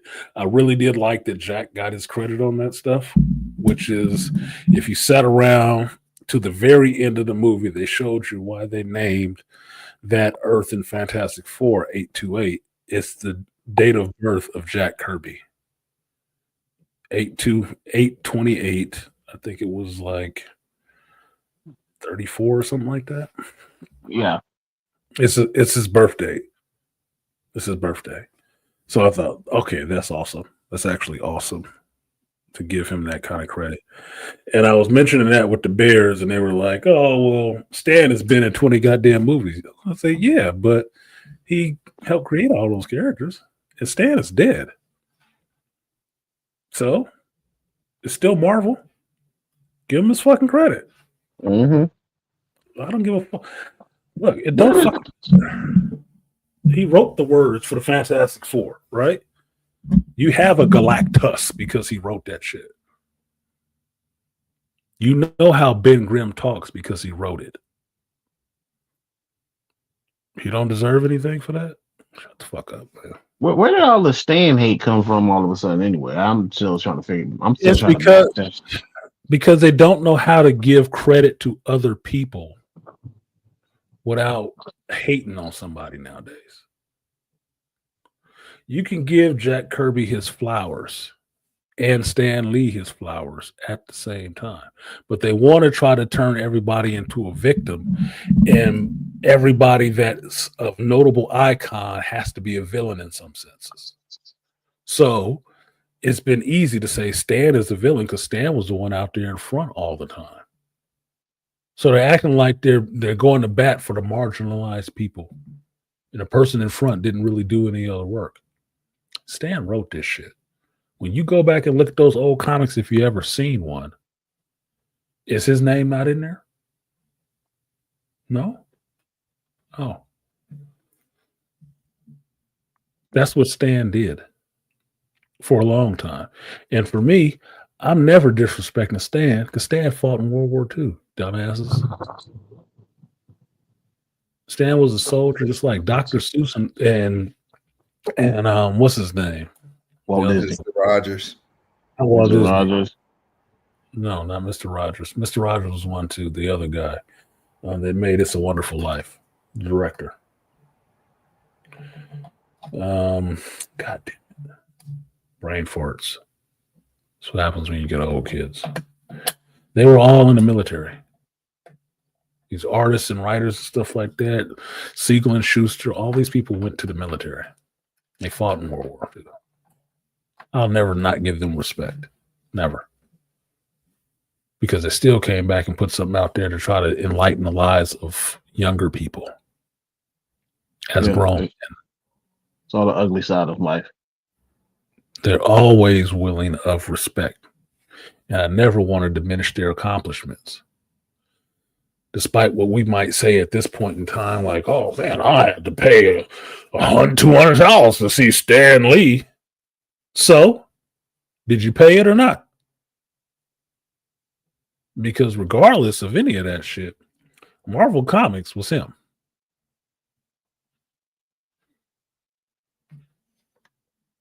He hired a bunch of artists. He paid them, promoted. So the fuck what? Wrote, created, in conjunction, solo, what have you.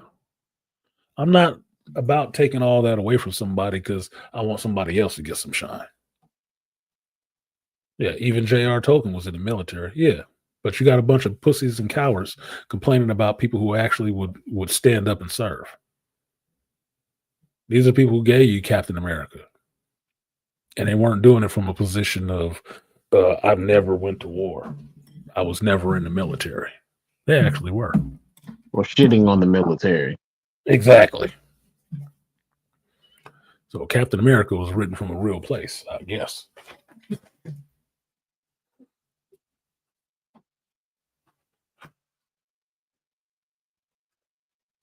And no, I'm not upset about the bucktooth Asians in those comics.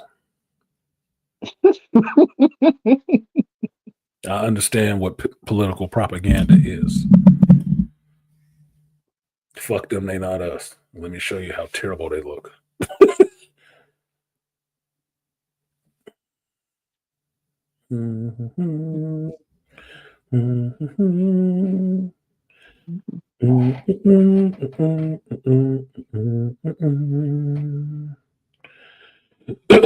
Excuse me. Oh, I got all this fucking phlegm in my throat. Scratchy nose.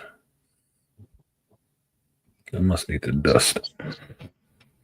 Supposed to be getting a gameplay trailer for Blade this week in Marvel Rivals, according to If you don't shut up. Oh, I'm just telling you what they said at San Diego Comic-Con. I'm just saying. Fuck them.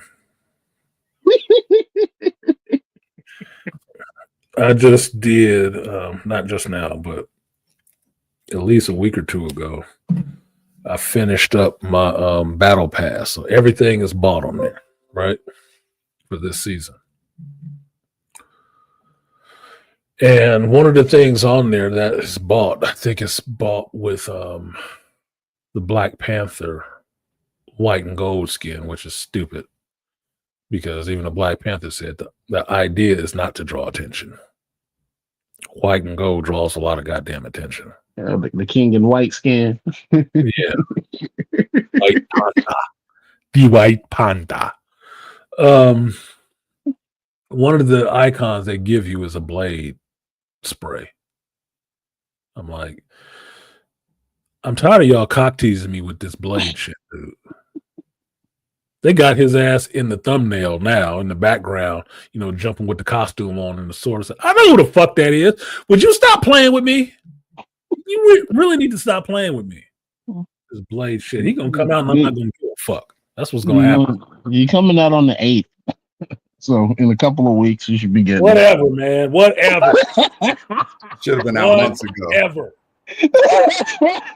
Should have been out months ago. Should have been out months ago. Exactly, Lion. Thank you for saying it for me. Fucking shit.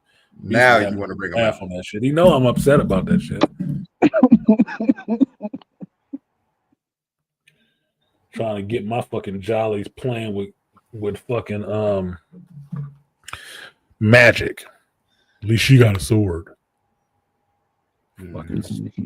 Blade got to, or they teasing her because somehow the gameplay footage of him and how he works and everything, because he has both 2 swords and a shotgun, and how his kit works. So they gave me the Wesley blade.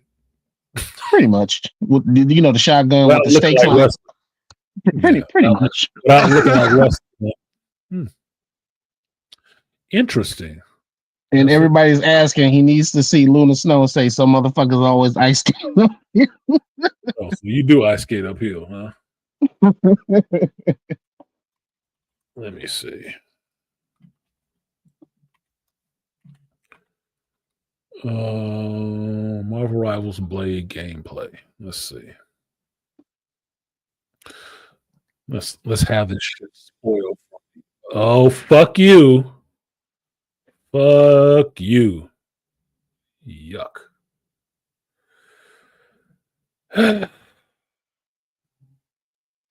Beasley, you made me go down this rabbit hole, man. What? I'm looking at some of it too. I'm looking already. I'm looking art too. Yeah, I see it. That's it. Can't. Yeah.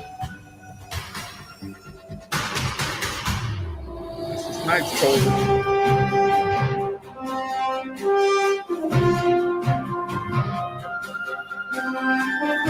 I'm sure Wesley Snipes would say something about that. Why do you have 2 swords and a shotgun in hand? Mm-hmm. That is impractical to use. Well, that's his pose. That's a Wesley pose, yeah. That's a Wesley pose. He even does. You remember the cover of the first Blade 2 where he holds the sword? The way that's the blocking stance because he can block with it. One of his abilities, he's gonna be able to block damage. That was iconic. But this stance is from the very first Blade from the final battle after he killed all the minions before he fought Deacon Frost. Mm-hmm. This stance right here.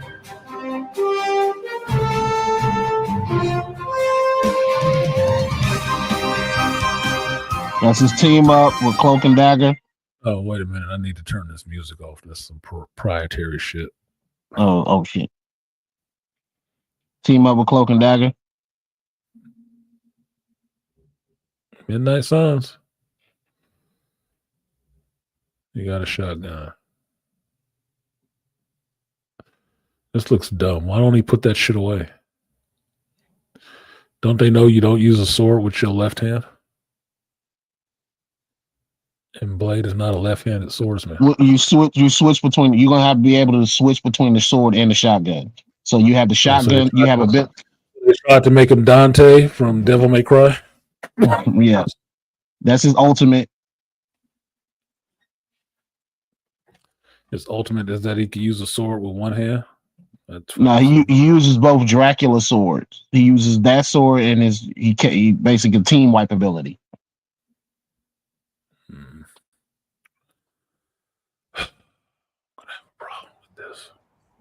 Yeah. So depending on what you have in your hand, his abilities change. If you have the shotgun, he does stuff with the shotgun. But if you switch with his regular sword, he'll do stuff with the sword. So he's gonna have like basically two ways to fight with him.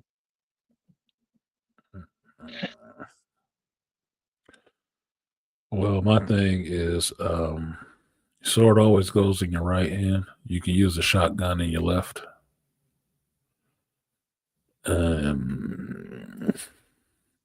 Yeah, again, it might change because this is just people motherfuckers hacking. I don't like the version of Blade with the corn rolls. That's that version that they have in Future Fight that I don't like. I don't like them taking Wesley Snipes shit of how Blade is without giving Wesley his fucking credit in Marvel. I also don't like these fucking catcher's pads on his pants because they make him look too goddamn bulky. Let me see. They're trying to make him look young. The only thing I can say is this is a Blade from a different universe. Yes, you're trying to have him have both the shotgun and the sword, but you should switch that because he's carrying two swords. One that can be drawn with the right, and he has a sword in his left. Where is he putting that? I don't know. He don't have a scabbard for it. Okay, I guess it doesn't matter. But that is, Wesley's version of Blade with tattoos down his arm. Here's the thing with tattoos on a vampire. Tattoos are scars. If you have a healing ability, you can't really have tattoos. You won't scar. Just saying. It's a little thing. And the cornrow Blade, I don't care for. I'd rather have him bald or with a Caesar than having fucking braids.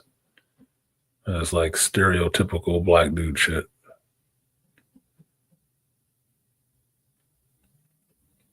That looks cool. I'm missing.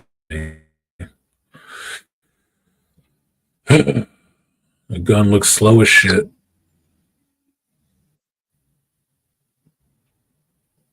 Put it away. I would want to be able to put that shit away.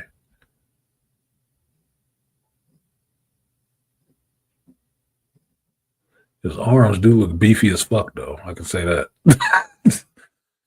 He looks strong. Vampire speed. Mm-hmm.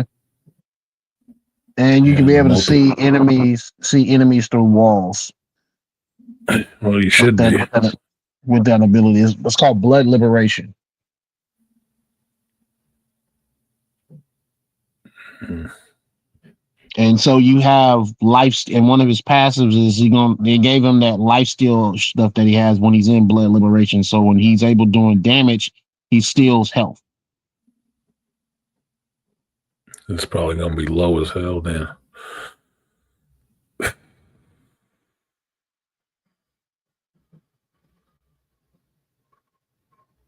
Well, this one's 8 minutes long. Oh, so somebody took somebody else's video and used it. Because this video is the exact same video, but it's a longer version of it, which means the other site stole it from this guy.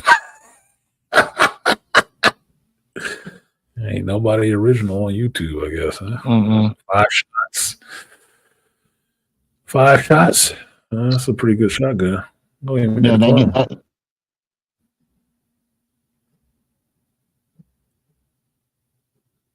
That's the training. He got 300 health. He's a duelist. But you said he has a lifesteal ability, huh?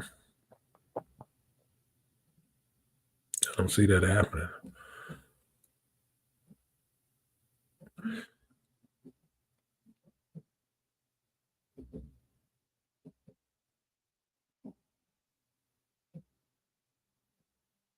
Yes, looks pretty cool. That looked like some Capcom shit. Legends Fury! Like double strike.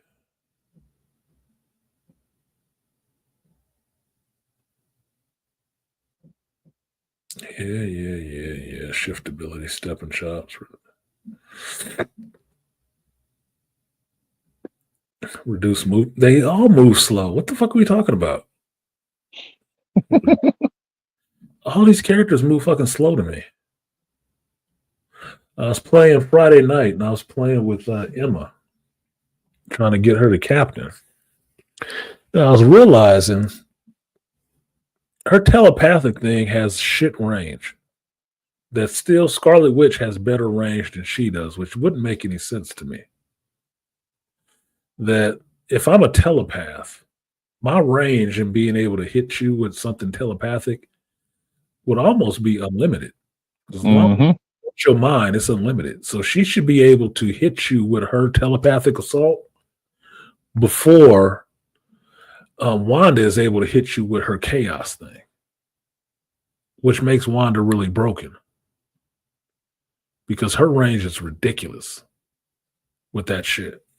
Out of all the characters on that game who can reach out and grab you with something, Emma, Cloak and Dagger, or just Cloak, and then Wanda. Wanda has the best range. She has the longest range, which doesn't really make sense.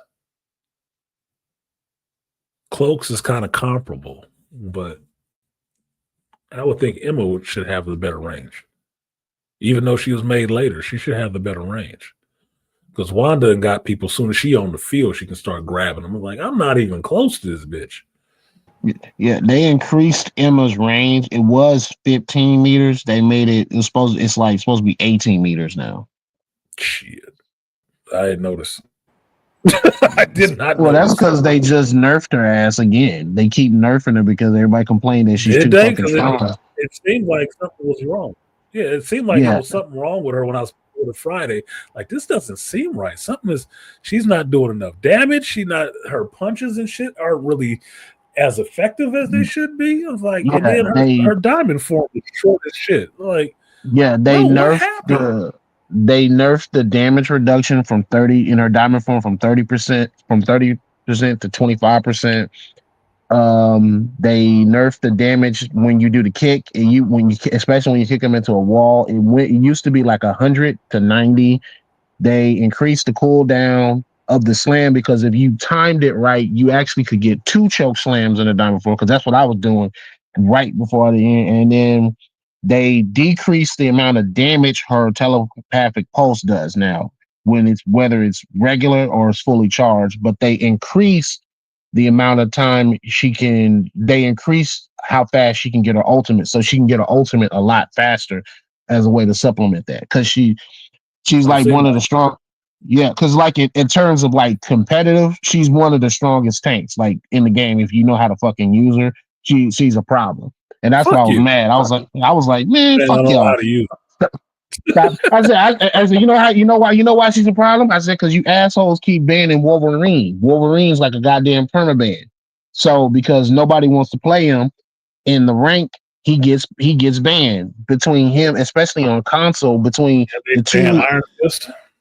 No, they don't. They ban Wolverine and Black Panther are the 2 permabans typically in terms of rank. Now at the higher levels, they need to ban Iron Fist, because I just played Ultron with Iron Fist on Friday night. I am on Intergalactic Kingdom of Wakanda, the spaceport. I am outside the edge of that shit over the drop off. This motherfucker is in the air, Kicking towards chasing me in the air. He has no wings. He cannot fly. And that step, jump, kick bullshit should be over with. This motherfucker chased me to the top of the ceiling over a chasm, and he didn't fall. I'm like, this is bullshit. This is absolute bullshit. And he did it from the ground. I'm like, no fucking way. No way. That shit should be banned. They had supposedly nerfed that to where you're not supposed to go that far, but like if you let gamers, they'll figure some shit out and figure out how to work it. Cause I was like, but he's not as banned because most people in the higher levels, you figure out how to counter him. You figure out how to counter that shit. Fuck you again. Everybody just focus Iron Fist and just how his dragon defense works. I said, just wait for the dragon defense. He got like a 5-second cooldown. Just wait. Don't shoot at him when he's blocking. Let that shit, because if you shoot at him, it gives him bonus health, and just go back at him. I said, because I be playing with him against Gene. I'm like, oh, also, okay, I'm gonna just stun your ass and just fly away and shoot you a couple more times and watch you explode. That shit is lame. To me, it's lame. Yeah, because you can't do that. I still have not played with Iron Fist. I have not played with Wolverine. I have costumes for them. I have not played with those characters at all. No interest. I still have not really played a lot with Scarlet Witch. She's still agent level. And especially Star-Lord. I haven't played with him either. A lot of those characters that are just annoying to me, I find myself not going to play. Because in some way I see them as being broken. And everybody uses them. I'm sick of seeing these goddamn characters all the time. Now, I understand in a fighting game, a one-on-one tournament fighting game, you don't keep seeing this character until you learn to defeat it. I know how to defeat the character, but this is not a fighting game in that sense where it's not a tournament fighting game where it's a one-on-one, a 1v1. This is supposed to be a team sport. And people do not know how to play on goddamn teams. They do not know how to assess damage. They do not know how to assess targets. They do not know how you were talking about last week or week before, making decent one-on-one matchups. They don't know how to do that shit. And I caught myself. I heard you in my head, don't be playing Friday nights. I was playing Friday nights with a bunch of dumbasses. I don't know if they were from Mexico, Chile, wherever the fuck they were from, but on that North American server, you're a bunch of dumbasses who play Friday nights. Go to bed. Go to fucking bed. That shit was absolutely frustrating. Absolutely frustrating. I'm gonna get a reputation, I know, because I keep having to turn on my mic and fucking be mad at people. But maybe I'll make their block list. Good. I'll never have to play with your ass again either. On the block list only lasts 24 hours, then it opens back up. You have to repetitively keep doing this shit. And it's only limited to 3 people at a time. So I swear I put at least 20 people on that bitch. Damn. They get free? Fuck. The void as the teammate and the block list. It's like, goddamn, you got to go back in and actually check and make sure that certain people are still blocked, because that shit is a limited amount of time. Because you play on a server, you can only avoid and block that teammate for so long before you have to. Okay, there's so no other matchup. If that's the case, then there's hope for me. If I make somebody's block list, I know I'll be free. I'll be out of jail soon. Motherfuckers be pissing me off. I have to remember names. I haven't got to the point of actually screenshotting or having a piece of paper next to me while I'm playing. It's like, this motherfucker, right when we get to this score screen and writing down your name, I will not be playing with you again. Fuck you. I just go back and save it as a favorite and go look back into it like, what match did I lose? Okay, we lost by this. This month, okay, let me make sure Go back in, just look at my replay history. I keep telling people, I keep pushing this idea forward because I want this shit to catch on for people to understand this shit. If you are playing a healer on the team,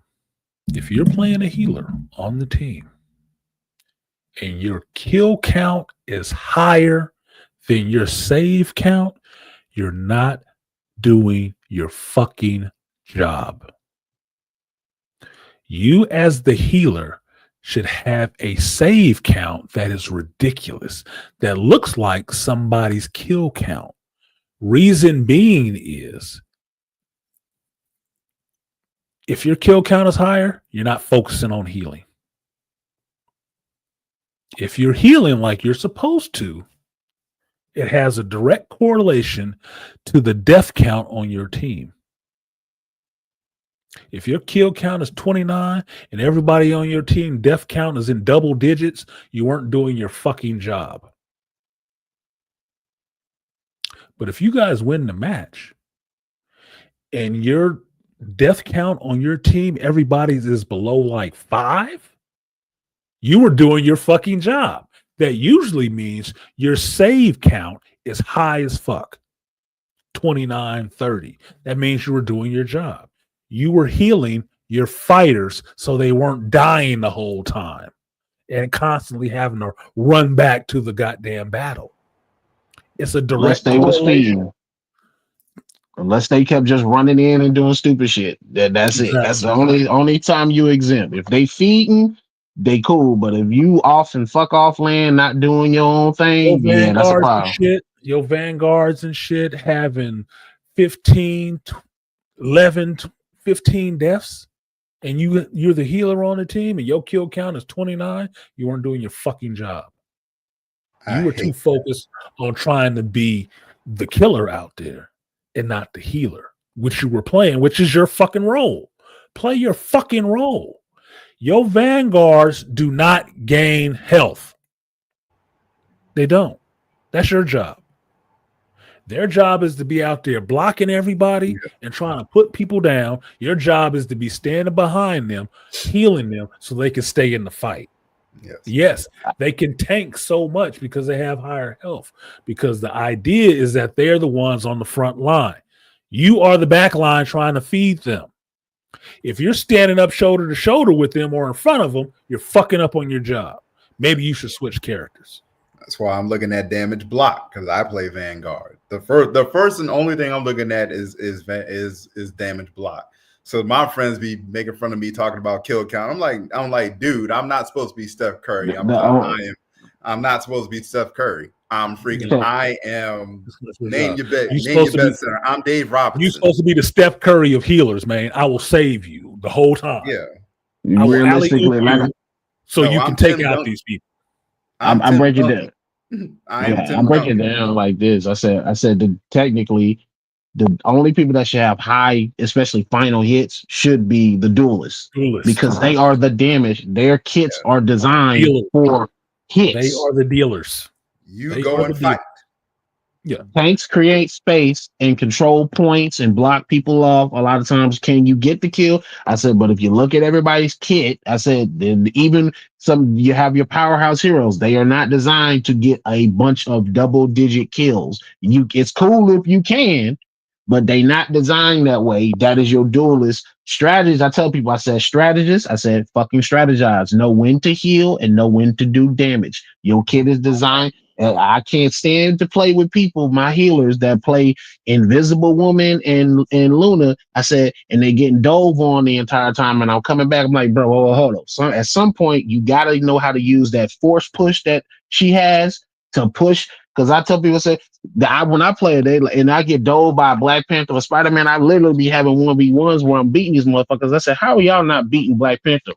I said, I'm not scared to fight the 1v1 with Panther, and I will force push their ass because I know how their kits work and knock them off balance.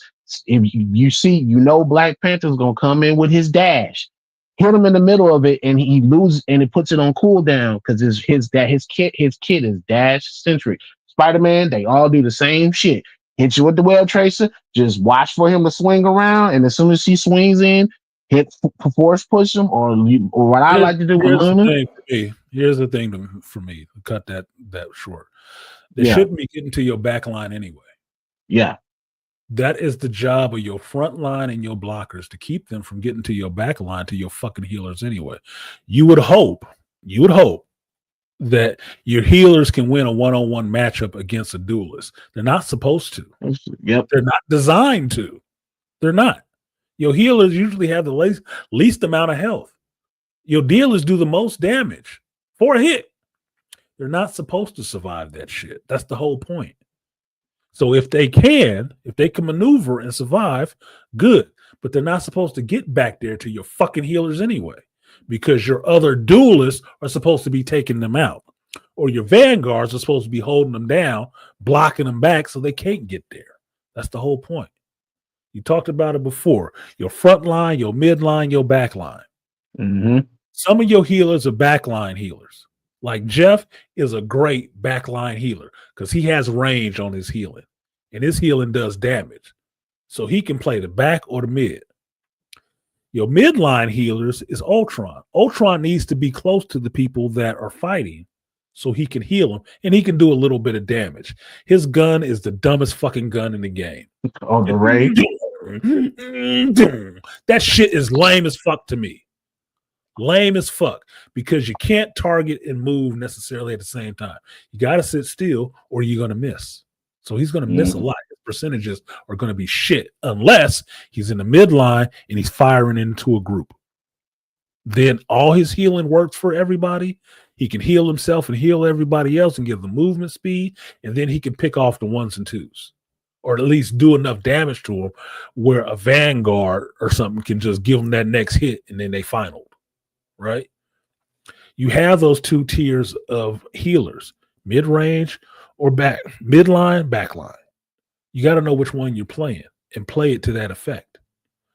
I don't like playing with people who just like hiding. Scarlet Witch, Psylocke, Invisible Woman. I don't like people that's just hiding the whole time. That bothers the shit out of me. Because what I was seeing Friday, I got goddamn healers, Lunar Snow, running away from the fight. Running behind corners and shit. It's like, how the fuck is the team supposed to get healed if you're running? You're the fucking healer. If we need a water boy, they'll make that character. The fuck are you going? If I'm playing a Vanguard and I know I need to be up front, because Vanguards ain't supposed to be behind anybody. You're supposed to be out front. That's what language means, boys and girls. Vanguards means you're the front. All right? You need to be out there in front. If I'm out there in front taking on 4 people out of 6, my mid-range or my long-range healer needs to be healing me so I can stay in the fight. But if I go down because you're not supposed to win a 4v1 with a Vanguard, then you got a problem, because the next line is just your dealers, your duelists. They don't have really high HP. They don't. They can do some damage, but they don't have really high HP. That's why if you look on the game, there are more duelists in the game than there are strategists and vanguards, because the duelists are the throwaway characters. They can get there and do a lot of damage, but they can go down really quick too. So you have to play those 1v1 matchups. Your healers have to be doing their job of healing and knowing where they can heal and where at. Your healer is not supposed to be on the front line ever. And they also not supposed to be standing together like a pair of nuts. Oh my God, Artisan. That was all of my rank matches last night where I deranked back down to plat. They're in that fucking domination map. The Hydra base, they're all in that back room. My Loki, we had triple support. They're all in the back line, and I'm playing Wolverine. I'm like, what the fuck?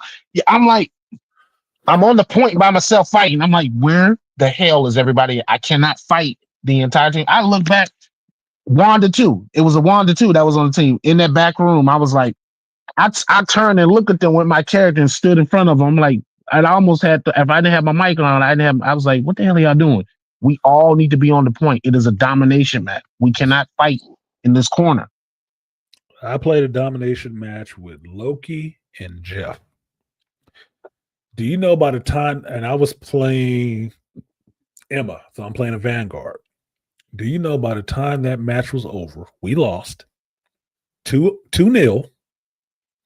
And when we got to the stat screen, them motherfuckers between the two of them had a total of 10 saves.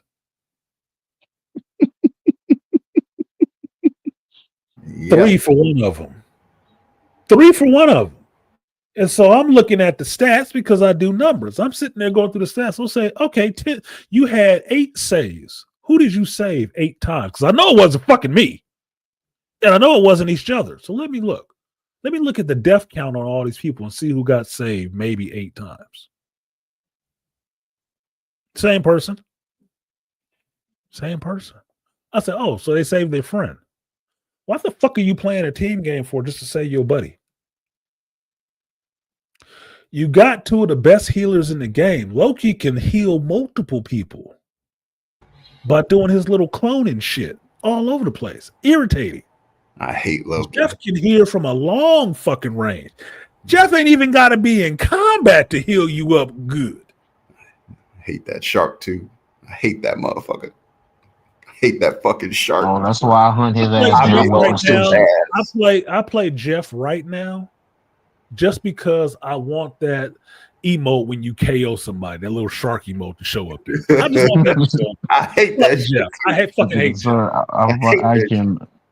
But I appreciate what he can do, which means if you all bunched up, if you coming through a doorway and you think you getting buck, and I got that little Jeff little whirlpool shit on lock, I turned on. I will punish you for that shit. I turned up the volume to listen out for that sound because it makes a sound when you know it's coming. I'm like, no. The audio cue. You will not be getting me. No, you will not. And see, they changed they reworked his kit because he used to didn't do all that. He used to, because what people would do, especially like the higher players, what they would do is he would be a backline menace. He would be, because he didn't have no energy gauge when he swam underground, he would just go terrorize the opposing team's backline and wouldn't heal. And so that pissed a lot of people off. Like, bro, we only got one fucking healer. Like, he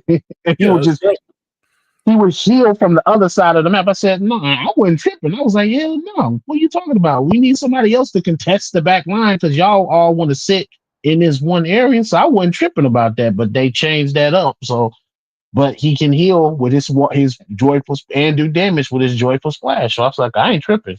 It gets annoying. I get annoyed by it, but shit, it's cool. Look, I don't mind healers being able to heal themselves sufficiently. I think some of them are broken to where they can heal themselves, but it doesn't heal them all the way up, which is stupid as a healer. I think that's just dumb. Jeff's healing, if he dies underground, does his street shark thing, he can heal up all the way quickly. Cool. I don't have a problem with his little hydro cannon healing people and hurting people at the same time. I'm fine with that too. But it needs to make some sense. He needs a charge meter on how long he can be swimming under rock, because it's not water, motherfucker. It's not water. Okay, fine. I'm fine with that. That not having a charge or a timer on that, bullshit before, because he just kept ulting people all the damn time. What I don't like is you understand this character is in the game. You understand the signs to look out for before he pops his ultimate, which means he's probably going to have to be under something, right? If you see this goddamn fin, especially if these goofy motherfuckers is wearing this pink dolphin suit, you should see that fin coming. Shoot it. I don't care what weapon you got. If you got a ranged weapon or you playing Wolverine, attack the fucking fin, dude. It's plain and simple. And if you miss attacking the fin when it comes up and grabs your whole fucking team, at least shoot it after he has him. You know where he's going. He's looking for a ledge. Shoot it. Actually, Artisan, even when this is what people are also know. he pops when he spits somebody of his team outs, he pops up. With Emma, you can grab him and kill him in his ult right then and there. Yes. A lot of times I just use Magneto's ult and just dump that damn meteor on top of him and it kills him instantly. I go after Jeff.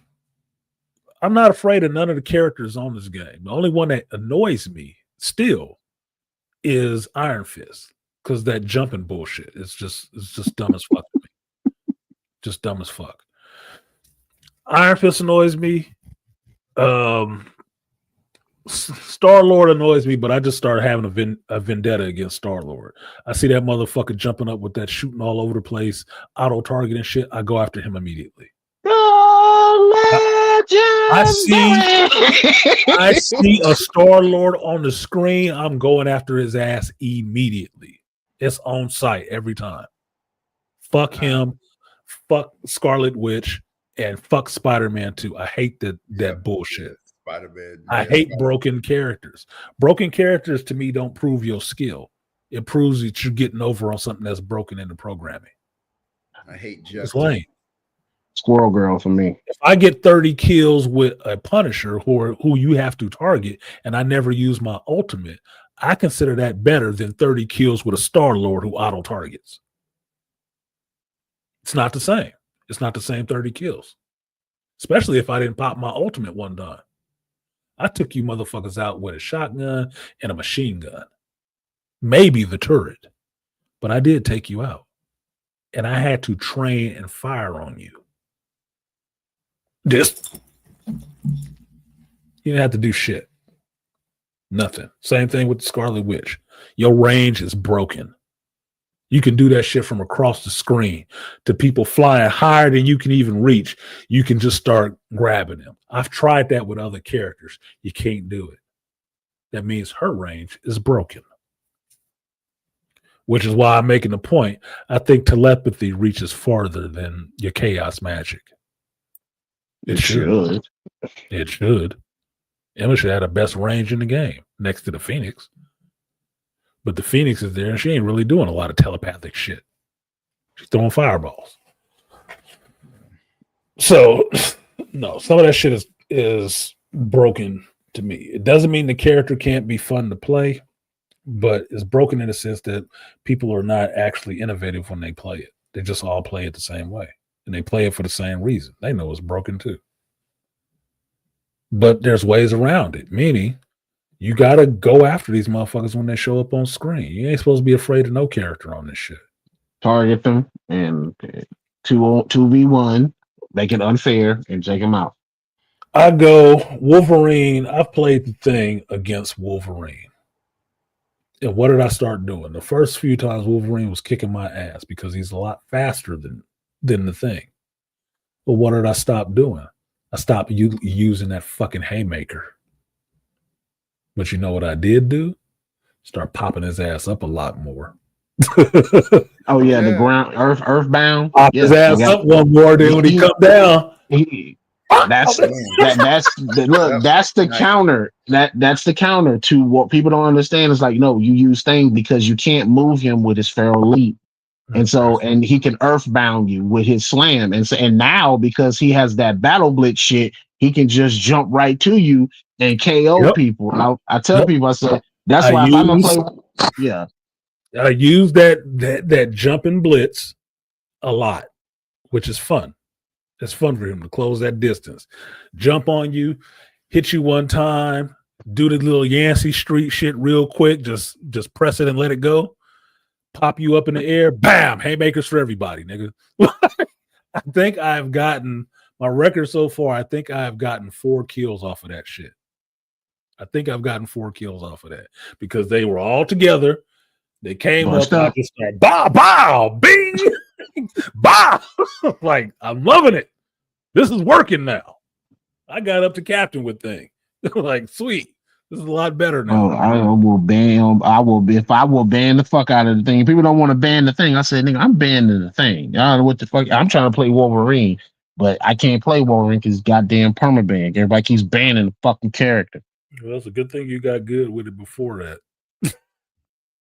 Oh yeah, when if it make it through the ban phase, I terrorize the hell out of the other team. I didn't fucking got MVP with them in rank, just terrorizing and killing everybody. I said, now see what happens when you Wolverine makes it through the ban phase.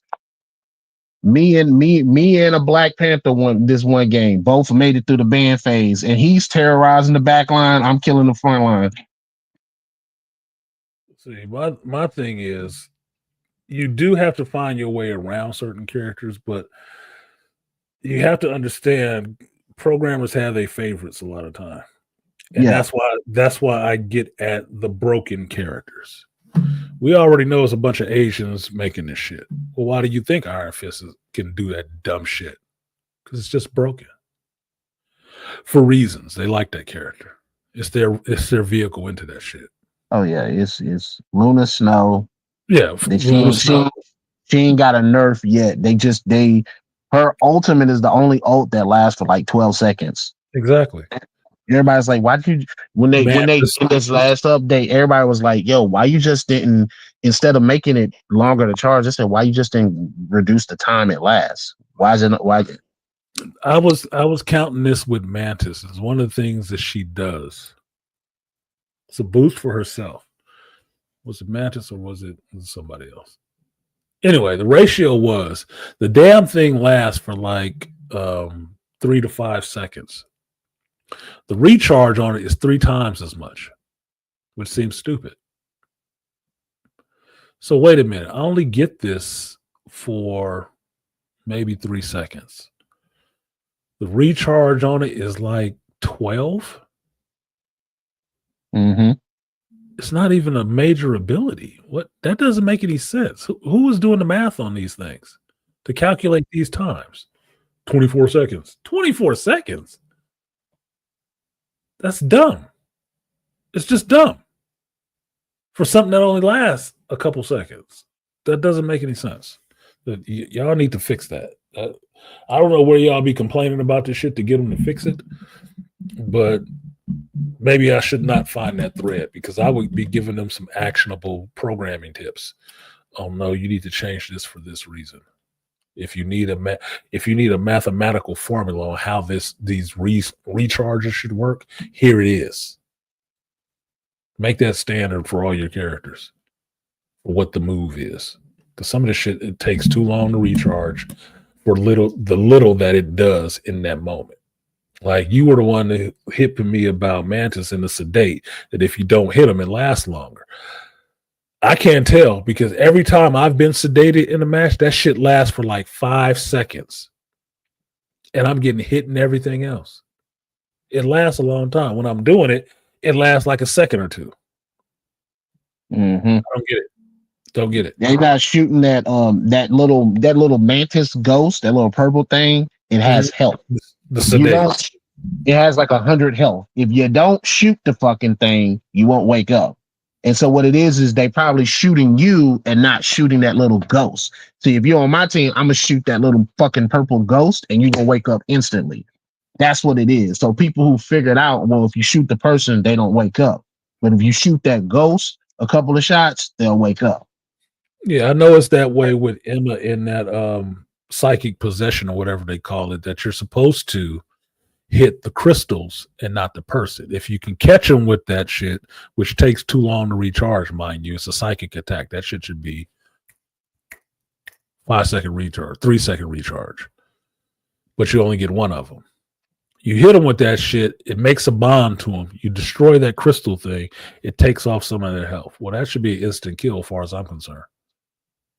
If you can catch them with that shit, because you have to pretty much stand still. You can only hit one person at a time with that shit.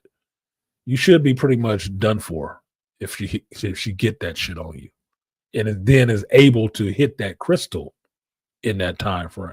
You should be done for. It breaks faster if your psychic beam is charged to 100. That's what an instant kill. You got to charge, but see, people don't stay still long enough for you to charge it. So you just gotta, because the game ain't made on you staying still. It's not. The game is not made for you to stay still. If you get somebody who can stay still, they're usually in a turret, and even then, they're gonna have to get the fuck out of there. That's why you got a grappling hook, so you can get the fuck on quick. No. No, it's just some stuff that's in the game that's broken. It doesn't like it's complicated to explain to you guys. You guys will hear me bitch every week when Beast brings this shit up. You'll hear me bitch about Rivals a lot. It is a fun game to play. Yeah. But the problem with the game is the problem in society. There's a lot of dumbasses out there. And now if you're into something with them and you have to do something cooperative or competitive with a group of dumbasses, you will end up frustrated because you care, they don't. That's the problem. I played competitive. I had some dude running and hiding because he wanted to get out of the game. Why the fuck are you playing competitive then? Why are you here playing competitive? We're losing. I'm just going to stop playing. We're losing because you're stopping playing, healer. Yeah, you're not, or the surrender shit. Oh, fucking surrender monkeys. I never, absolutely not. I'm see, not. they reduced the number of surrenders you need, so all it needs is 4 people to surrender on the team, and like I'm losing matches because of surrenders. I'm like, yo, fam, this shit's winnable. Y'all just need to switch up the comp. Don't ask me.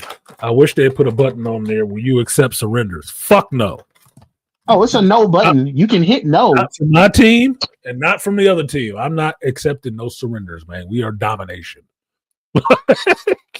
No.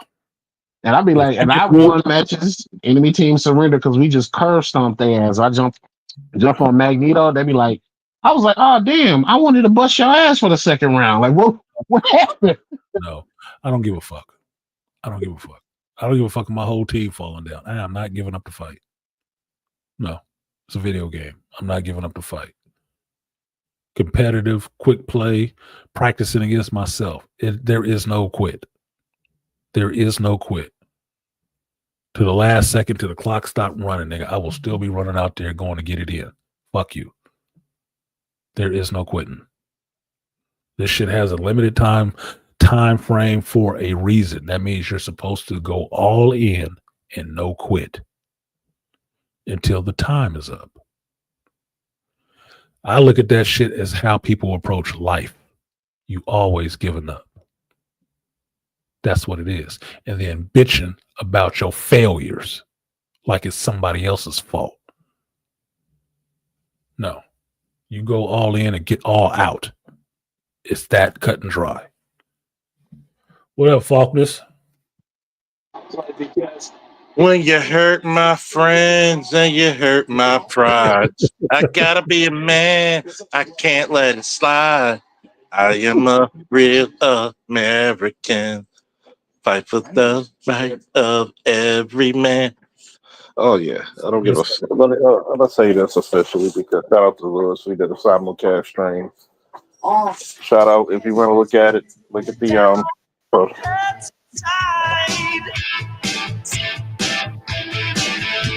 You gotta take a stand. It don't have to hide. If you hurt No, wait. my friends, then you hurt. Brett had get his ass. Get his. Get his ass. Man, I just got sad again. Damn, man. That's Bret Hart. The excellence was saying, get his ass, man. Get him. Oh, man. That just made me sad all over again. Shit. Fucking all the entertainment shit is fucking dying left and right, acting, music, and wrestling. Let me put it to you this way. This is my shout out. If you want to see it, it's on my stream or Lewis's stream. I got it titled as Hulk Hogan versus Terry Bollea Introspective. Everybody has a lapse of weakness. Even Hogan said it. I was in a really down spot. You going through a divorce and a sex tape without your permission and a private conversation come out, you're going to be down. I don't have a daughter. Shout out to tomorrow, which is my son's 18th birthday. Shout out to Charles Faulkner III, aka Peanut. Ooh, love you, boy. Peanut. If I had a daughter, happy birthday. If I had a, well, he's the only one to call Peanut. I'm not going to tell you what my family calls me. It's a very popular cartoon of the 70s, 80s, and 90s. And he was the head of his own village. So that's enough information right there. Yep. It gets really bad to see a 5'10", 280-pound man and your niece and your great niece, your great nephews and niece call you this shit. A 2-year-old girl. Hey, can you hear me? So let me put this in. Like what he said was racist, but just because you say something racist, does that make you racist automatically? No. When nobody ever puts up the pictures of him and his wife being baptized and giving himself to Christ, did he pay a penance for what he went through? Yes. He was out the Hall of Fame. He lost his money. He lost a good deal of money. That's bullshit. Pulling out the Hall of Fame for that shit. That was bullshit.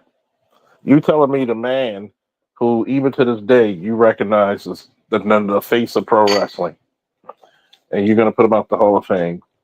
Then on top of that, motherfuckers not even motherfuckers are so sensitive because look, I know you have a daughter, right, Art? Mm-hmm.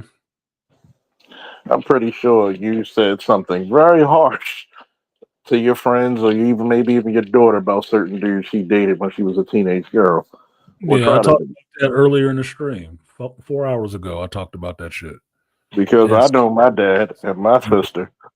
You Charles Senior? Oh, Charles Senior was a motherfucker. Because I was the oldest son, even if I was in my single digits, and my of course, because my niece and nephew were relatively close in age, 10 to 7 years, even though they give me the respect of someone much, much older. I was the guy who came up there, and my dad grabs his 357 when she's dating some dude who's like intimidating my daughter, saying, "I ain't leaving, old nigga."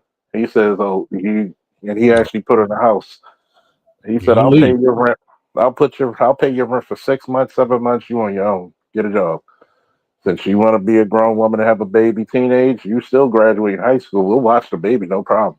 But you graduate, which he did with a AA degree." And I remember this vividly, where he says, "You see, my dad put this nice little 357 in his back." And he says, "Here, hold this pipe." Well, no, not it wasn't a pipe. It was a. You gonna laugh at this because of your field of occupation. It was a breaker wrench. A breaker bar. Yeah. Well. So work was about to be done one way or another. He says, "By the time I get there, you're back in." Huh? Yeah, that's what I said. Oh, you leaving one way or the other? Either Those about first four. be first. You will be And leaving. he was, and when we got there, he was gone. So as a father, especially to a daughter, and we're protective of our sons, but we teach our sons to learn how to protect themselves. It's not the same way for a daughter. We're not equal. And I'm okay with that.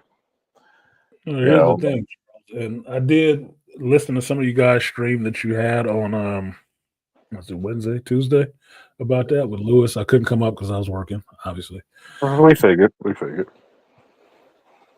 One of the things I do appreciate, which was you echoing the same sentiment that I put up on my post, is that I can separate one thing from the other of who the man was, who the icon in wrestling was, and judge them both accordingly. I don't take away the accomplishments of the man, of the icon, for something the man said one time. Did he act that shit out in his personal life with the people that he worked with? No. You can't see anybody saying that he did. You could say he was a shrewd businessman, but he was fucking over other white dudes. Yeah, he was fucking over more white dudes. As a matter of fact, if you really want to be honest, that's going. Yeah, no, look, Triple H is in the position he is right now Because he fucked over people. He did the same doing shit. the same shit. And I got respect for the game. Apparently he does too. Hey, and I'm gonna tell you what's this. Look, Ron Simmons, in the words of Mark Henry, if you look at the definition of a man, you see Ron Simmons' picture. And he says, I worked with Hulk Hogan a lot of times. That man not racist. Matter of fact, he put a lot of black people on. I had mentioned Dennis Rodman when he was doing this Hollywood Hogan thing and he was fucking with Dennis Rodman. I said, do you think Dennis Rodman ever heard him call him a nigger? No. What he You says can tell- behind closed doors, I think all white folks say that shit. So I'm not surprised. You got to think about it. Let's look at the vernacular. What's his most famous word he says after every sentence? Brother. Brother. And the way he says it, is that a white guy way of saying brother or a black guy way of saying brother? Oh, you hung around some niggas. Okay. What's that line? You sound like you've seen one up close. Yeah. And guess what? Here's the crazy part. When Booker T famously, people forget Booker T tells the story when he was with Hall Heat with his brother. And he was doing the trials for WCW, and Hogan was there. And Hogan said, "That's your tag team right there. That's your number one team right there." He said Hogan didn't know me from a can of paint. No. But I also said that it's like a racist dude ain't gonna try to help you get on. He's not. No.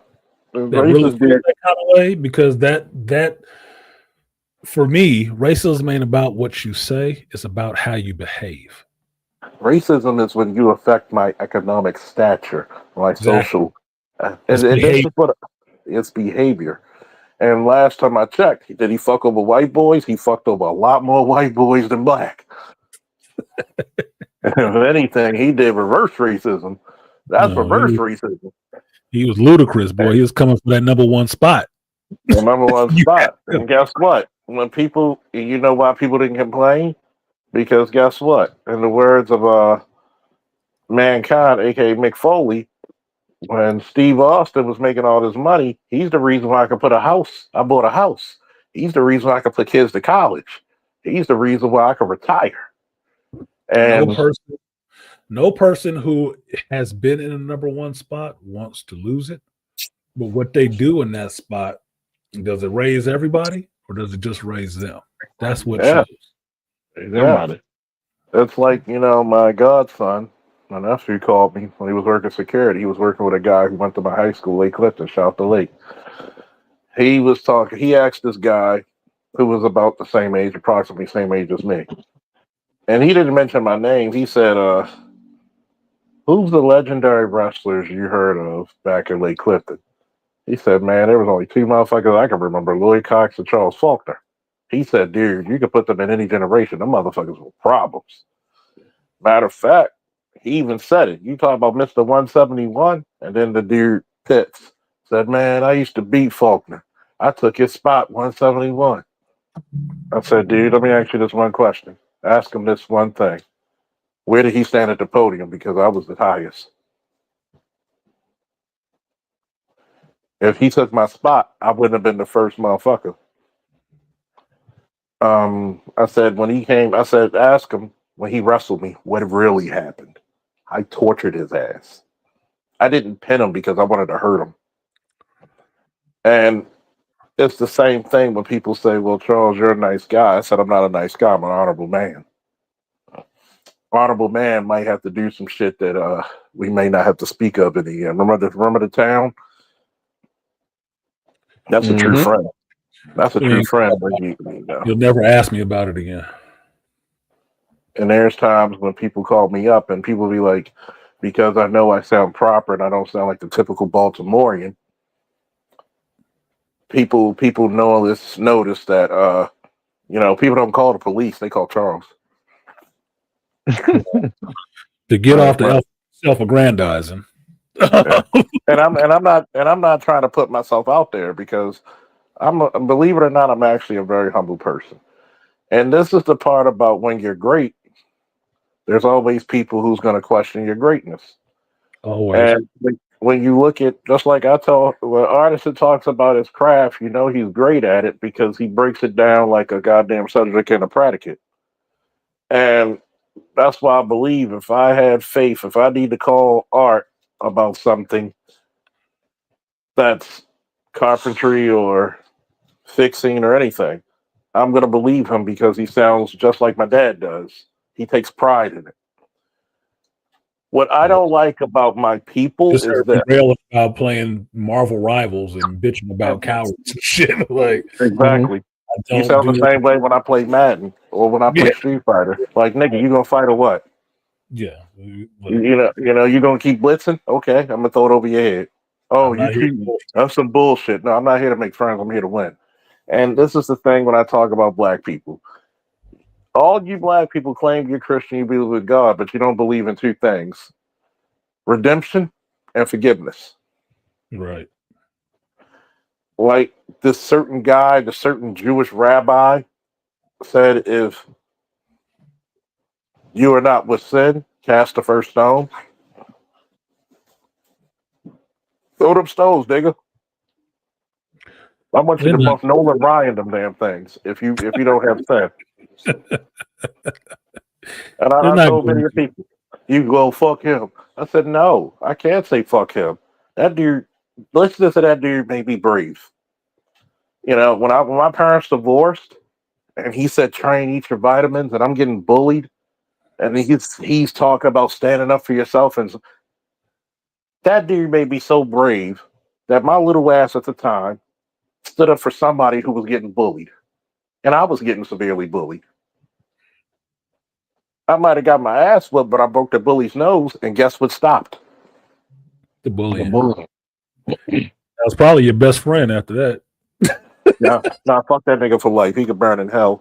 I said probably. I didn't say for sure. I said probably. It just depends. Oh, that nigga could burn in hell with 3 broken noses. But guess what? When he got mad, he had to remember 3 months your ass was in that fucking cast. So, salute to the host. Good ass whooping to make you friends. Good, as Charles Singer would say, a good ass whooping will cure what ails you. Yes, it will. And when I look at it, yes, even though my favorite all time is Bret Hart, and I'm going to take a leave of absence, if something ever happens to him. Ooh, good go. Time out. You need to knock on wood saying that. Knock on wood. Knock on wood with his finance wife too.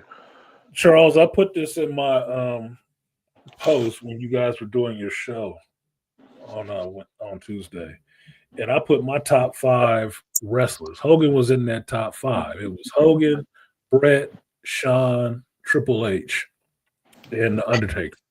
Right? What's your top 5 wrestlers? Because I don't. If you know anything about pro wrestling, you probably came up in the generation that Hulk Hogan was around. That's why you know about pro wrestling. Give me the big 3. There you go. Bret the Hitman. Yeah. Look at it. That's one of my favorites. Look at it close. I can't read it. You have to read it to me. I can see the signature, but I can't read what it says because the sheen. Matter of fact, it gets even worse. Autographs with the belt and plastic. Nice. That was a moment for me when he won the belt. Everybody gets a shot. Rule 1. Everybody gets a shot. I'm like, this motherfucker crazy. Let's go. Yeah, let's go. Why do you think all ass title runs? No, everybody, you want some? Come get it. That was my mentality, because if it wasn't for Bret, I wouldn't even been a wrestler myself. And because he was so technical. And it was funny because that was my mentality. Everybody said they want me. Come get me. I ain't too hard to find. Look, that motherfucker was wearing pink and you didn't take him for a joke. Nope. You gotta be a tough guy to wear pink. Whoop your ass in black and pink. And he had the hardest leather jackets too. Man. Came out with the pink shades on. I see fucking Seth Rollins trying to rock them big glasses like that now. I was like, boy, you ain't doing nothing but Bret Hart. You need to quit. Cut it out. and here's the crazy part is that you got guys who, and I'm glad Bret is getting his flowers more so now, because now you appreciate, if it wasn't for Bret, Stone Cold Steve Austin would not be who he is. No. If it wasn't for Put Brett, him I over, mean, he put him over Major, nigga. He put him over. him over. He put his career over. Quit it. I remember studying Steve Austin. How do you? And studying Steve Austin was nice as a bitch. Okay, let's not forget. There's a lot of WCW matches that we can name right now when we had Terry Bam Bam Gordy and Dr. Death Steve Williams versus the fucking Steiner brothers. You wanna hear hard hitting smash mouth Stan Henson versus Big Van Vader? I'm that old. Okay. I'm When 80s. you got that shit on a different channel to even see it, and this shit looked rinky dink as fuck. I was remembering this shit. I was the first time I saw Hot Stuff Eddie Gilbert, and he came running to the ring. I can't remember whose match it was, but he came running to the ring, and they fucking dropped a knee on the back of his head on the pavement. It was concrete floor, and they only had like tumbling mats on the outside of the fucking ring, and he dropped his ass on his face, and he supposedly broke his nose and shit like that. I was like, Hot Stuff, this motherfucker ain't hot as shit. Can't run into the ring. I remember Gentleman Chris Adams, the guy who used the super kick into the sharpshooter or the Scorpion Deathlock, which is a lot of people don't know that move was invented in Japan. Yeah, I forget the name who invented it, and you have a lot of people out there who don't even appreciate it. Like I said, dude, and it's like I said, growing up in the '80s and saying you're not a Hulkamaniac is saying you didn't breathe oxygen. Well, that's what I said, Charles. About I played the clip, the audio clip of him, what he was talking about and what he was saying that everybody was all emotional about. A minute and 36 seconds of like, who gives a fuck, right? Like, and what I said was, it's nothing that you couldn't hear some black mama in the hood saying to her daughter, "Get a rich nigga." Get a rich nigga. Your black daddy, if he gave a fuck about you. If the Same thing I said. If the Cosby Show was on HBO, you would have heard Heathcliff Huxtable say the same thing. Look, I use multiple examples of saying the same thing, multiple different ways, multiple scenarios about saying the same thing. I said the same shit about my daughter when I saw her in a picture on Instagram with some dude I didn't know. I was like, who the fuck is this nigga? Same thing. It's common for a father to want his daughter to be with the best. And from what I saw listening, and it's transcribed. I can play this shit again if I feel like it, right? It's transcribed. He makes a distinct difference between what he considers as a black man and what he was considering as a nigga. Same thing we do. Same thing Chris Rock did. There was a black billionaire. There's a black guy billionaire. This other motherfucker was a nigga because he was fucking his daughter. Yeah, and I'm gonna tell you what it was. I'm gonna tell you what it was, right? People don't understand the difference between class in our community. No, they think they don't. They do. They don't understand class because people be like, "What do you mean the difference of class?" I had to tell this one chick, "Can you hear the way I speak? That means my parents spend money on my education. That means they didn't believe in obsolescence." That word alone already tells you what the fuck my parents spent money on. We didn't get Jordans, nigga. You got an education. You got a better education than most college graduates. We didn't waste money on shoes. We did. My family didn't waste money on tennis shoes. We did waste money on books and education and trips. So that meant that you need to be well-rounded in the world and have something of some actual value, and not something of some status value. You had to have the more. one. And I'm sorry for cutting you off because you just said a mouthful. Pause. I give mouthfuls. You know what's sad? Every time my ex-girlfriend said, my ex-girlfriend and another girl I'm talking to said this shit yesterday. They were like, "You suck." I said, I said it was of course separately to each one. I said, out of anybody, I don't suck a lick. Get out of here. Yeah, I don't suck looking at nipples. What are you talking about? Like, be precise. Let's get precise in the language. Let's get precise in our language, okay? And it's like this. My parents paid for me to go to Germany when they believed, and trust me, they said, "Do you think you're good enough?" I said, "I could get on the podium. Hell yeah, I can get enough." When you see a bronze medal from a guy who didn't touch a sport till he was 14, and he was 16, and he gets a bronze medal, what the fuck do you think that says?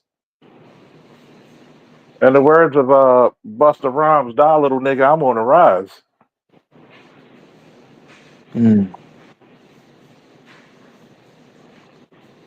But like Charles, going back to like what you said, talking about black people don't believe in class. BGS talks about it, and like a lot of scholarly people, I think Dr. T talks about it too. The concept of flat blackness, where blackness does not exist in terms of there's no hierarchical structure. There's only just everybody, regardless of how much money you have, you're all on the same playing field. I'm glad you said that way so eloquently. But black people believe in that. They feel like the majority, I think, feel like they have to, because there is no real aspiration or there's no ability to rise above the station in class that we're forced into by the society, right? And so any one person's attempt to try to move into different social strata is going to be met with ridicule and social policing. To keep the whole paradigm the same, right? Because if any one of us, if all four of us are flatly here and Charles tries to move up, whoa, nigga, what are you doing? We all black, we all together.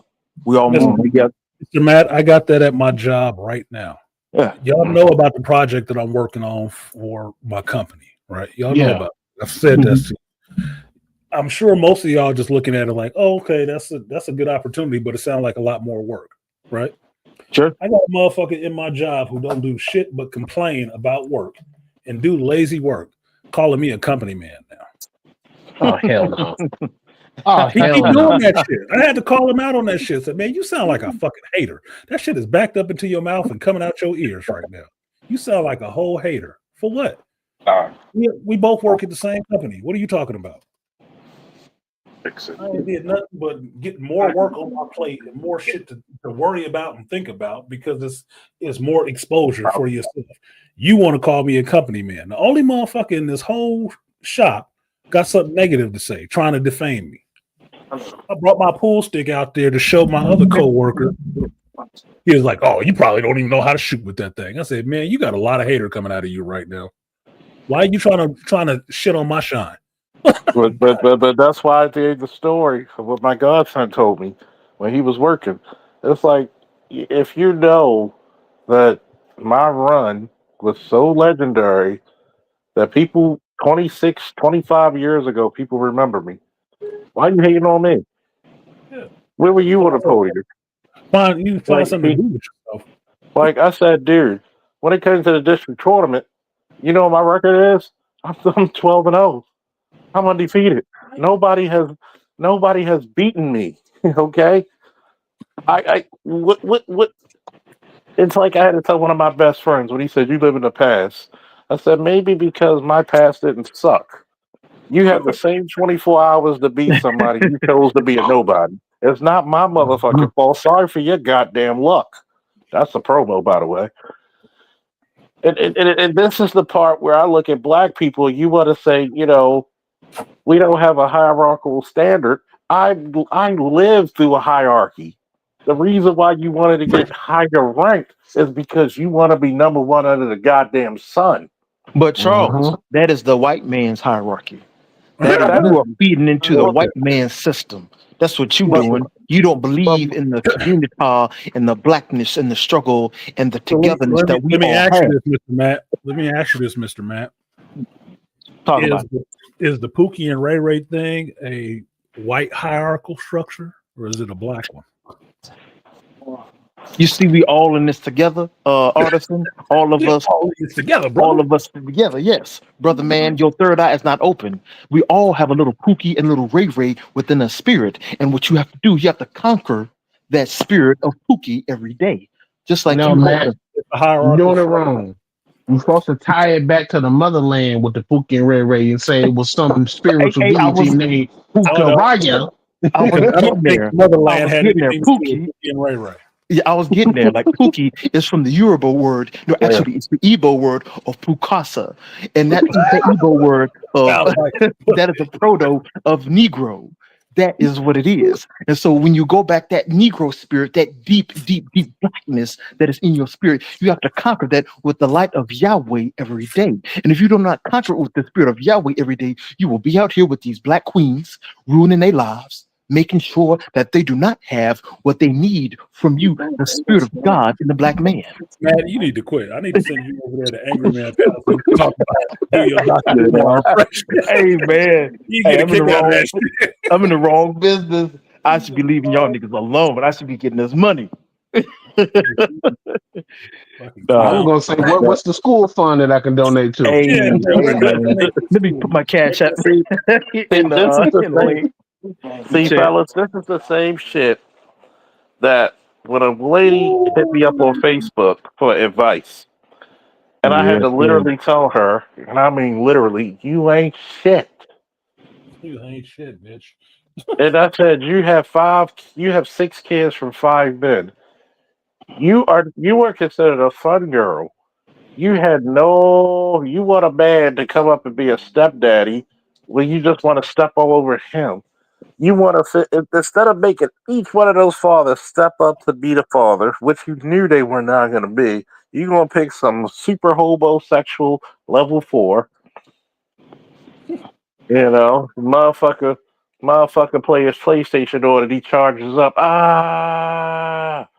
She You ain't a know, fun girl. She an easy girl. you're That's an all. easy girl.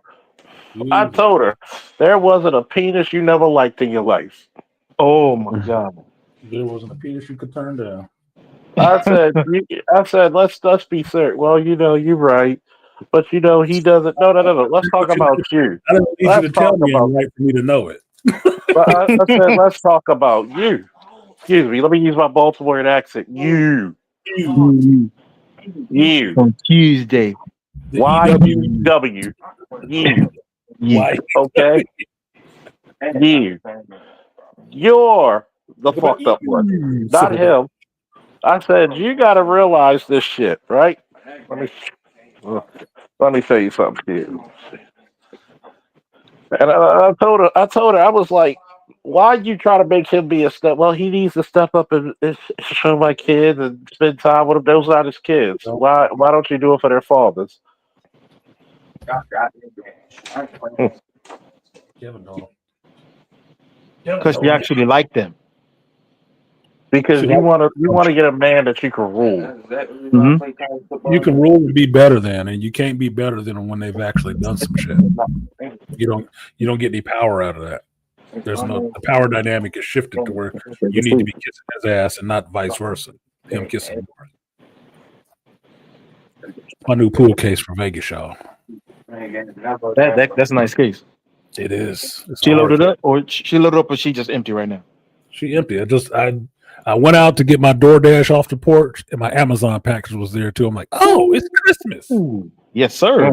GG say, "Gimme's and grab'ems." I got my shit today. Yeah. Shout out to Jay. Shout out to Christmas GG. came. Christmas came early. It's one of those things where I look at life as a very beautiful thing. It's funny. Oh my goodness. Oh my god. I'm Do it. gotta get to. Oh my goodness. I gotta do a Ric Flair slide real quick. You know what? You know one of the newest chicks I'm talking to used to be Secret Service. What? All right. Man, dating G.I. Jane out here. And she could cook. I said, I'll bring the chicken, you bring the seafood salad. I'm all for that. I just got a picture from JT yesterday, and he was like, "Chick cooking." He sent me a picture. Chick barefoot in his house cooking up food for him. I said, "That's what's up. That is what the hell is up, man." Oh, wait a minute. Now here's the answer to the equalizer question. We know who cooks for you now. you know. She ain't got on the good foot, and she barefoot in the kitchen cooking him up a meal. I said, Oh, next wait a minute, time, you wait a be minute, butt artist. I'm naked in allowed your to see you. daredevil shirt. I'm, Hold I'm on, allowed to Charles. see you though. On the stream, man. So I can get my joke off. Oh, I'm sorry. I can't ruin your stick. Sorry. Well, it's not a shtick. It was actually something I was saying. But I told him, what I told him was next time she needs to be barefoot, naked in your kitchen, cooking food with a daredevil shirt on. Oh yeah. And then a debauchery. I mean, what the fuck? She was only wearing a Nah. pressure shirt last night. And I said, well, that counts. That counts for something. My She cooked brother. I will only disagree with you in this factor. She needs a daredevil apron that says Hell's Kitchen. Oh my god. Yo. My brother. My player. The Poon Slave.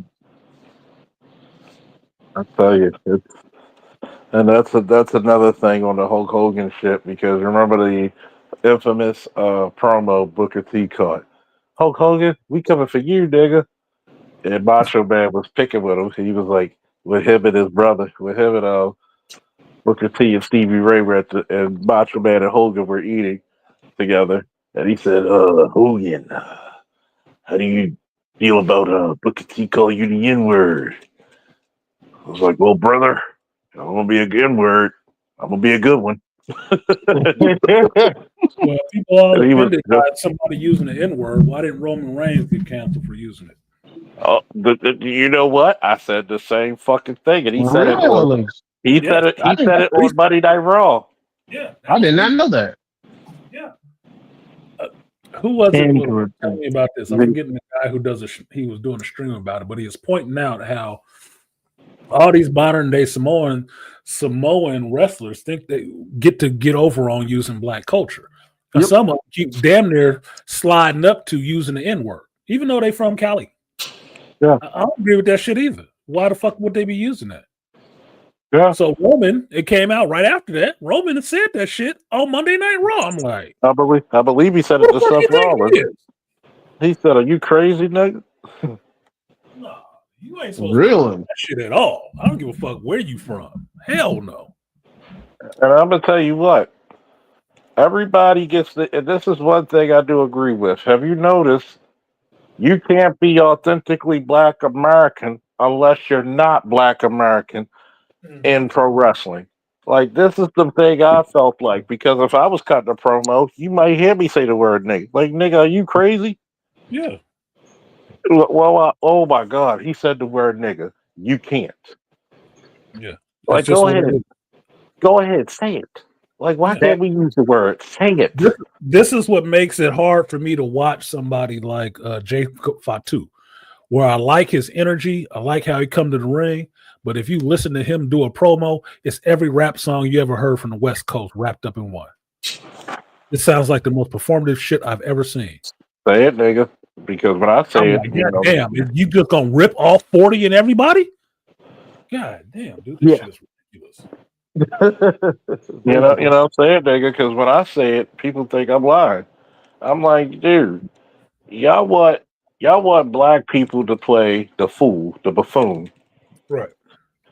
Our Truth, when he won the NWA World Title from Ken Shamrock in TNA, I'm going to tell you a little tidbit that's scary. Our Truth was the first black man to hold that world title, which is the oldest known world title in America. By the way, he's the only black champion to ever hold the NWA world title. And it's been almost, 20 years? Mm-hmm. So, and when R-Truth was the champion, he was not the R-Truth you seen playing the buffoon. R-Truth was very serious. Or the killings. He was Ron the Truth Killings. Yeah. And God knows the truth will set you free. Hey. Yeah, he was not Y'all that better. R-Truth in the WWE. That was Ron Killings. And he was taken very seriously. So I don't know. I can't get overly emotional about a word that us as black folks throw around all the time. Mm-hmm. It for me, it's not. It's about the wishy-washy policing that goes on. It's like you can only police the quote-unquote community at large. Only polices it in very certain corner cases. It's like a really bad baseball umpire. It's like you called that, but you're not gonna call that. Like it's the same thing. Like no, it's not. It's different. Well, why is it different? Oh, it's because like it was a centimeter this way and not that way. I'm like, what are you talking about? Like it was a dude who's not black said it. No, but he looks a little brown, so we can give him a pass. Like, which one is it? Like, if you have some consistency with like this, that bullshit you're shoveling to me sounds looks a little brown. Yeah, I mean, we all been to baseball games. It's like that's some bullshit, and he's like, no, it's not. I called it that way. That's what it is. I'm like, all right, bro. That's Get the some whole reason consistency. people has the culture of cussing at referees anyway. Refs and umpires. I grew up in the era where Billy Martin would charge out there and get up in an umpire's face, start kicking dirt on his shoes and shit. Like this motherfucker, cussing them out and having a whole fight with the bleachers clearing out. Mm-hmm. Why? Bullshit is bullshit. Umpire's a motherfucker. And that's why, like, I find myself getting angry with certain people. It's like you vociferously come at this person for what they said, but then a slightly different person in the same field says it. Oh, now it's okay. Oh, it's about emotionalism versus the word. It's not.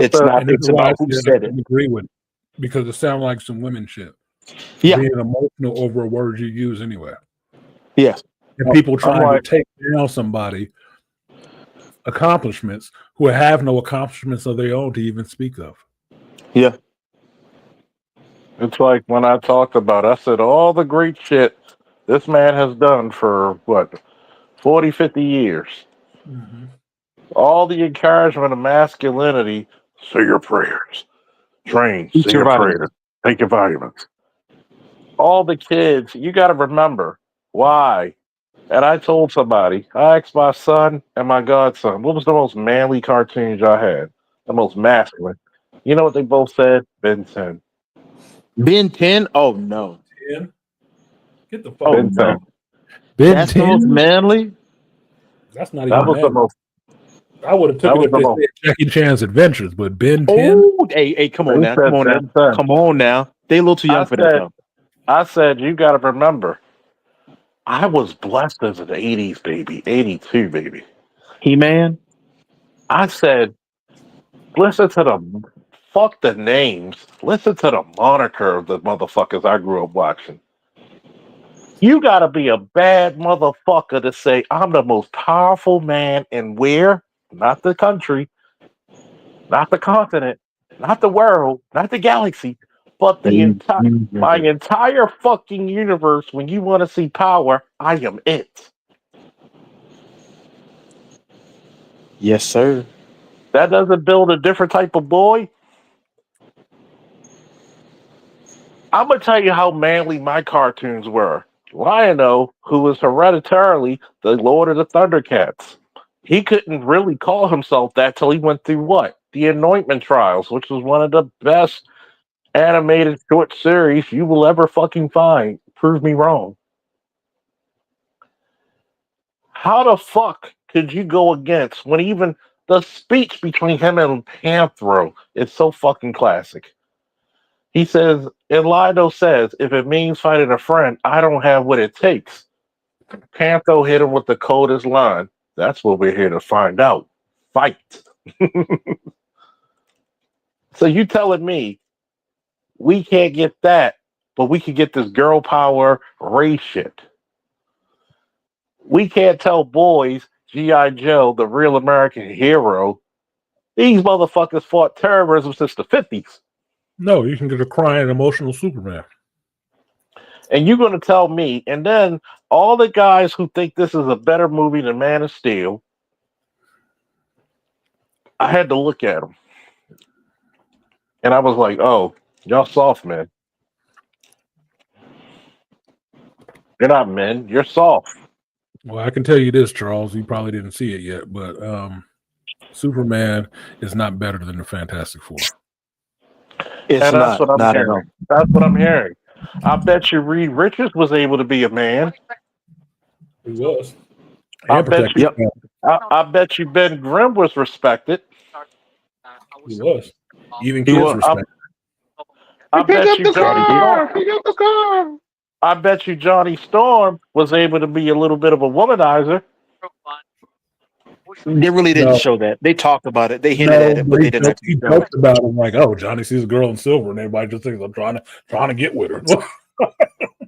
They I joked bet about you. it. I bet you. Reed Richards didn't have to wait for Susan Storm well, Susan Richards because they're married. I bet you he didn't get questioned about if he had to stop a war. No, he got questioned about the dark thoughts he was actually having. Yeah. Like, oh, you really was thinking that shit, wasn't Which you? happens though.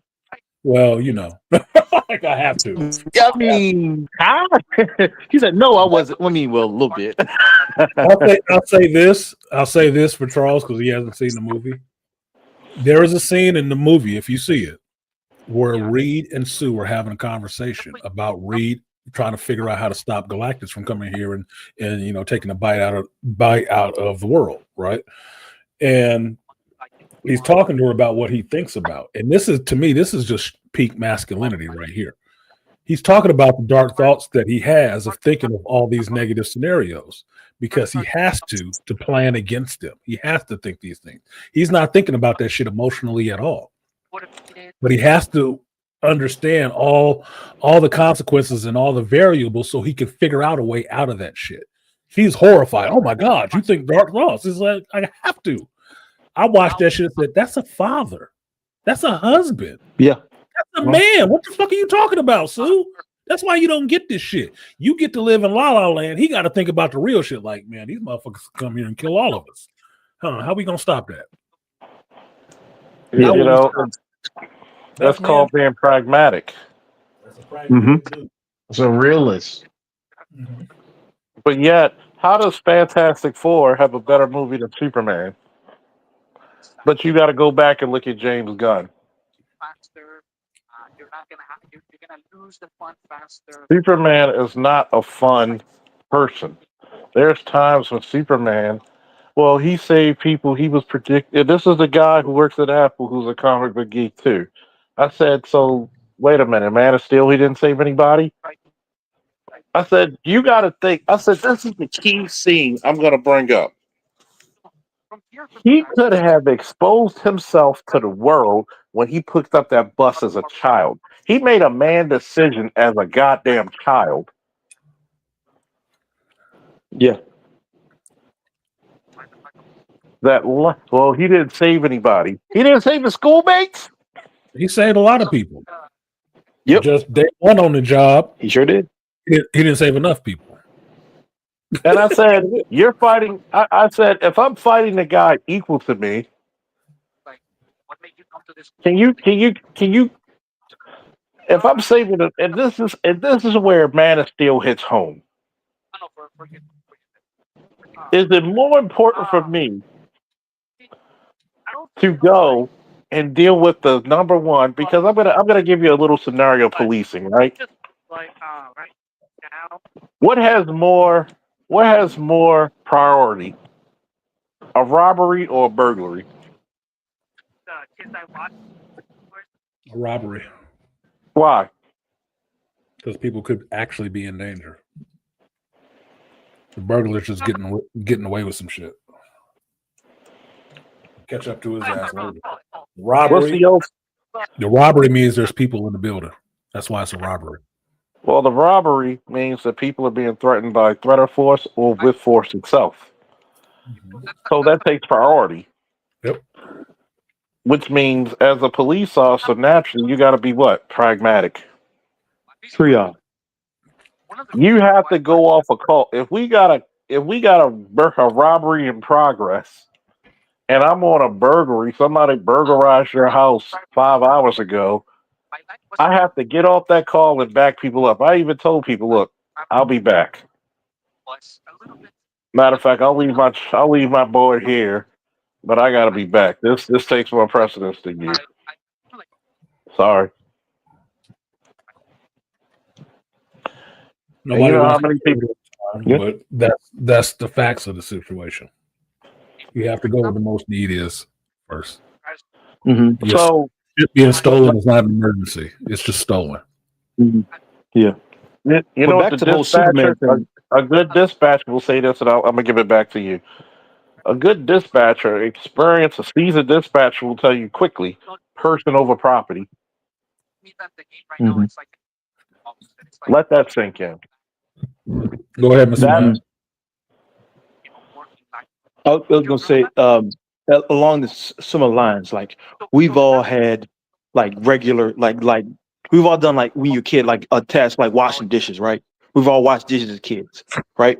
But if you ever had like a job where your job was to wash dishes, you weren't the best at it day one, right? Like Superman, when he first saved those kids on that bus, that was him fulfilling a task. But when his job was to be Superman, people expect him, oh, he's gonna be perfect at it. Like, no one's ever perfect at a job the first day they step on. They step on it. Like you're not. That's not how jobs work. It's a job. You're going on day one. You're gonna, especially when you're just thrown into it. You're not gonna be. Well, you don't have anybody to help you to really show. You gonna fuck up. Yeah. And he fucked up on his first day being Superman. Like Yeah. for people to Not be like, to oh go, yeah, he's a bad Superman.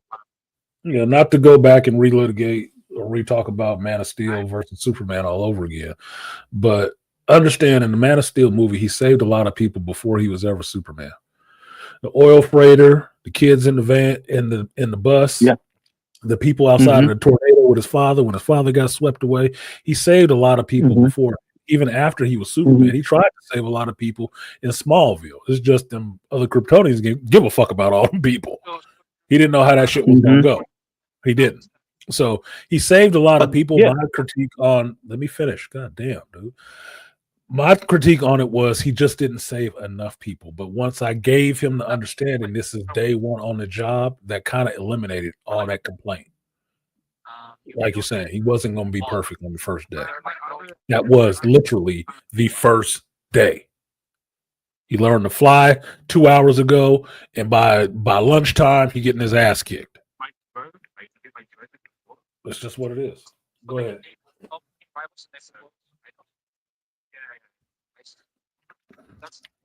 I mean, that was pretty much it on that. But yeah, the comparison between not Man of Steel, Superman and Fantastic Four, kind of going back to what your review was it yesterday or was it the day before? I did a reaction. Your little first impressions. That was yesterday, right? Yeah, the reaction was yesterday. The review won't come in today. Gotcha. But like the emotion behind the things that like kind of the similar beats where there should have been more emotion, like Fantastic Four, not to give away any spoilers. Don't definitely hit more for me. I'm just saying, like the emotional beats, like the points where there was supposed to be like you're supposed to feel something. Like I felt more in that scene. I may have felt something in Superman, but I felt more of that emotion in Fantastic Four than I felt in Superman. Does that make sense? Yeah, I'm not stupid. Yeah, well, fair enough. Yeah, no, I said the same yeah. thing earlier. I felt more in Fantastic Four than I did in Superman. It just it different. And mind you, both of these superhero movies, by comparison, Superman was supposed to have been Superman in James Gunn's movie for like 3 years. Fantastic Four has supposedly been Fantastic Four for 4 years in their movie. Yes. They show more competence at doing their job than Superman showed in 3 years of doing his. Facts. Just what it was. It hit different. They had more emotional charge of leading people rather than Superman was barely seeming like he was respected by, I don't know, the woman he trying to date. Fantastic Four had more respect. They did. Maybe because they wasn't running around acting like some whiny bitches and actually helping humanity and trying to lead them into a better future, other than thinking that I'm just here and I just want everybody to like me. Mm-hmm. I'm just saying. And also, Reed felt smart. You did. You got more science out of this one. He just felt it on screen when he said something like, you know what? I don't know what he's talking about. I don't know what those calculations mean, but I get it. I felt like he knew what he was saying.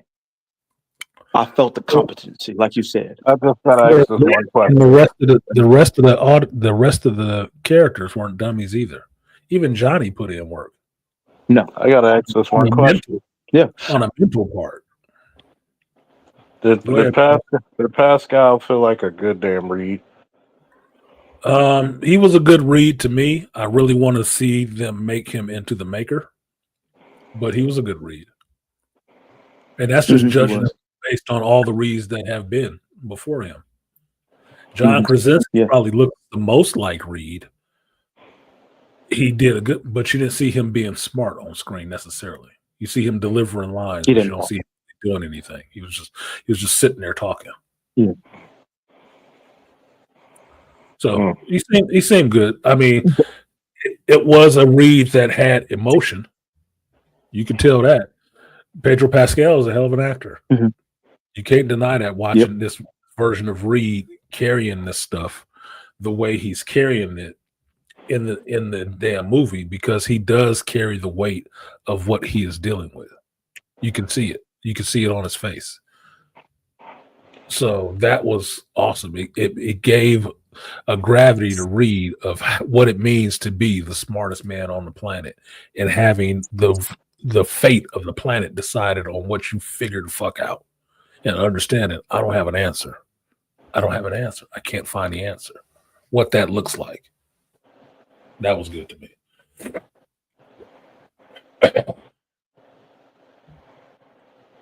Michael B. Jordan was a master mechanic. I like Johnny is shown as competent mentally. Yeah, they made Michael B. Jordan a Black Storm, a master mechanic, just so they could say he was street racing. I'm like, a master mechanic, but all he's good at is street racing? Come on, man. Everybody in this Fantastic Four movie shined in one way or the other, because I can tell you this. Ben Grimm, this is the first time you ever seen it depicted on screen. Ben Grimm is a hell of a pilot, nigga. Oh, you just gonna say that, artist? He's a hell of a pilot. He flies ass off. And by the way, Ben Grimm's people forget in the comics, for him to be a pilot in the Air Force, that means he was a commissioned officer, which means what? He had a college degree. Ben was smart, and he was a hell of a pilot. They play that up in this. That's what I can say about this movie.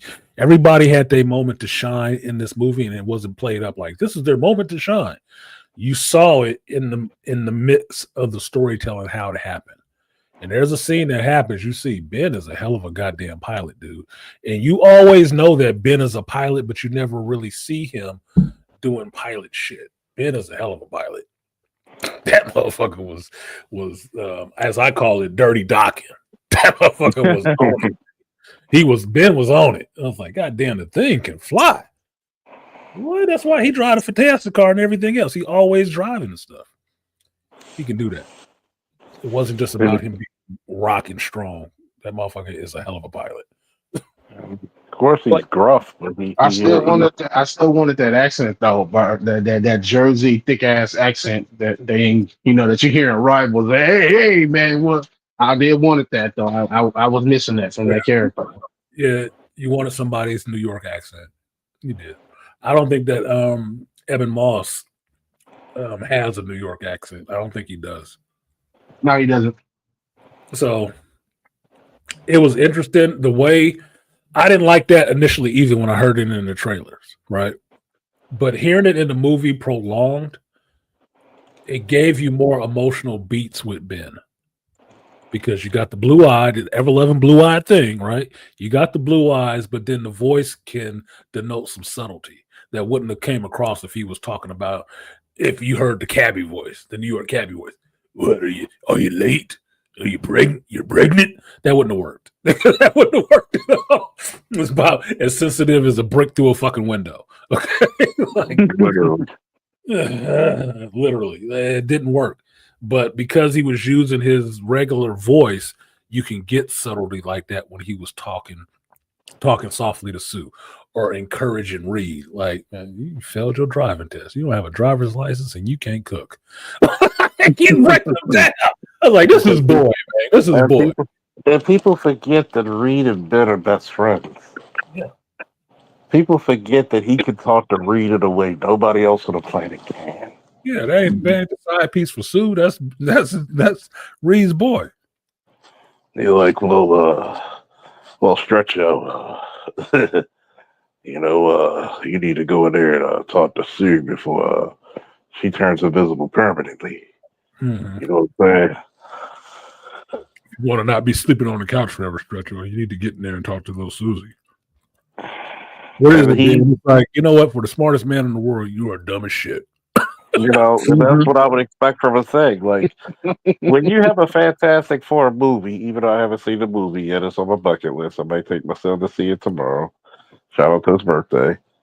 And we going to Kobe's to get some Japanese fucking Kobe steak. Fuck y'all. Yeah, so you should go see Fantastic Four first. Then get the Kobe steak. Like, thank God, humanity is saved. We can have Kobe steak.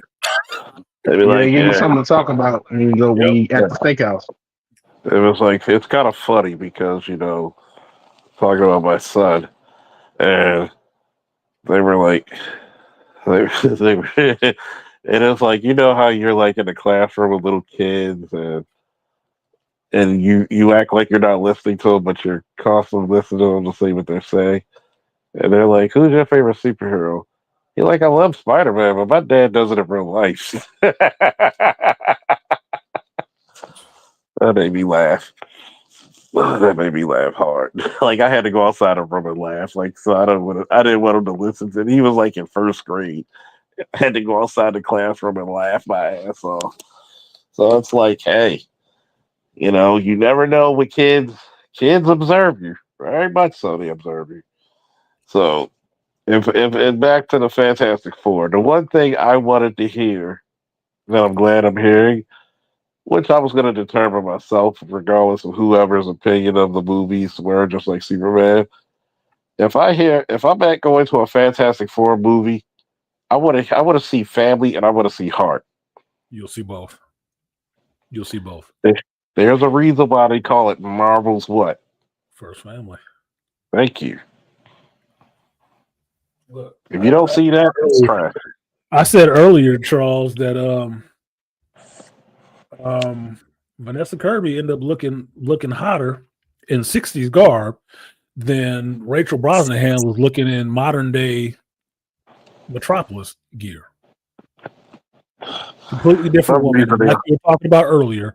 Class versus what we got nowadays. Yep. Trash bag. That's what it looked like. Trash bag. I'm like, bro. She was carrying her weight. She was carrying that shit. Not on that feminist shit. She was carrying that shit. There's a couple of scenes like, God damn, Sue got ass. You better turn invisible. I'm looking. I'm looking.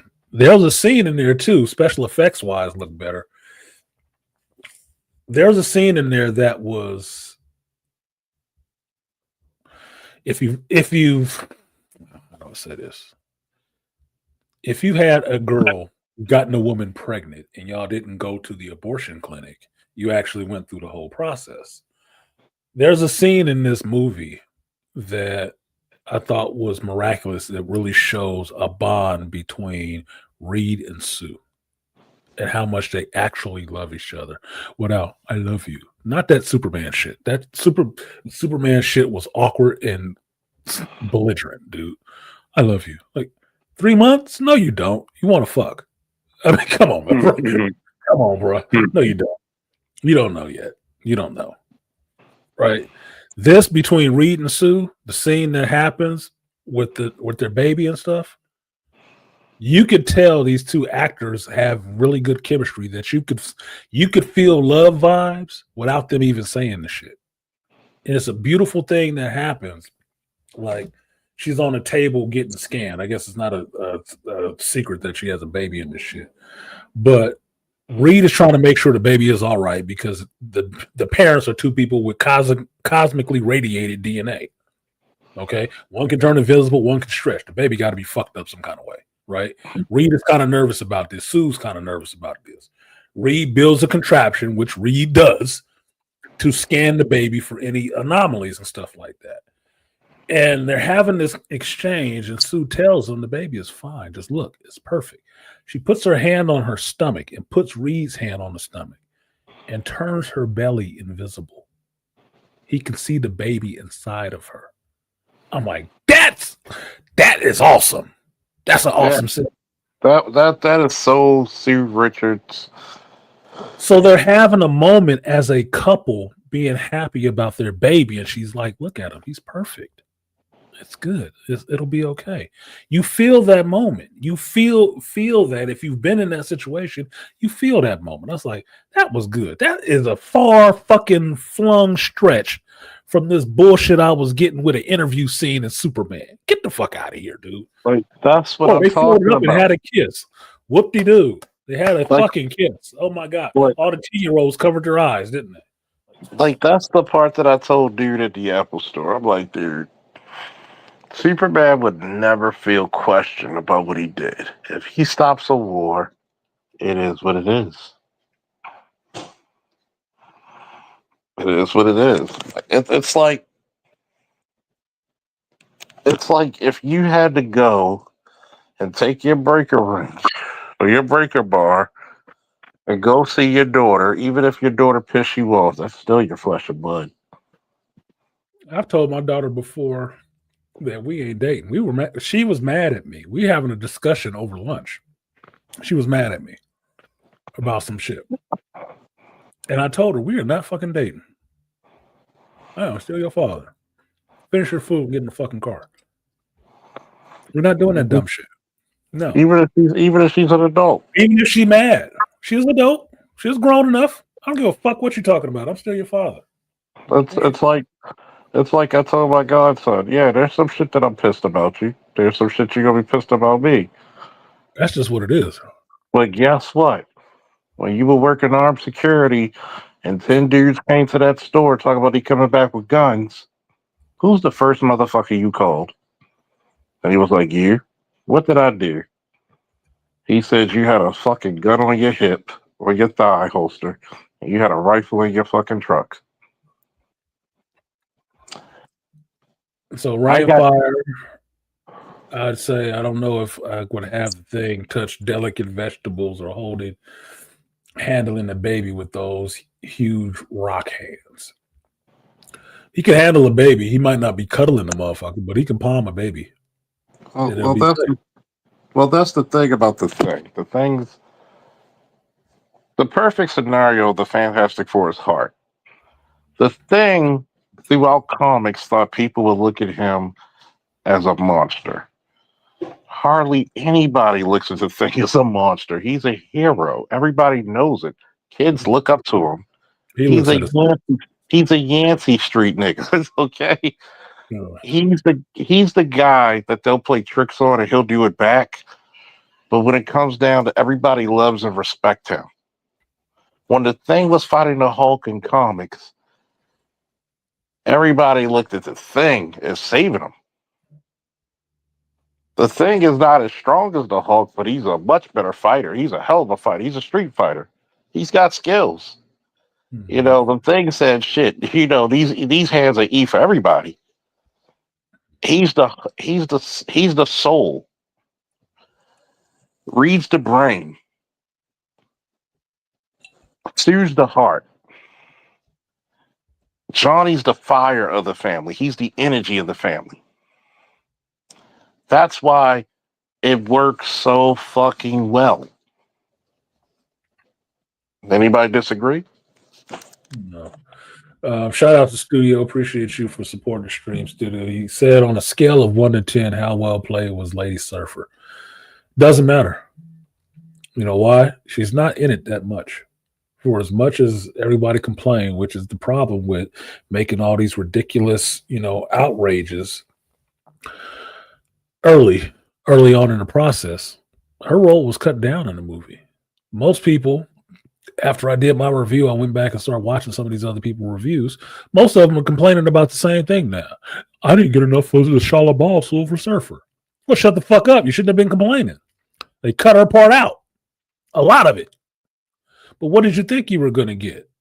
If you saw Rise of Silver Surfer, you got the backstory because they just pulled it from there. You know the backstory of Norrin Radd. Well, it's the same thing for her. Only difference is they had a lot better CG scenes with her surfing on her board and shit like that, which looked kind of cool. I always thought they should have got an actual real life female surfer to play that part, because then it would have looked more believable. But on a 1 to 10, you couldn't even grade it because there's nothing to see really. She's there, she talks, she emotes at some scenes, blows Johnny off at some scenes when he's trying to talk to her, like, oh man, like, oh fuck. Hopefully she ain't going that way. But otherwise, she was there and then she was gone. Can't even be ranked, really. She didn't do anything to fuck up the movie. Put it like this. Enough of her in there to say you know anything more about her other than the Silver Surfer origin. I always say think Captain Marvel in Endgame. The amount of time you saw Captain Marvel in Endgame is the amount of time you see this character in this fucking movie. Oh, he brought up fucking Captain Marvel. This is what you doing today, B. So you just keep poking at my emotional scars. First Blade and now Captain Marvel. You ain't shit. Gotta be a friend of yours to do shit to you like this. Your enemy wouldn't fuck with you like that. You brought Captain Marvel into the conversation. Only Beastly can do. Only Beastly can do some beyond Omega. Excuse me. Goddamn drinking. Beyond Omega level niggatry.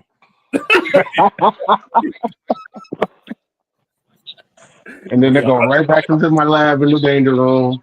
Go back into the danger room. Work on this next piece of shit. I was like, this is the reason why we call him a beyond Omega level mutant. Why? Because no other mutant can conduct such niggatry in such a short time. That's a dark beast. Fucking asshole. His niggatry shut down Dr. Doom with one statement. Oh, what? Yeah, dude's gonna go drink. Yeah, I think if you saw Fantastic Four, I'm thinking you might like it. It does have a strong family message in it. Everybody stands up, nobody quits, and there is some masculinity on display in the movie. There is. You got 3 male leads, in a sense, in the movie, and you see it. Everybody ain't blubbering. Everybody has some emotional depth to them, but everybody ain't fucking crying and shit to let you know, I'm emotional. No, nigga. Everybody gets a chance to shine. It's 4 of them. Everybody got a chance to shine. You saw what their skill set was in that. But you will see a lot of pulls from other movies in it too. Mainly Rise of Silver Surfer. I pulled a lot of stuff from there. Just what it is. But otherwise, I thought it was a straight up movie. I left feeling good. I even laughed at one of the ending scenes in it. I laughed my ass off because I've been there. I've been there as a parent. Look, the scene happens in the movie. I start explaining the shit to the screen. Like, no, you got to go over this. It's hilarious. It's just fucking hilarious to me. All right, fellas, I gotta leave because my boys are texting me to join this Red Dead Redemption. Oh, here we go. We're gonna go hunt down clan members. A hunting party, kill them all, and let God sort them out. And even he said, "You know what? I'm gonna go do golf." Yeah. This is one of the things I like about the movie. It focused mostly on the Fantastic Four. Yeah, it was mostly about them, mostly about the family. And building a new family onto your other family from an established couple. That's why if Reed and Sue had said, I love you, I would have bought it. They've been together for years. Just call the Superman phone. and Lois had only been dating for 3 months, and they were still secret. I love you. No, you don't. You lustful. You want to fuck. Shut up. Like, come on, You bro. want me to pick you up in the Secret enough because Perry figured that shit out after he went in that damn room. I was like, oh damn, Because everybody that knows. shit was obvious. That shit was Right. obvious. If somebody did that to you at work, one of your female coworkers just saw you. Can I come talk to you over here for a minute? Oh yeah, sure. We're gonna walk over here in this closed building and stuff, not out in the open. What the first thing people gonna be saying? They Oh, they fucking. fucking. They Oh fucking. yeah, of You know, course. me and this one police officer were messing with each other for so long. Nobody knew till way after we stopped talking. They were like, "Y'all were messing with each other," and we just looked at them like, "No." They were like, "Why do you think she gets so emotional?" Even when we went to go see Black Panther as a squad, and she just got back from shoulder surgery, and my knee was fucked up, and I was in a knee brace on crutches, and we're making jokes about. She was like, "Do you need help walking down, cripple?" I said, "Raise your right hand, motherfucker." And then the sergeant, he's like, "Oh, y'all look like an old couple." And we both simultaneously said, "Shut the fuck up." So it's little nuances. Let me get my repeater rifle. Get your repeater. Get that old Henry repeater. Yeah, actually my weapon of choice is a 12 gauge. I'm gonna blow a hole through your ass. That's what she said. You know, Hulk Hogan out. What you gonna do, brother? Well, Hulkamania runs wild on you. Woo! And leaves with the Ric Flair woo. No. Let me a Anything sad less note than with Ric Flair though. Don't say They're all that. gonna be in mourning for a month. Ric Flair go. I'm still in mourning with Hogan. That's okay. I've been watching old wrestling videos, old promos. All right, what y'all got? About 6 hours in, so it's almost 7 hours in. That's what I was saying. So what we talked about? Malcolm talked about Malcolm, right? Yeah. We talked about Hulk. Talked about See, Ozzy. now you let me know you didn't watch the beginning of the show. I'm saying I'm going over. I'm saying, wow, that's crazy. No, don't do that. I'm going up. I'm going down the list. Wow. This one of these Johnny come lately, mom. That's crazy. Wow, man. That's bruh. Come on, man. I'm just going. Go keep No, you keep got me. saying No, what you're no, man, saying. you got me. We talked about Mouth. We talked about Ozzy. We talked about we just talked about Hulk. We talked about Fantastic Four. We rehashed the Superman thing. Shoot, man. What else is there? Shoot. What, you think there's anything else? I don't know. I mean, do you want to get into what's coming up? I'll tell you what else is coming up. I'll tell you right now. Here, I'll do this for you guys because I'm not usually a one trick pony.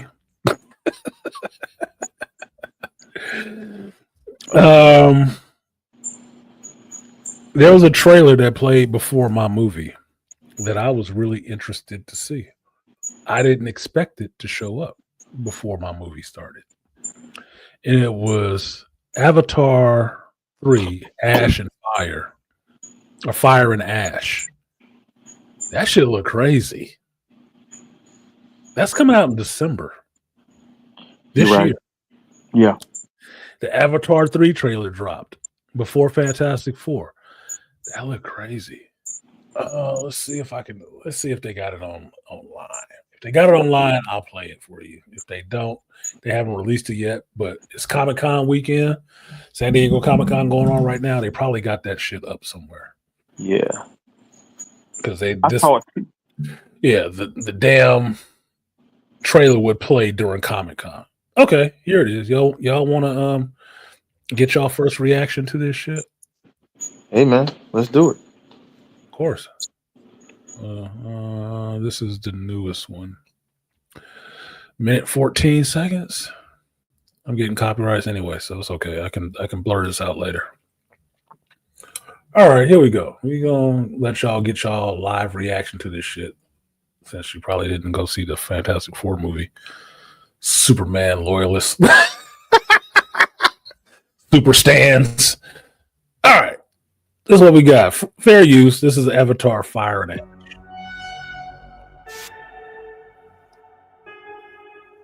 Pandora is more than just a planet. This is not the trailer.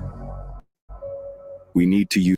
It looks like a fan-made trailer. Well, you know Disney probably gonna have that under lock and key. The only time you're gonna see it is during the Fantastic Four trailer. This is a different. Unite all the clans to face this new danger. This is not it at all. On the theater. We are the children of fire. What the world? Forest will die, but we will rise from its ashes. What is this? The Ash people. They've finally come out of hiding. We fought before, but this is different. The Ash people don't just want land, they want everything. You will never take Pandora from us. Burn everything. Okay, this looked like somebody's fan-made trailer. What in the AI? Yeah, what in the AI fuck? I told y'all how much I hate fan-made trailers too. Yeah, that's not that I bad. don't respect you.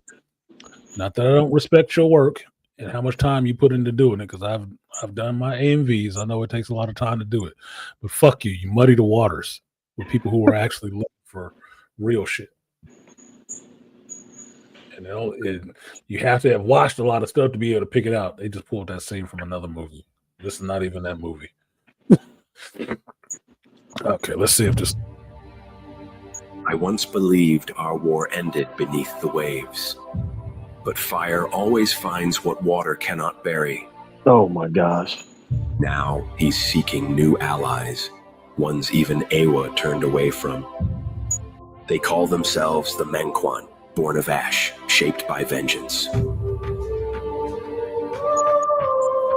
Their leader, Varang, she's not just a warrior. She's the flame they follow, a voice that defies Awa. This is some of the clips from the trailer that played. She sees our love as weakness and our faith as a lie. She'll learn one thing.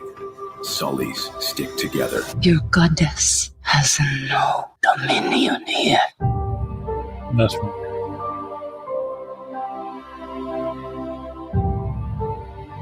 This must have been some early fucking trailer shit. This is not the one that they just showed before the movie. So it hasn't dropped yet. What's that? So it hasn't dropped yet, I guess. It's only in theaters, I guess, they're showing it? I guess. This one was Disney. from 5 days ago. This one was from a day ago. This one was from 5 days ago. This is not the damn. I guess that one hasn't dropped yet. Because I hadn't heard about it. Because that's what I guess you're talking about. I hadn't heard about it at all. And then I saw it. It's like, oh snap, they come out with another Avatar? Because I heard no news about it. No, it was always coming. You know, it just takes a while for them to do these goddamn movies. But in terms of like, there was no fanfare with it. No, they didn't advertise it. This was the surprise reveal, as far as I know. Mm-hmm. It looked pretty cool. Basically, they have airships and shit like that. You have this other clan that's wearing the red and stuff like that, which is the Fire Clan. And what it looks like from the trailer that I saw before Fantastic Four, that sergeant who got put into that Avatar body, he goes to those fire. I keep wanting to call them, trying not to call them Fire Nation, but he goes to them. You're not wrong. Those fire people, and I think he gets some training. He ends up having his own flying creature and shit like that too. I'm like, boy, he learned their ways. That's a problem. And it also looked like they side with the humans too. Yeah, they do side with the humans, and they end up in a big like battle royale where Sully gets captured and brought back to the humans too. I'm like, shit. you're gonna get murdered, bro. I want to know how much time has passed since this last movie. That's all I need to know. I just need to know how much time has passed since this last movie. Because if it's been 3 years or so, you did a lot of dirt in that time, homie. It's problems. They still got Spider, his son. It's gonna be a problem. I think he's coming back for his kid. I think he's coming for his kid. After all that time of being with the Sullys and shit like that. I wish I could show y'all the trailer so I can explain the rest of it. Because I only got to see it one time. So maybe it'll come out next week, probably Tuesday or so, after this San Diego Comic-Con shit has died. Damn, I'm mad they don't have it online. Excuse me. Like, that should have been up online the minute you put it in the theater to show it. Yeah, it should have been up usually a day after the movie that comes out. So it's like Saturday. Oh, or at least. Oh, this looks like the one. Hold on. This looks like the one. Let's see. Let us see. Don't worry, I'll fix all of this in post. Like a Marvel movie. In the heart of Pandora, a new storm awakens. The sky once brought rain, now it brings fire. The ashes of the past have returned to burn what remains. They came once for resources, then for conquest. Now, they come for vengeance. Old alliances will be tested. New warriors will rise from the embers. And the soul of Pandora will be forged in fire. This time, it's not about survival. It's about rebirth. Through fire and ash. It's like a video game.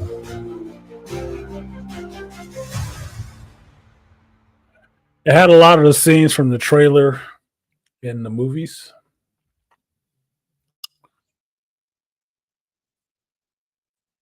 Shut up, Snarky. You cute hip having ass.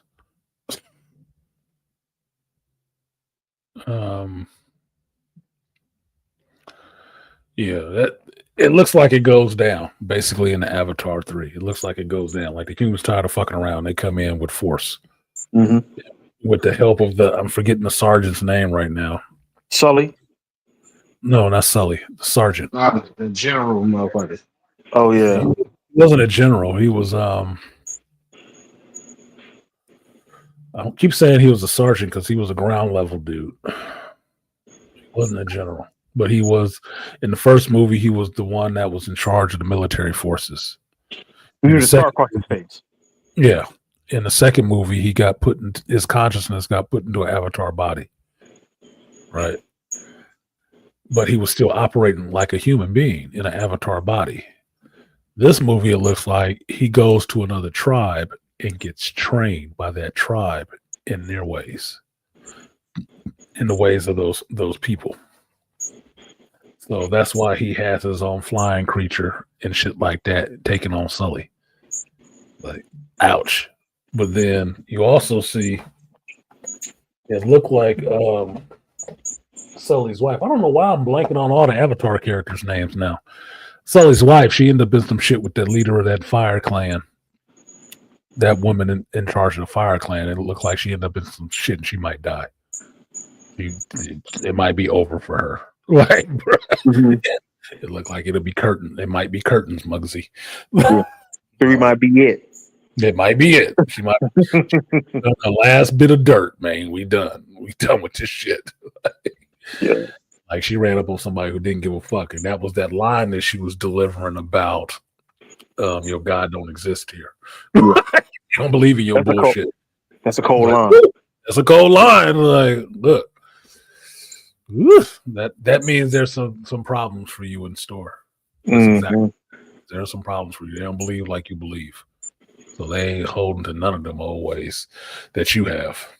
This looks like Empire type of film where the heroes might lose this one, and we'll have to come back for the sequel. Yeah, it might not be a sequel for you. That we already know. James Cameron said that he had enough story to do like 4 or 5 of these movies, right? And the second movie already introduced the kids, so the story will go forward with the kids. But you have Grace's, Dr. Augustine's kid, who has some connection to Awa, right? See, it's coming back to me now, don't you? Old folks. Old folks. So Sully, at a moment in that trailer, tells her to use those abilities. You have this connection to use it. So she's going to have to, tap into the hive mind, planetary consciousness, and do some shit. So I'm waiting to see that develop too. Damn, I haven't seen Avatar 2 in a while. I might have to watch that again today because that shit was beautiful. Yep. Might as well use my Disney Plus. I watch shitty movies on there. I can watch a decent one. I was gonna rewatch the Fantastic Four 2, Rise of the Silver Surfer after this. You should. You should. The good thing about these 2 movies coming out back to back like this, Superman and James Gunn's Superman and Fantastic Four, is you can go back and watch the movies that they are actually supposed to be newer versions of. Man of Steel is really close for people to watch Man of Steel, right? Mm-hmm. I would suggest to you, go back and watch Superman Returns, then watch Man of Steel to see what the improvement over Superman Returns was with Man of Steel, and then watch Superman by James Gunn. So you can see it's not really a divorcing of the Zack Snyder verse in a sense. You're just getting back to that dumb shit that we didn't like anyway. That's all it is. Because Superman Returns, Man of Steel was a direct parallel and opposite of it. So to say that James Gunn's Superman is the opposite of Man of Steel, it just means you're jumping back over it and going back to Superman Returns, which all it did was copy a lot of parts, or still a lot of parts, from Superman 2 anyway. So it just is what it is. But Fantastic Four, it pulls a lot from the Tim Story movies, who they don't want to give any credit to. Folks want to say shitty. Go back and watch those 2 Fantastic Four movies. Tim Story. Right. And then watch new Fantastic Four. They said those movies were bad? What's that? They said those movies were bad? Yes. That's crazy. Good word. I was a teenager when they came out, man. Yeah. I was about a teenager when those movies were it, bro. Yeah. Lawrence Fishburne's Silver Surfer was terrible. Get the fuck out of here. All that you know is at an end. What? Come on. I'll tell you this. You saw the new Fantastic Four movie, right? Of course, yeah, I did. And you saw my reaction. Yeah. Okay. So was I wrong about the same scene being used twice? Johnny Storm grabbing onto the surfer's board and the surfer taking his ass up in the damn near upper atmosphere and dropping him off? Was I wrong? No. That not from Rise of Silver Surfer? Almost shot for shot. 100% identical. So what are we talking about? Yeah. That was awesome. Yeah, it was awesome the first time I saw it too. Sure was. Actually, the first time it had a little bit more. It was more of a chase thing. There was not really a chase thing in this one, in the newer one. So it was like, oh, he's just trying to get her after her, but she was leaving. Yeah, it wasn't trying to bob and leave and whatever. Yeah. In the Superman Rise of the Silver Surfer or Fantastic Four Rise of the Silver Surfer, he wasn't given no blessing. That motherfucker was chasing him and keeping up with him. And he turned around like, what the fuck? Yeah, he hit him with that. Nah, bro, you good. Yeah, what the fuck? Get out of my fucking face. Get the fuck out of my face. I got shit to do. I'm a herald, man. Time for this shit. He checked his ass. Yeah, he did. He checked his ass. He didn't give him no blessing. Just get the fuck away. But you've seen the Fantastic Four movie like I have. Mm-hmm. Did you not see the same type of? I'm not trying to spoil it, but did you not see the same type of shit happening with the Surfer? Yeah. Same The part. arc is very similar. Well, I'll say that. Similar. Very similar. So, Suspiciously. yeah, I like the movie, but okay, Marvel got to do, their version, they way with their stamp on it, but they still took from the Fox shit. Definitely. Just saying.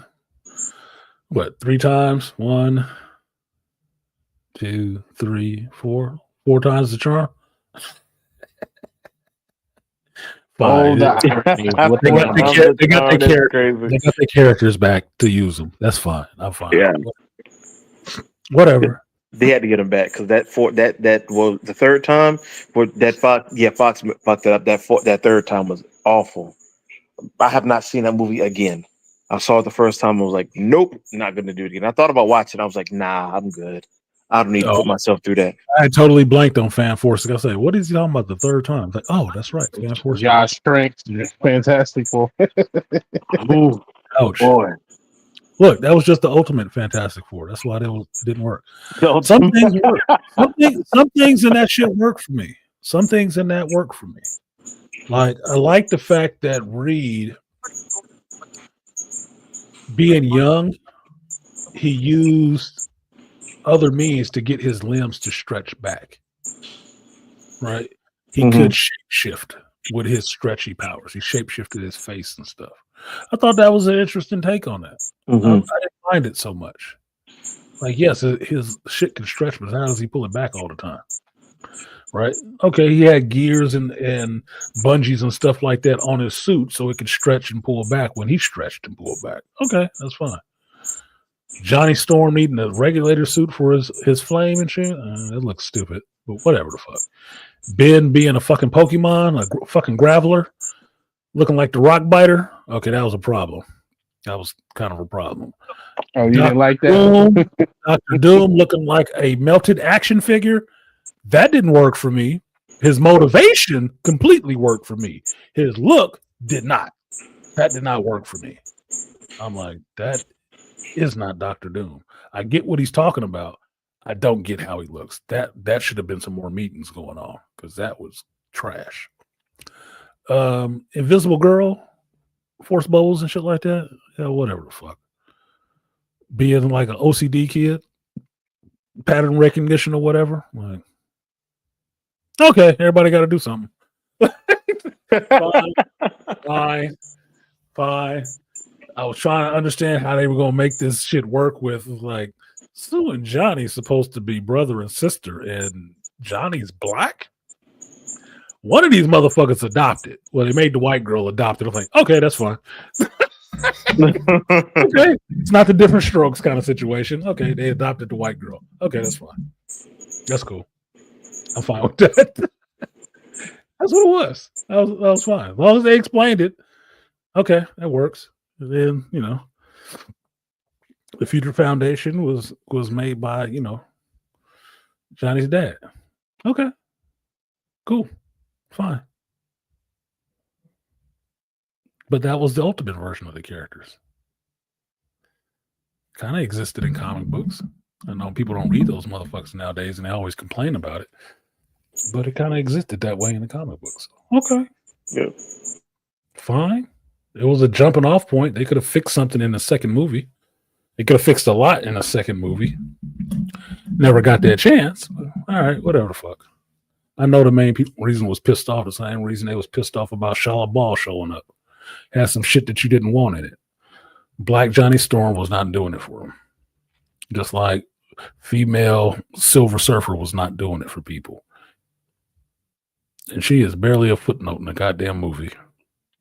Or, like Rainfire is saying, Latina Susan Storm wasn't doing it for him either.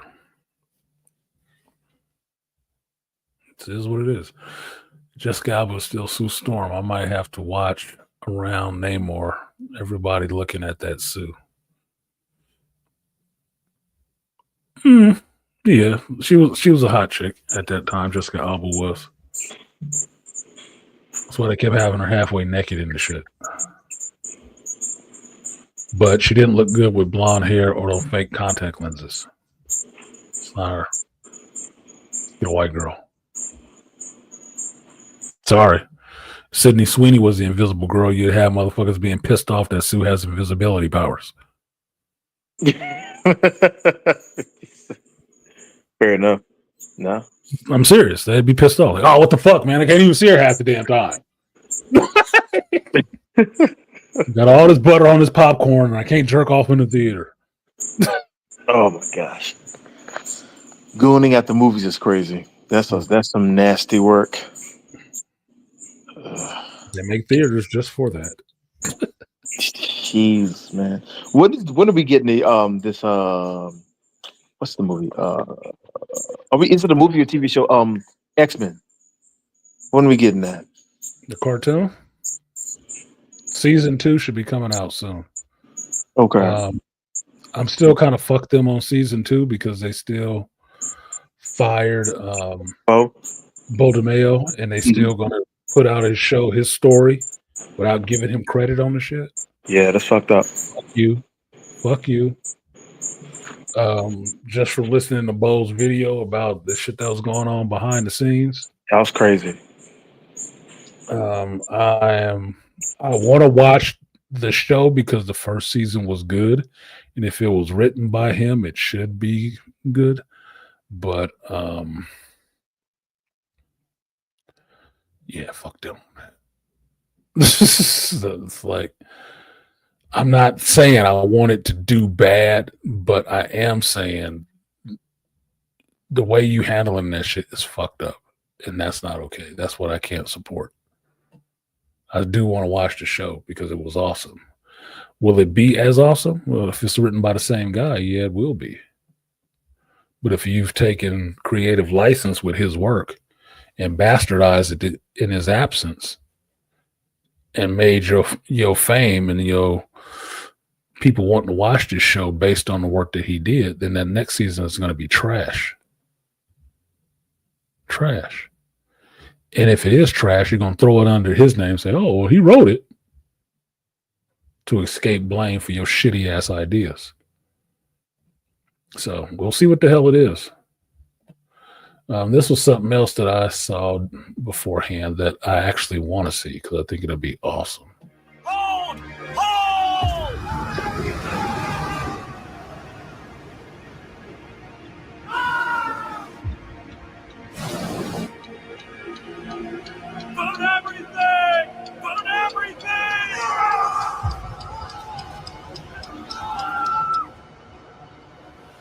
Mom, I must find my father, dead or alive.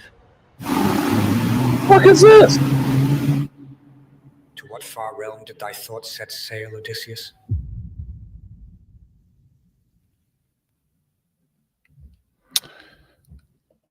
Man, what the hell is it with these bullshit trailers? Yo, somebody's trying to get the AI money. They're trying to get that little YouTube money, man. Putting a little AI trailer out. That is not the fucking trailer.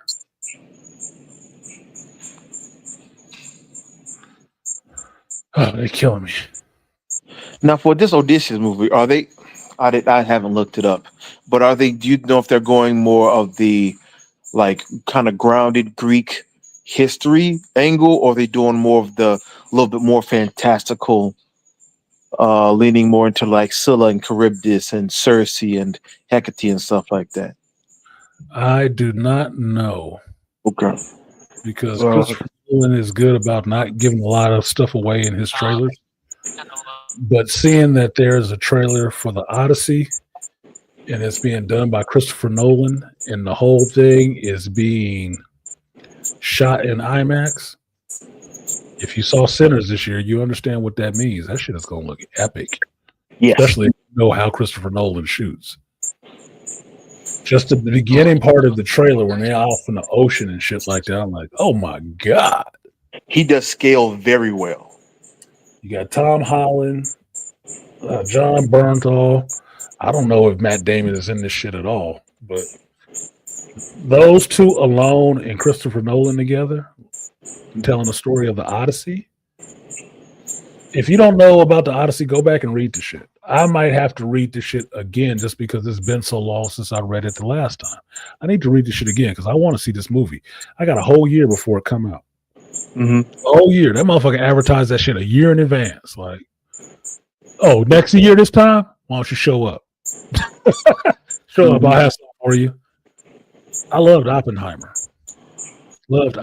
He made a science nerd movie look good. A science nerd. He ain't doing nothing fantabulous. He made a bomb. A big one. That shit was epic, and I got to see Florence Pugh's titties. Sexy Pugh. So I didn't have to imagine that shit anymore. So, no, he does good movies. I like Christopher Nolan. This shit? Oh, man, I'm all over that. So they said, what is this? Christopher Nolan, the Odyssey. I'm like, I'm there. Mm-hmm. You know how much I'm there. I went to see a Christopher Nolan movie opening day during COVID. During lockdown, I went to the movies. With a mask on, like nobody else in here. No fuck. Let's watch Tenet. Oh yeah. It's meant to be seen on a big screen. I'm here in front of a big screen. Let's do it. I don't need the company. Yeah, see, I'm interested. I love Greek mythology. So I have the Odyssey sitting on that bookshelf right back there. So I need to go read that shit again so I can get up on the whole story again. So I can watch this shit and see where Christopher was fucking up. See if he pulls a Batman Begins. Like, he never met Raish here. What are you doing? See, that's what I'm concerned about. I didn't hear you say it again. That's what I'm concerned about. Yeah, see if he skipped a few chapters. Maybe. Unless he says the movie is going to be 3 hours. Which I had something on that 3 hour shit. I was talking with my mother about when people complaining about movie run times. It's Sunday. How many people do you know that are probably binging some show on television right now? A lot. Is the show longer than 3 hours? You watching more than 3 hours worth of episodes for sure. Especially this time of year where you're in the dead spot where there's only like some random baseball game going on, football's not in, basketball's not going on, soccer's really not happening right now. So what do you have? Summertime, kids out of school. Shut the fuck up. Y'all binging more than 3 hours of television every day. Yeah. Television, YouTube, you watch 3 hours worth of fucking TikToks. Shut up about movie runtime. Well, remember they used to show movies. Remember the primetime movies that used to come on Sunday night? That shit was longer than like 2 hour, 3 hour plus. Yeah. Any series you watch is longer than 3 hours. If you binge a season of any show, it's longer than 3 hours. So I really can't listen to arguments or complaints about people. Oh, it was too long. It was like 3 hours. I can't sit through all that. You watching Tulsa King, right?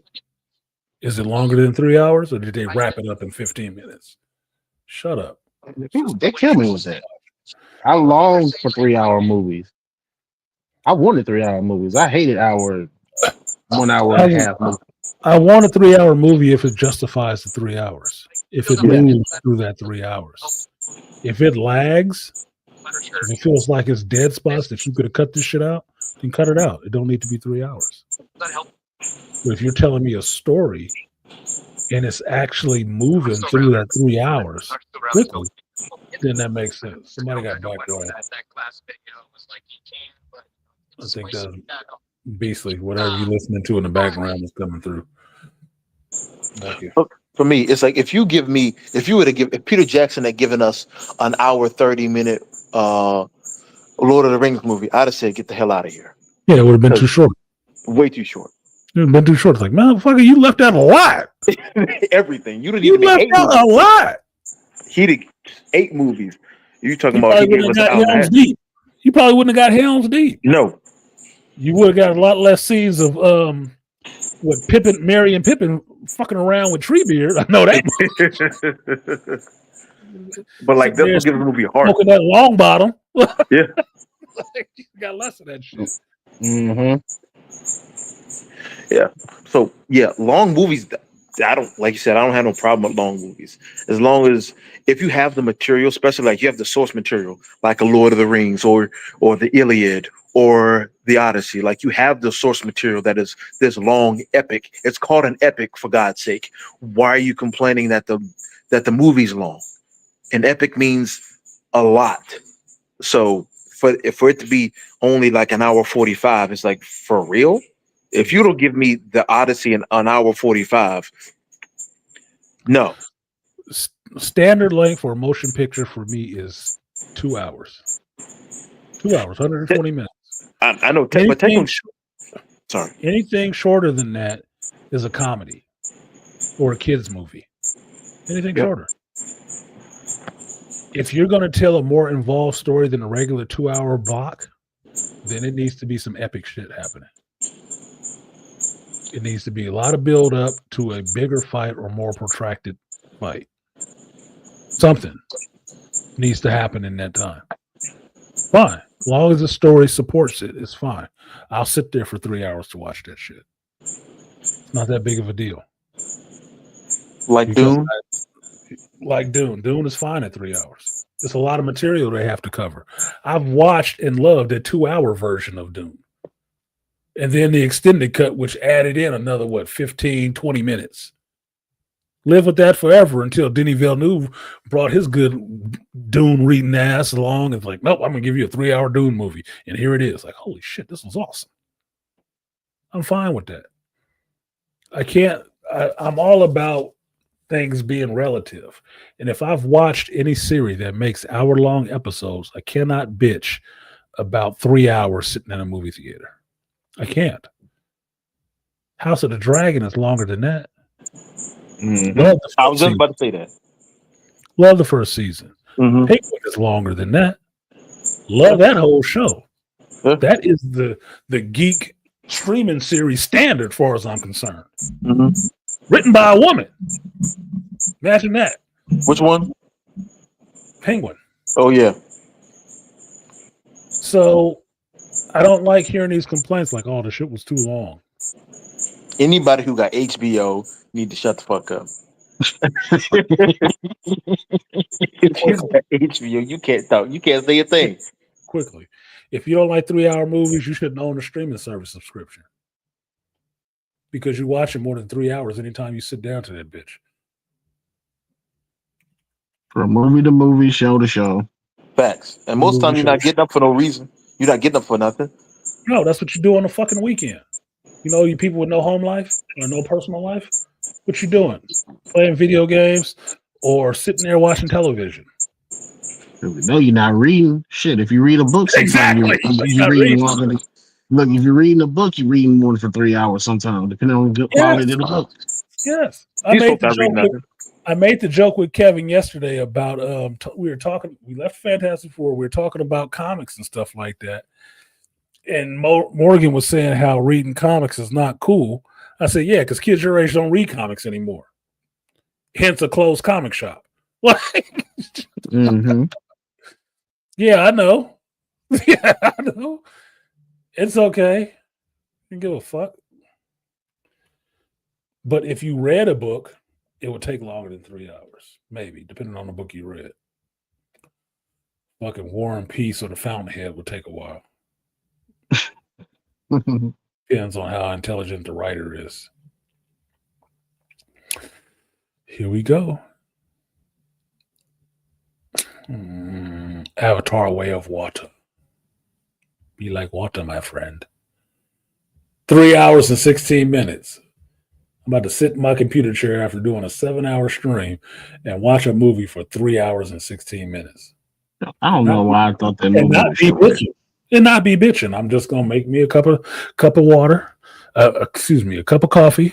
Get me some water, and I'm gonna sit back and snack on my movie popcorn from yesterday in my paper Fantastic Four bucket and enjoy it.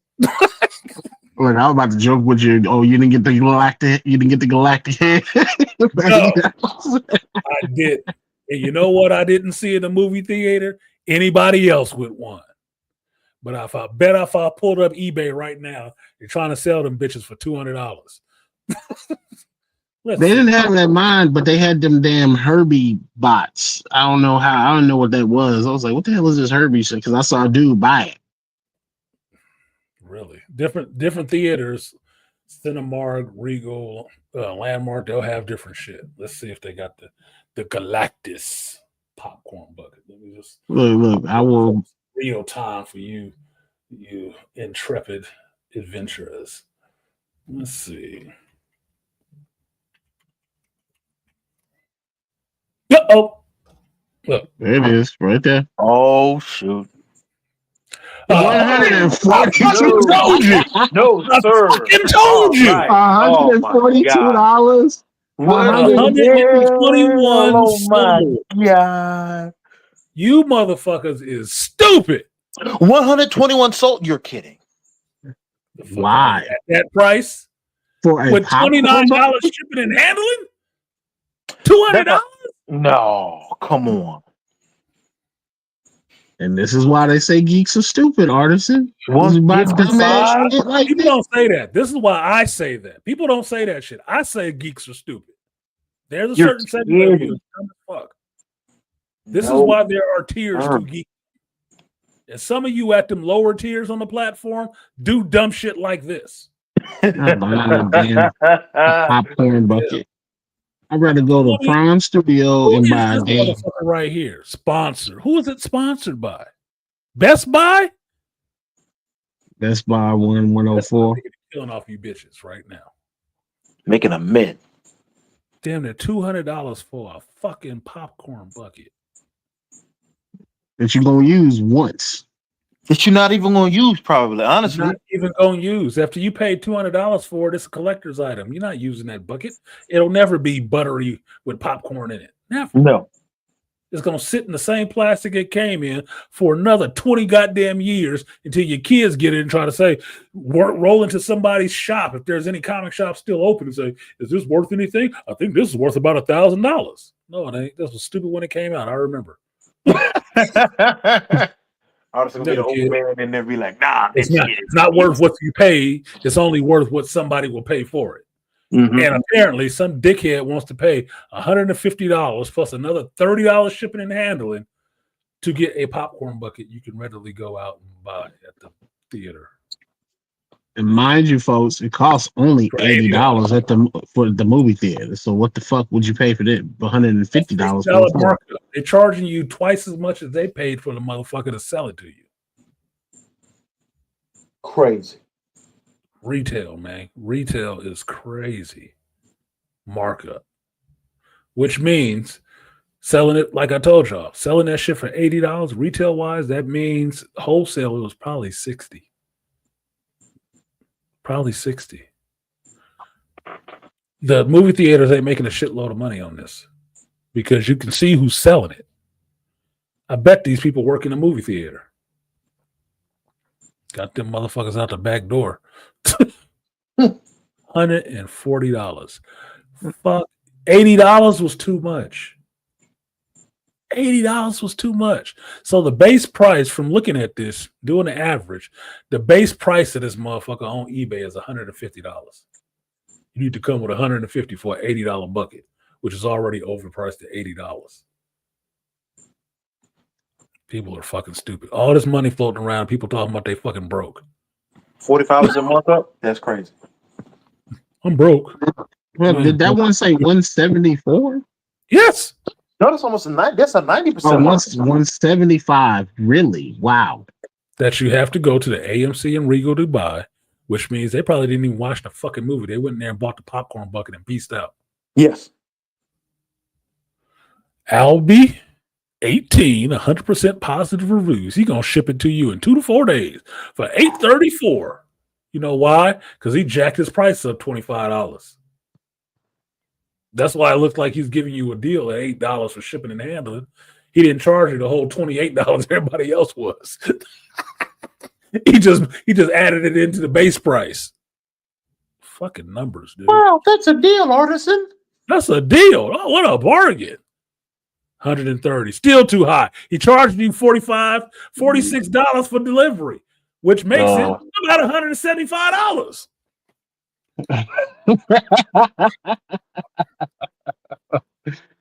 Woo, boy. This motherfucker halfway honest. Grubby hands, motherfucker. $175 plus. I wonder if Angry Man going to see Fantastic Four and going to buy one of these goddamn buckets. He could afford it. And that shit's He probably will.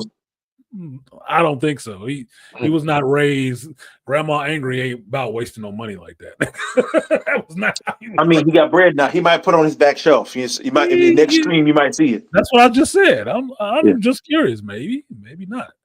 I don't see him wanting to pay $200 for this shit. Oh no. He probably gonna go see it. I don't see Stan Lee paying $200 for that motherfucker. He'd be looking at him like, you better get that shit to me. For free. He said Excelsior as he just rips it out of their hands. Oh, they being honest, $195. Damn. They still got 13 people watching that bitch. Like, I'll check it out and see when it gets close to selling.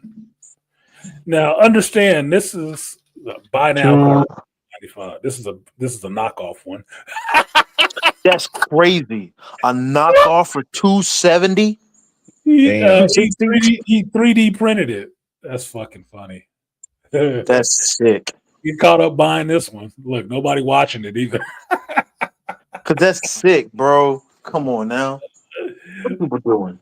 Look, 107, but delivery charge is $52, so $158. Beasley, you got an hour and 24 minutes left to get your bid in. Fuck that. $400.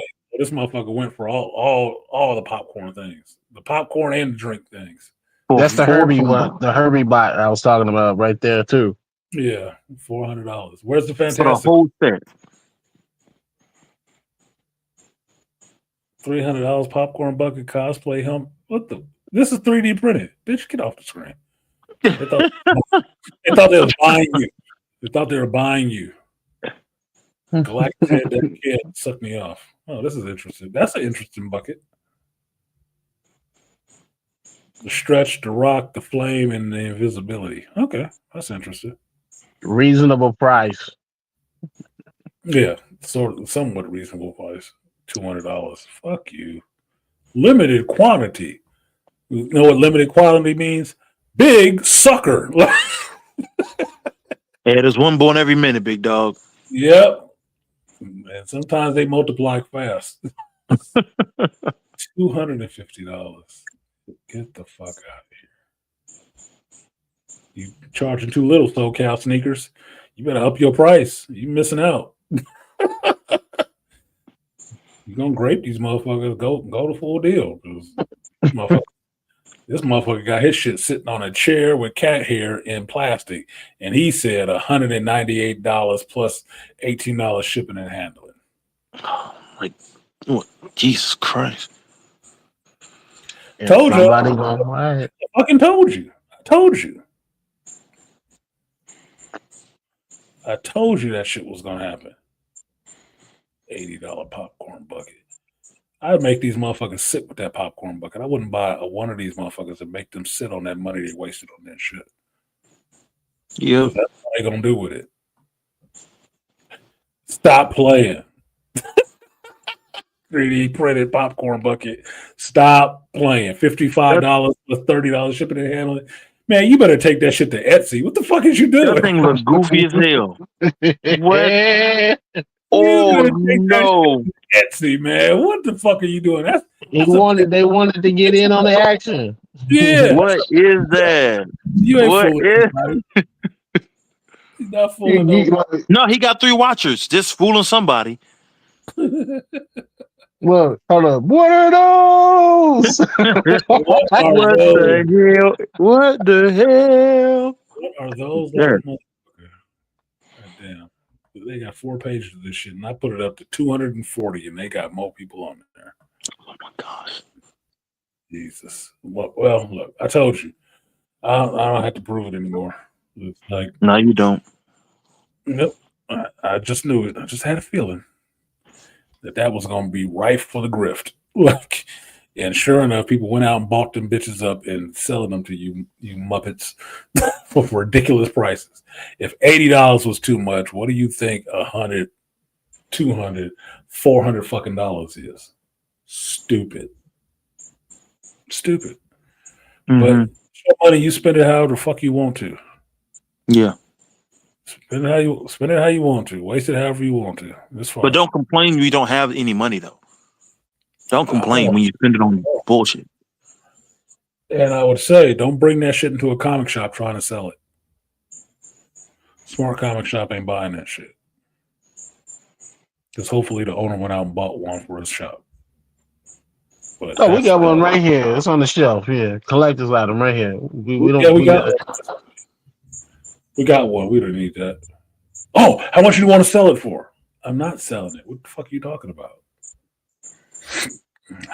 No, bro. No.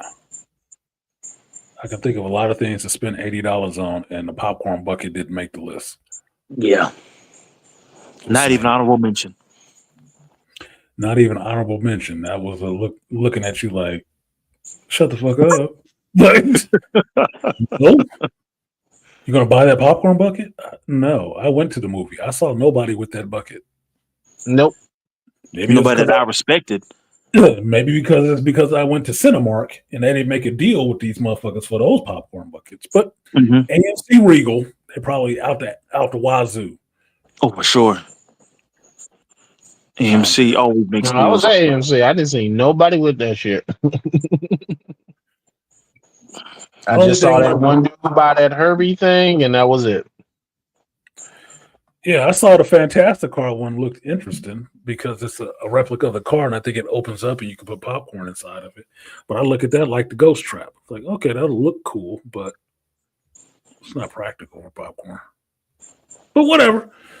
No, I bought a paper bucket. Paid my $6 for my, one scoop of popcorn. Nice. And I came home with the bitch because I ate that much popcorn in the movie. Like Kevin was talking shit. Like, what are you doing? I'm like, I watch movies at home too. You know that, right? Took my bucket of popcorn home. What the fuck? Got a free refill. I'll bring back this tab. I'm filling this bitch back up again. Yes, sir. Yeah. There's other movies to watch. There's other movies to watch. But they gonna deny me? Like, oh, you got to run on popcorn? I told you guys this before when I found out from having my friends at the theater. Usually towards the end of the night, all that popcorn that's there, they throw that shit out at the end of the night when they close up. It goes away wasted. You know why? Because popcorn is fucking cheap. And they will throw a garbage bag, a hefty garbage bag full of that shit away every fucking night. Popcorn don't cost shit. You make a lot of money. It don't cost shit. So, $80 is going for a bucket. That's why they gave you free refills. That's why they could always give you free refill. They can give you free refills on a small, nigga. But they won't. They want you to buy the large, and then you can get the unlimited refills. Yeah, they want you to get the grande, so they can justify charging you a little bit more money for that large. Make it sound like a benefit. You can get a refill. We still charge you 3 times as much as popcorn costs, but you can get 2 buckets. You can get 2 buckets instead of just one. It'll be good. We'll talk about fucking WDW Pro. Fantastic Four box office loses to Superman. Suck a dick. They've been out 3 days. We've been out for 2 days. Fuck.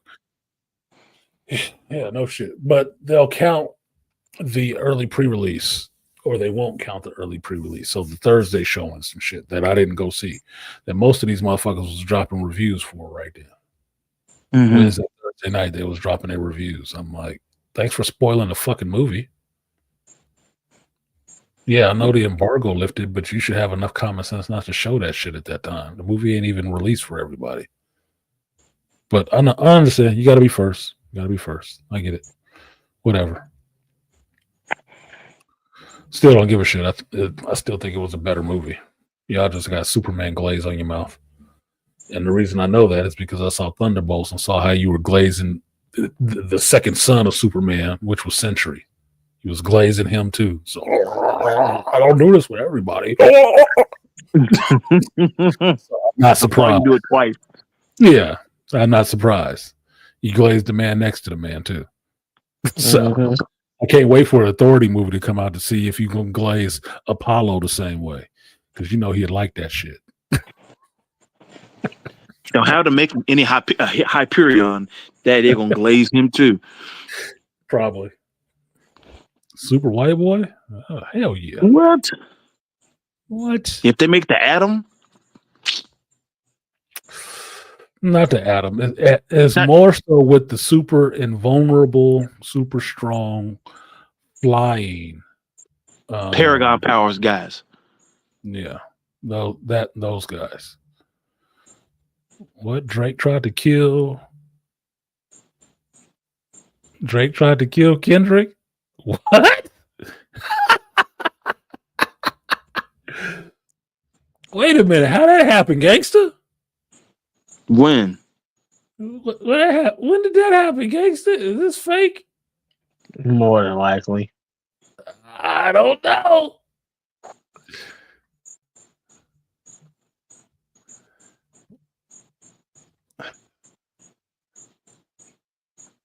Where did it go? There it is, right there in the middle. Look at that picture. That's really Kendrick, and that's really Drake, with a bunch of cameras and goons around.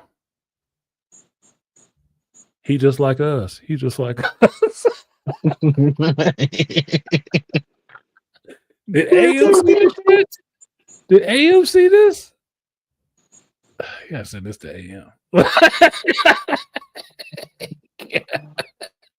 In the era of AI, I don't trust none of these motherfuckers.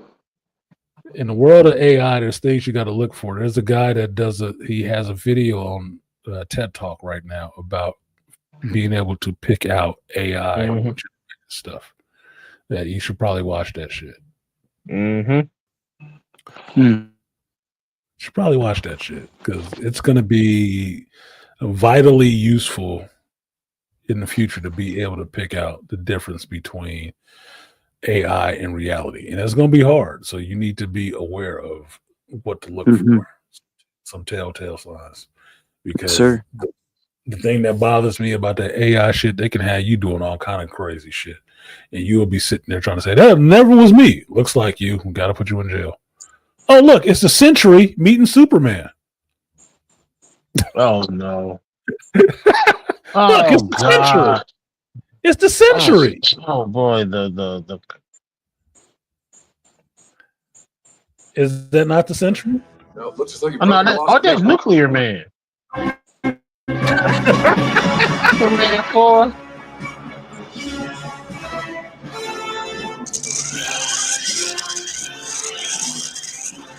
Look closely at the self. With the press on nails. Oh, wait. Here's the teller.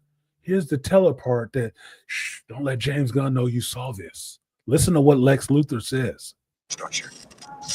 You see anything familiar? You've already broken all the laws of man, Luthor. Now it looks as though you've broken the laws of nature, too. I can only assume you must have hidden a device of some kind in one of those missiles I hurled into the sun. You know, Mr. Muscle, I'm going to really miss these little chats we had together. You're the only one that could keep up with me. Lex cloned Nuclear Man from a hair from Superman. Dun, dun, dun. Rest in peace. Lex stole a hair and cloned Nuclear Man. Oh, and James Gunn's Superman, he made Ultraman from a hair from Superman. Artisan, isn't Superman 4 regarded as one of the worst Superman movies of all you saw time? that CG when he just flew in there, didn't you? Mm-hmm. Holy shit. But But wait, somehow this new but Superman somebody, is the shit. but somebody went and saw this new Superman movie 4 times because they thought it was so good. How can it be so good when I'm watching something from it that happened in the 80s? How could it be that damn good? Lenny! What? Hey, John Cryer. Forgot about John Cryer and this shit. I want to propose a toast to a nice guy who's about to finish last. Destroy Superman. Later. He's a little bit anxious. Oh, and he talks. What is this shit that just popped up? My bad. I just clicked something I wasn't trying to click. Can you blame him? Not one of your great thinkers. Oh, Ultraman. How smart was Ultraman, y'all? Not smart. But Not at all. in all modesty, am. You know, the really touching thing about this plan is you helped me devise it. Your time in prison has twisted your mind into a delusionary state, Luther. No. Listen. When I escaped from prison, I had one thing on my mind. The end of Superman. Huh. But Nicholas Hoult did a hell of a job. And his motivations for what he wanted to do, which was kill Superman, sucked. Wonder where it came from. So there I was. The first time in my life that I didn't have a long-range, truly devious criminal scheme. And then I came up with it. With this guy and you gone, I'm going to make a fortune rearming the world. Oh my God! What was Lex doing? Oh my God! What was Lex in the Oh Superman my! movie doing? What was Ultraman the head of? The Raptors, right? Yeah. His little security force. Global Artisan, Eye, you whatever the just fuck he was called, what he was talking about. thank you Hot for dog. clarifying. Thank you. You just clarified the debate that I already had. I had said He just won my debate for me. you just one that gave me the nuclear weapon in this fucking argument that I was having. I said you just basically copied Superman 4, The Quest for Peace, in this new. That's why I didn't like this damn movie. Oh my fucking God! It was It all comes Superman out. 4. Oh jeez. Risk worldwide Reskinned. This is why people think geeks are stupid. nuclear war for your own personal financial gain. Nobody. Oh, nuclear war for his own financial gain. What was Luther doing in the James Gunn movie in those two countries when he was arming both sides and helping them to go to war for his own financial? Oh, I did hear that shit before somewhere, didn't I? He wants war. I just want to keep the threat alive. Nifty, huh?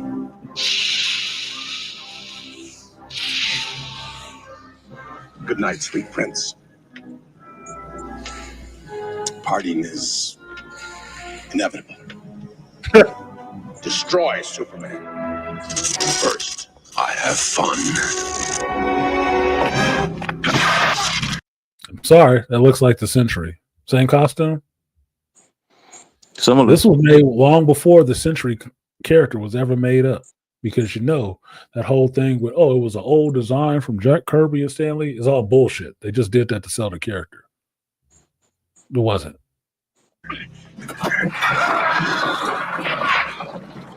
So some comic book asshole wanted to make a new character, and he had watched Superman 4 before, and he made up the Century. Nuclear Man. The power of 1,000 exploding suns. Sounds like a nuclear explosion to me. Look at that CG. Boy. What?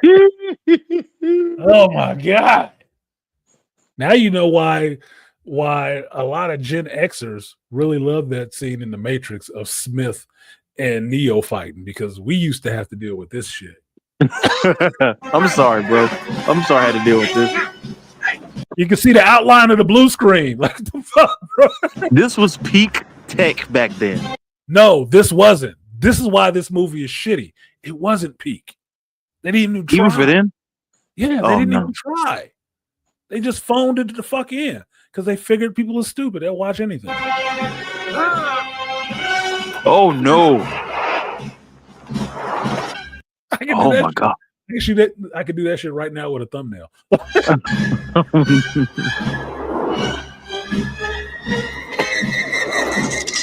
That's a hell of a fight scene. No, wait. Now watch when he turns around and look at Nuclear Man's face. Watch this shit.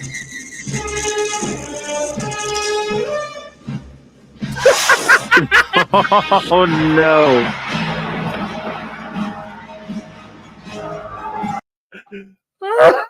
Y'all went to the theaters and watched this? Yeah. What else was you gonna watch? That's fair. My goodness.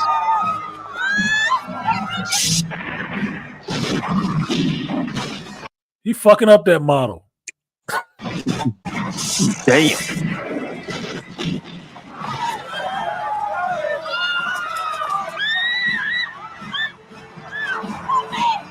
Now I heard somebody making a joke about this, that there's a joke about this in the Superman movie by James Gunn that he cut out.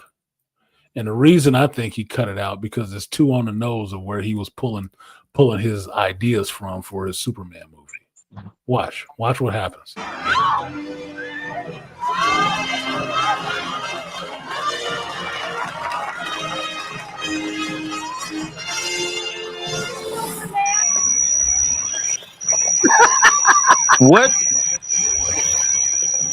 What? He can't rebuild bricks with his eyes. That was the line that they cut out of the James Gunn Superman movie. And why were they saying that? Because it happened in this movie. That's why. He got cleanup vision? Well, he's Superman. This thing got made vision. What the hell? This motherfucker got Mason vision. Mason vision. Bricklayer vision.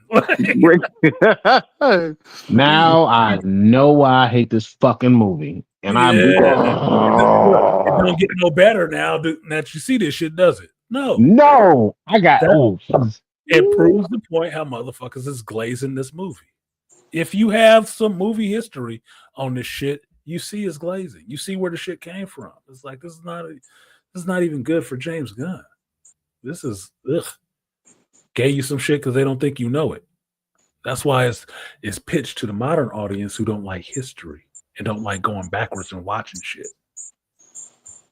That's why that line had to get cut out of the movie. I heard a reviewer talking about that line. I said, I know where that came from. This is a clip. This is a 9-minute clip of a Superman movie from a while ago that we all know is trash. But he was pulling shit out of it, wasn't he? Because there's always something in some trash you can use. He rebuilt the wall with his eye vision. Now you know where James Gunn got his ideas from.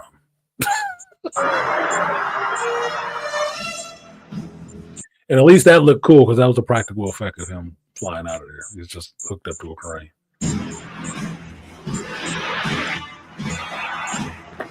That's a hell of a fight.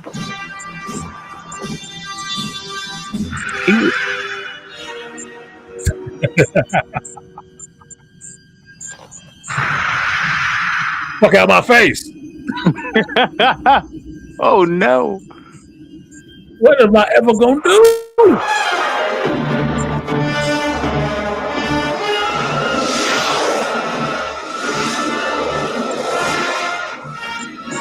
Now, if you remember, I did that on one of my videos. It looks like the same quality, actually, where a guy's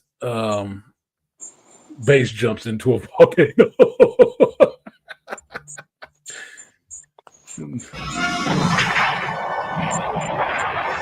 Look at that science experiment.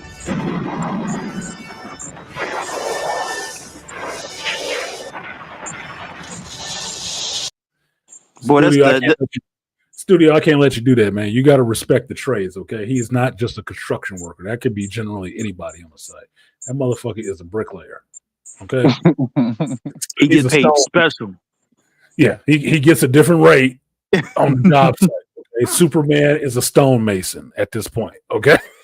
He could have built the pyramids. He could have cut the bricks and built it up himself. They didn't need aliens, but technically Superman is an alien. They just needed one, okay? Yep. They say Rome wasn't built in a day. but Superman won't there. So he turned the clock back, went back in time, and built the pyramids with his eye vision. Oh my gosh. So get it right. He's a stonemason. Okay, he's a mason. 10th degree. Okay. You don't even need tools. Gosh. You don't even need tools. You just got to look at the shit. Nah, he got his journeyman license for real. He a master stonemason. Okay, he's a master mason, man. Oh my god. I feel like saying that shit like showing up. Motherfucker builds walls with his eyes. He stacks bricks with his eyes. Nigga, please. Oh my god. That's crazy.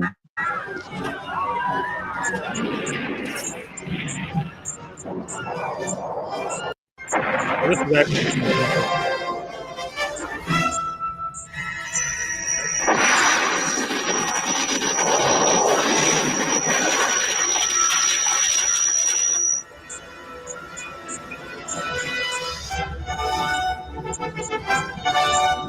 no Homelander.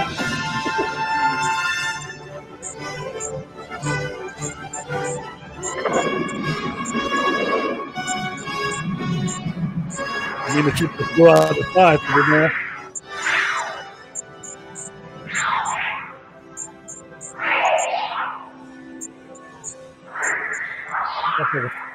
That nigga froze the ragu, man. He froze the ragu sauce. È un gran miracolo.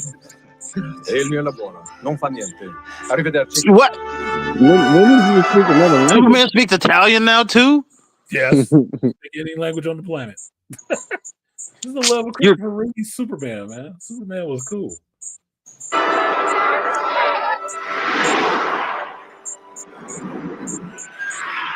From blue to green sometimes. Now you got to get them fish Wolverine nails. Spicy.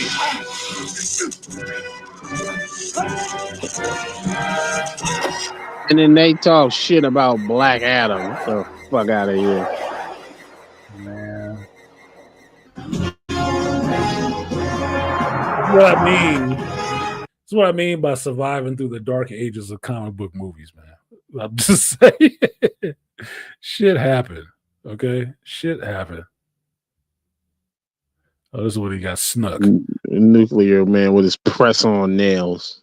Man, he had the retractable nails. They got longer. Got them hood rat nails.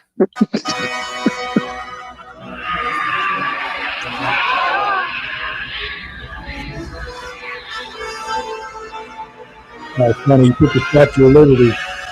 Nuclear Man took the Statue of Liberty off and dropped that shit on New York. And I was like, man, that's kind of badass. Okay, he ain't shit. But there was a reason.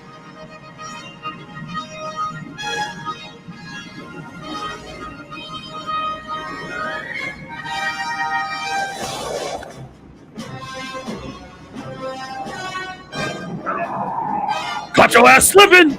Like, roll. See how he rolled up on him? You see how Nuclear Man rolled up on him? Like, yeah, caught you, bitch. See, you see who I am, right? Got these claws, man.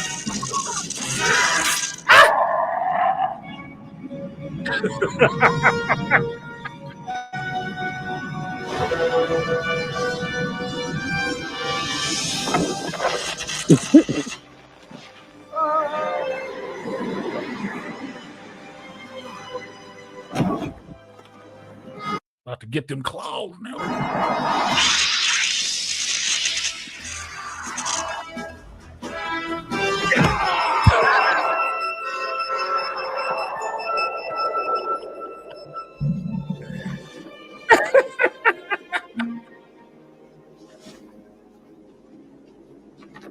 Boy kicked his ass out of the gate.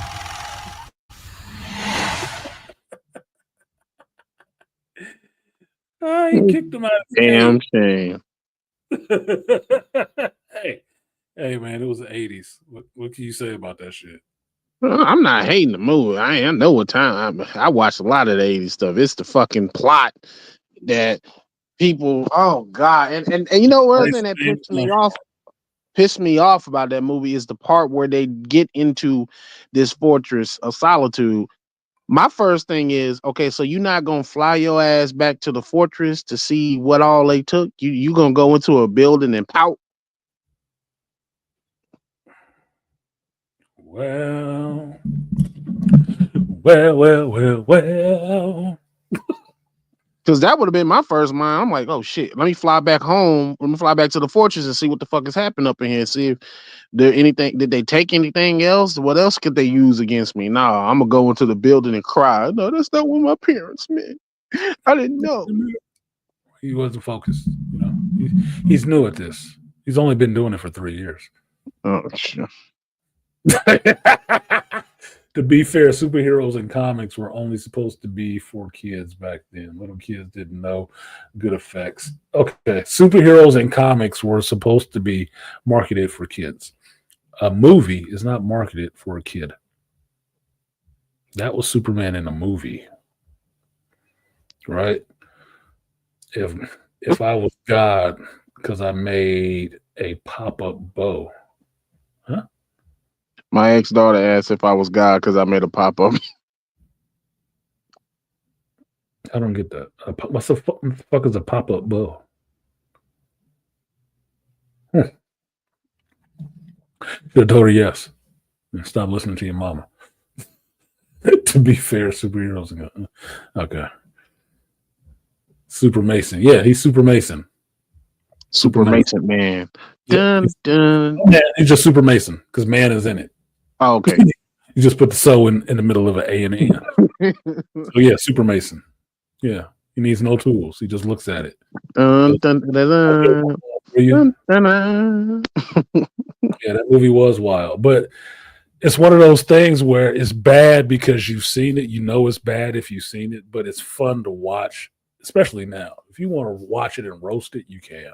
It is ripe for a roasting, but it's fun to watch it. Like I own, I believe, all the Superman movies. Right? I think I have a burn copy, a bootleg copy of Man of Steel. So I don't. That's why I'm sitting here thinking, like, I don't think I own an actual copy of Man of Steel. No, I think I do. Yeah, it's still wrapped in plastic. Regardless of that, I own all the Superman movies. That means I own Superman 4. I do. Why? Because it's part of the set. Mm-hmm. Yeah, it sucks, but it's part of the set. It's like owning all the Fast and Furious movies or owning all the Jason movies. You, if you're a fan, you own the ones that suck too. It's just what it is. Got all the X-Men movies, even the shitty ones too. Even the shitty ones. Shitty X-Men 3, shitty Origins, and that shitty at no, I refuse to buy that Dark. I refuse to buy Dark Phoenix. Fuck that movie. No, I don't own. I don't own Dark Phoenix at all because I never want to watch that shit again. Even some badass scenes with Magneto in it. There's a couple of things I like in that movie, and the movie ain't it. Magneto was a boss at that shit. Magneto and Cyclops. I actually saw Cyclops actually use his power for once. And then,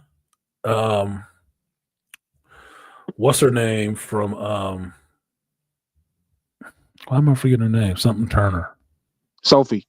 Yeah, Sophie Turner as Jean Grey. I bought that. Sophie Turner's cute. She's cute. I bought her as a Dark Phoenix. I thought she could be crazy. She already got kind of red hair anyway. That was fine. The movie was shit, though. The movie was shit. Storm got a glow up, but the movie was shit.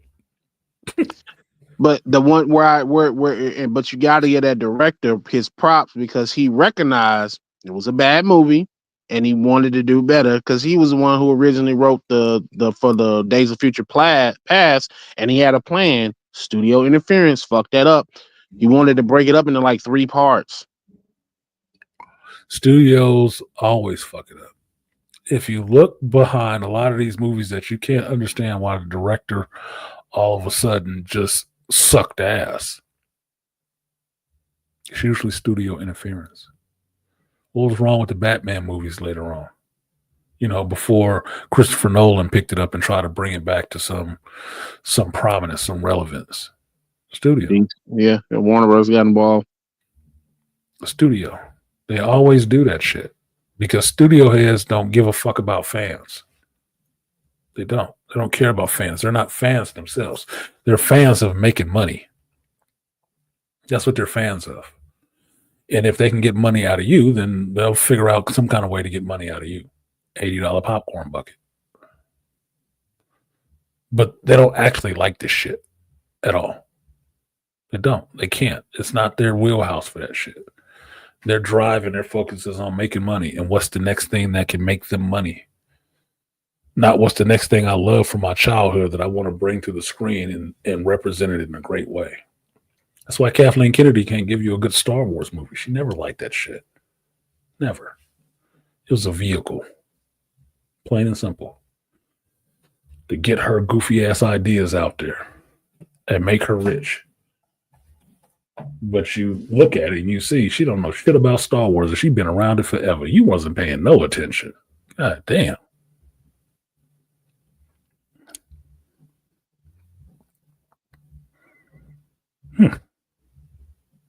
So, anyway, that was it. Final thoughts. I'm 7:30 in this bitch.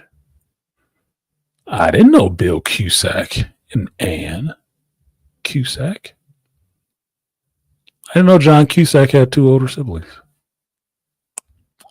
Weird. I didn't know that.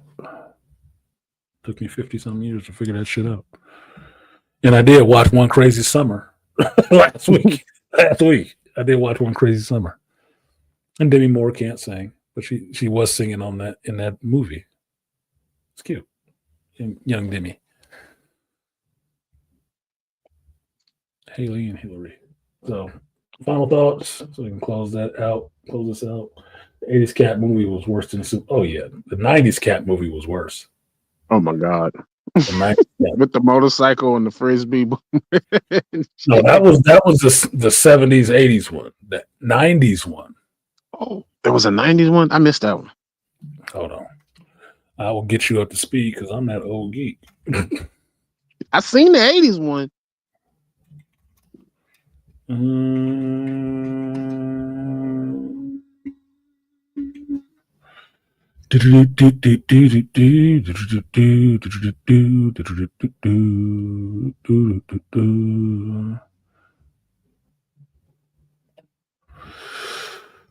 Yeah. Old geek's good for something. Mr. Matt bounced out of here. Didn't even say bye. Late bird. There you go. Uh-oh.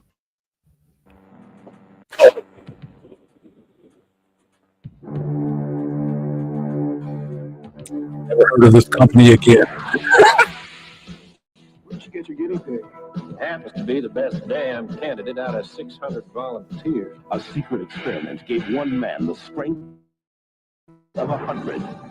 For the rest of the world, he's just codenamed Captain America. And the power to save millions. The Jerry's have an experimental rocket ready to fire at a target somewhere in the United States. Only he could defeat a superhuman madman. I got a fella called the Red Skull heading up there.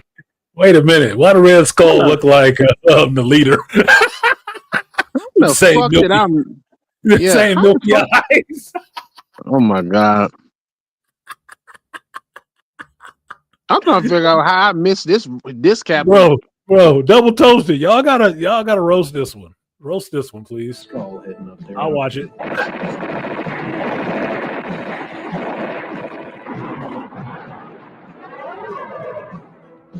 But saving the world left him trapped in an icy grave until fate released him to finish a battle started decades ago.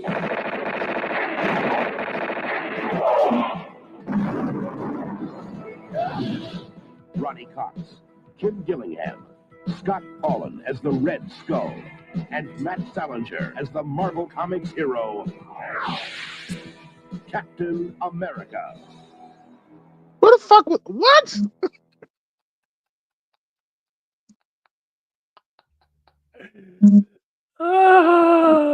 Darren McGavin. I like him. Ned Beatty, Ronnie Cox, Michael Nori, Linda Dillon, Ken Gillingham, Scott Pullen.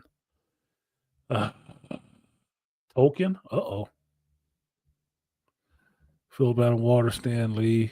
Executive produced by Stan Lee. Okay, so he has some help in it. This must have been where I don't see his name in here. This would have been around the A.V. Arad time. Oh, Still pimping these characters out to try to keep them out there in the public consciousness, right? Directed by Alfred Puen. Never heard of him? You know why? now I'm gonna have to go try and find it and watch it. I don't understand how I missed that movie. Because it's the 90s. It's the 90s. Like when I tell y'all shit that I've seen all of these, I'm not bloviating and trying to puff up my own fucking ego. That's not what it is. I'm just letting you know I've seen every version of this shit. Because I watched it. These are the dark ages of geek movies. The 90s. Still the dark ages. That shit didn't start getting good till later in the 90s. Now you understand why Blade was like, oh my God, such a breath of fresh air. Like, yeah, because it's not this silly shit. It made it cool to be a damn superhero. It showed that you could make this superhero stuff and take it seriously, and people would make it successful. That's what it showed. If you take it seriously, people will like it. If you don't, they won't. It'll suck. And it'll suck 4 kinds of monkey ass.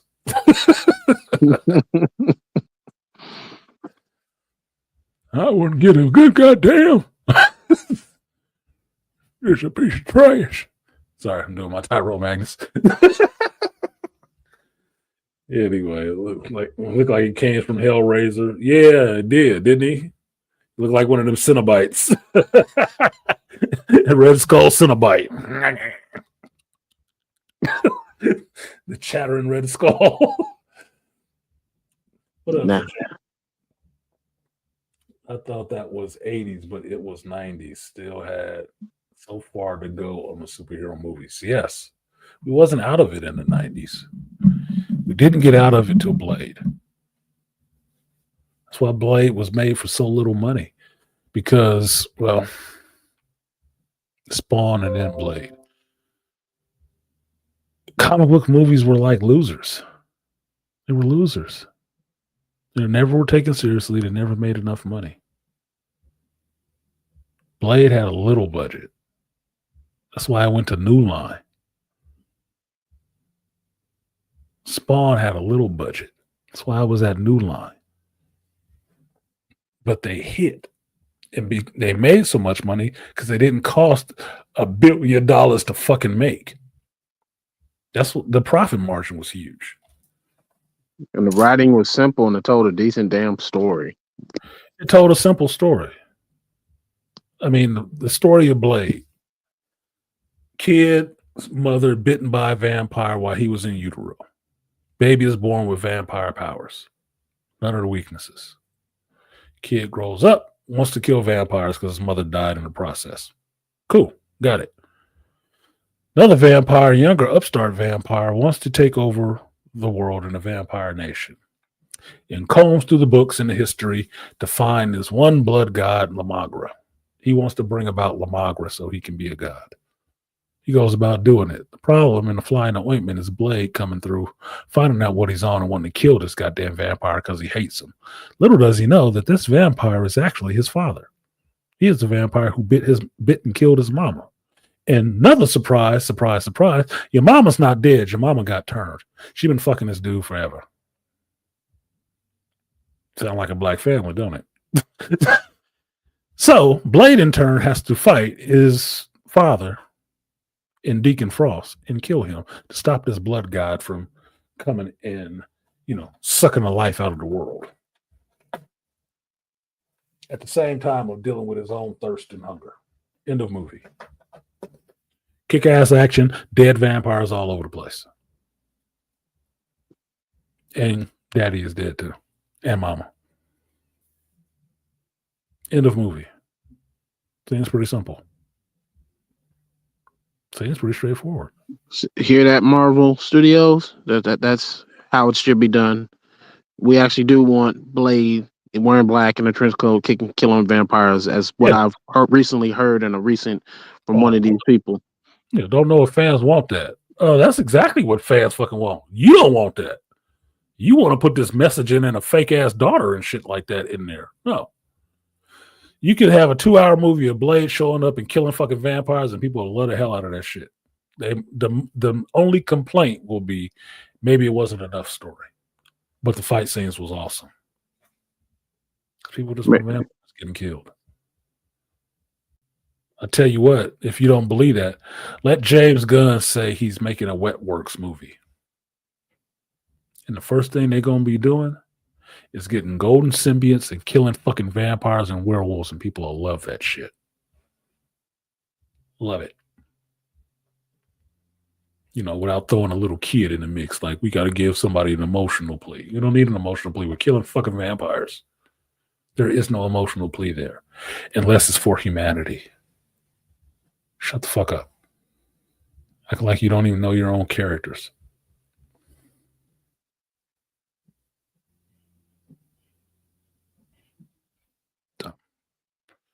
Anyway, final thoughts, Beast.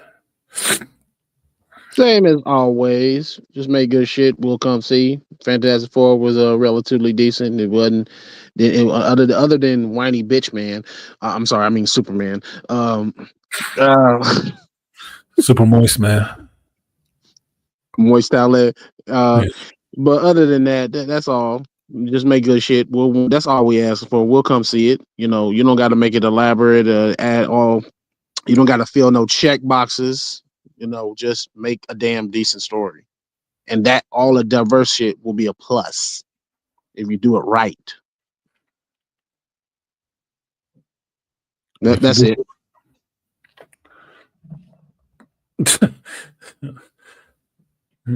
Yeah, Rainfire says that Jack, some Hellraisers had better makeup and skinless people effects than superhero movies back then. Yes, 90s was a struggle, my dude. It was a struggle. It was a struggle. You'd have to live through it to be there for it. But if you watch those movies through those years, you'll see it like this was trash. How'd they watch that? There wasn't nothing else to watch. And I still would have thought it was awesome. I somehow would have thought it was awesome as a kid, being in the 90s. That's how you get David Hasselhoff. That's how you get shit like that. That's how you get Mantis. That's how you get shit like that. Take what you can get, man. There wasn't that much out there. Now we flooded with the shit and all of it ain't good. That's the problem. That's why we so pissed off. Like, dude, I've been waiting for this forever. You're just fucking it up. You're just fucking it up.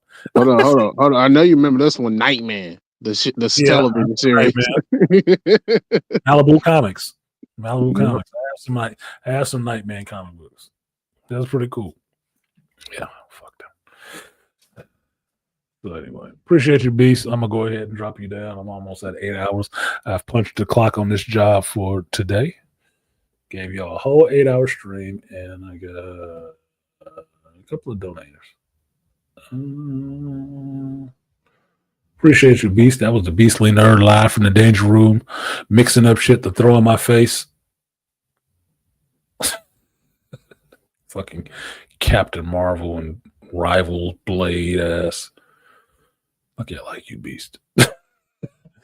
Shout out to people who supported the stream. Shout out to Lionel, Player One. Said I saw the Selma Hayek video. She moves like her knees hurt. I don't give a fuck how she moves. Selma Hayek's still sexy, dude. You know she's 60-something years old? You know that, right? That's a 60-something year old Latino woman. She might be a vampire. I'm serious. She might be a vampire. Even my friend Lizzo, she's a lesbian. She's still like, man, she still look good. You goddamn right. We agree. Because we'd both be going down eating that. Shout out to Joe Herr for supporting the stream. Said what he liked about the Fantastic Four, the future retro, the retrofuturism at the same time. Yeah, that looked cool. Shout out to the Sportaholic. Last performance, some people weren't buying, but Galactus at full scale was outright terrifying. Galactus was fucking terrifying, dude. And he showed up like a boss. No weak shit. No crying. No none of that. Like, man, I'm here to do what I said I was going to do. Give it up or give it up. That's all it was. And shout out to Rainfire Designs. What did he say? Most relationship, the guys think it's the worst scenario to prepare for. Most women want to not even think about and hope for the best. I'm sorry I missed this at the time that he put it in there because I missed the context of it. But appreciation, Rainfire, for supporting the stream. And then Studio chimed in with, on a scale of 1 to 10, how well was the Lady Surfer Shalabal? It was all right. It was a good performance. It wasn't the shittiest performance in the world. Excuse me. It wasn't the best performance in the world because I don't think she's that good of a damn actress. I don't watch any of the shows that she's been on. I thought this Silver Surfer had an aerodynamic fucking nose. I could say that. It looked like the nose for a hood ornament. But she did all right. The scenes that Silver Surfer had some emotional weight, you kind of got that from her. And that's why people wanted a little bit more of the Silver Surfer, or at least her version of the Surfer. They wanted to see a little bit more of that because there was a brief minute of some real emotional resonance with her. And then the character just fucks off. And you're like, come back because I want a little bit more of that. I didn't get it. So it's just cut short. But appreciate y'all for supporting the stream. I didn't write it down. Lying now.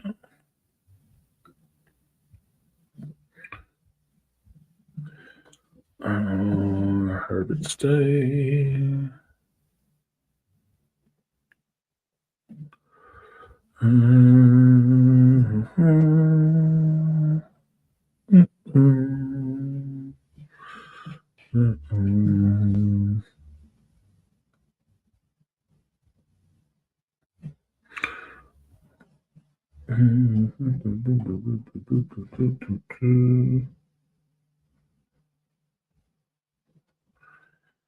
Okay, so that has been my stream for today. Thank you guys for coming through. I know I started late. It happens. I told you. 8 o'clock in the morning is a tough road to hoe for me on a Sunday, but I try to do it. I do try to do it for you guys on the East Coast so you can actually get a stream without it having to be late in the evening by the time it's done. I did 8 hours. 8 a.m. for me is 4:12 now, so it's like 7 o'clock. Still kind of early in the evening, not late at night. So I could do shorter streams, but I could also stream more during the week. I don't do that. I do my actual job, and then I come back and do this. So appreciate you guys coming through. Be on the lookout. I will finish this, get something to eat, turn on Way of Water on one screen, and on the other screen, I will finish editing my Fantastic Four review, and I will hopefully have that up to you guys at least by tomorrow evening. Should be up to this evening, but I'll give myself some time. And then I'll throw that out there. RIP to the people who passed this past week, even the 3 or 4 that we didn't know of. This month has been tough for celebrities. A lot of shocking passings. But I would say in their passing, appreciate their good works. Don't focus on the bad shit. Leave out all the rest. They're dead now. You can't answer for it. You can't change their mind. You can't take it back. None of that. They can't apologize anymore. Leave out all the rest. I should have played that song at the end of this if I was thinking of it. Shout out to Linkin Park and Chester. So with that, I'm going to go ahead and get out of here. This has been the Hero's Journey. I do this every Sunday from 8 a.m. until I feel like stopping, where we will talk about geekdom, life, and everything in between. I've been Artist MC, and I will see you next time. Peace.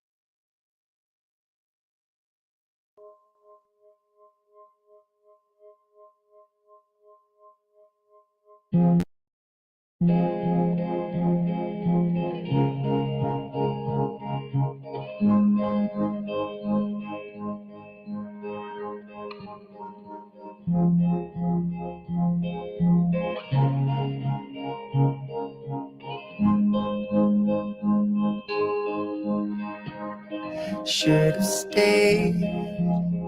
Were the signs I ignored?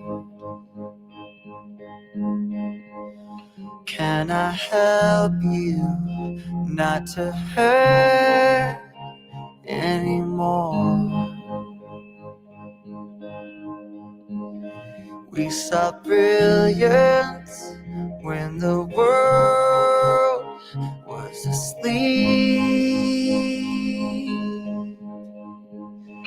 There are things that we can have but can't keep.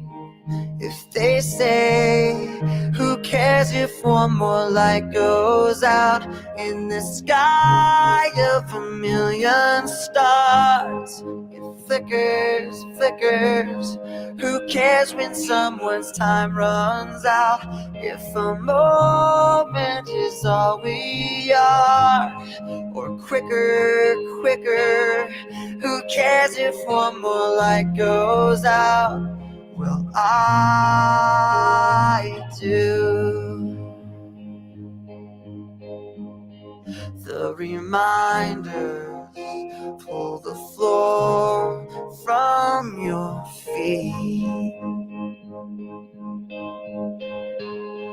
In the kitchen, one more chair than you need. Oh, and you're angry, and you should be. It's not fair. Just 'cause you can't see it doesn't mean it isn't there. If they say, who cares if one more light goes out in the sky of a million stars? It flickers, flickers. Who cares when someone's time runs out?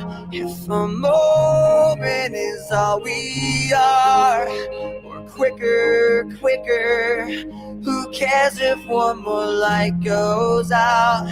Well, I do.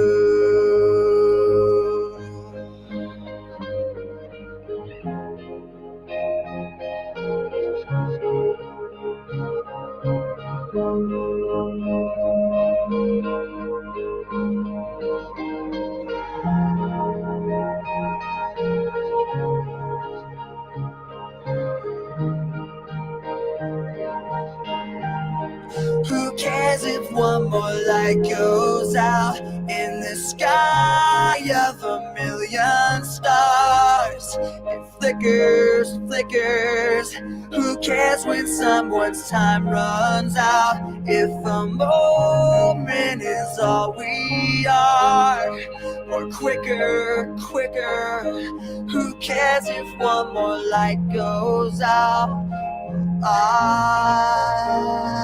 do. I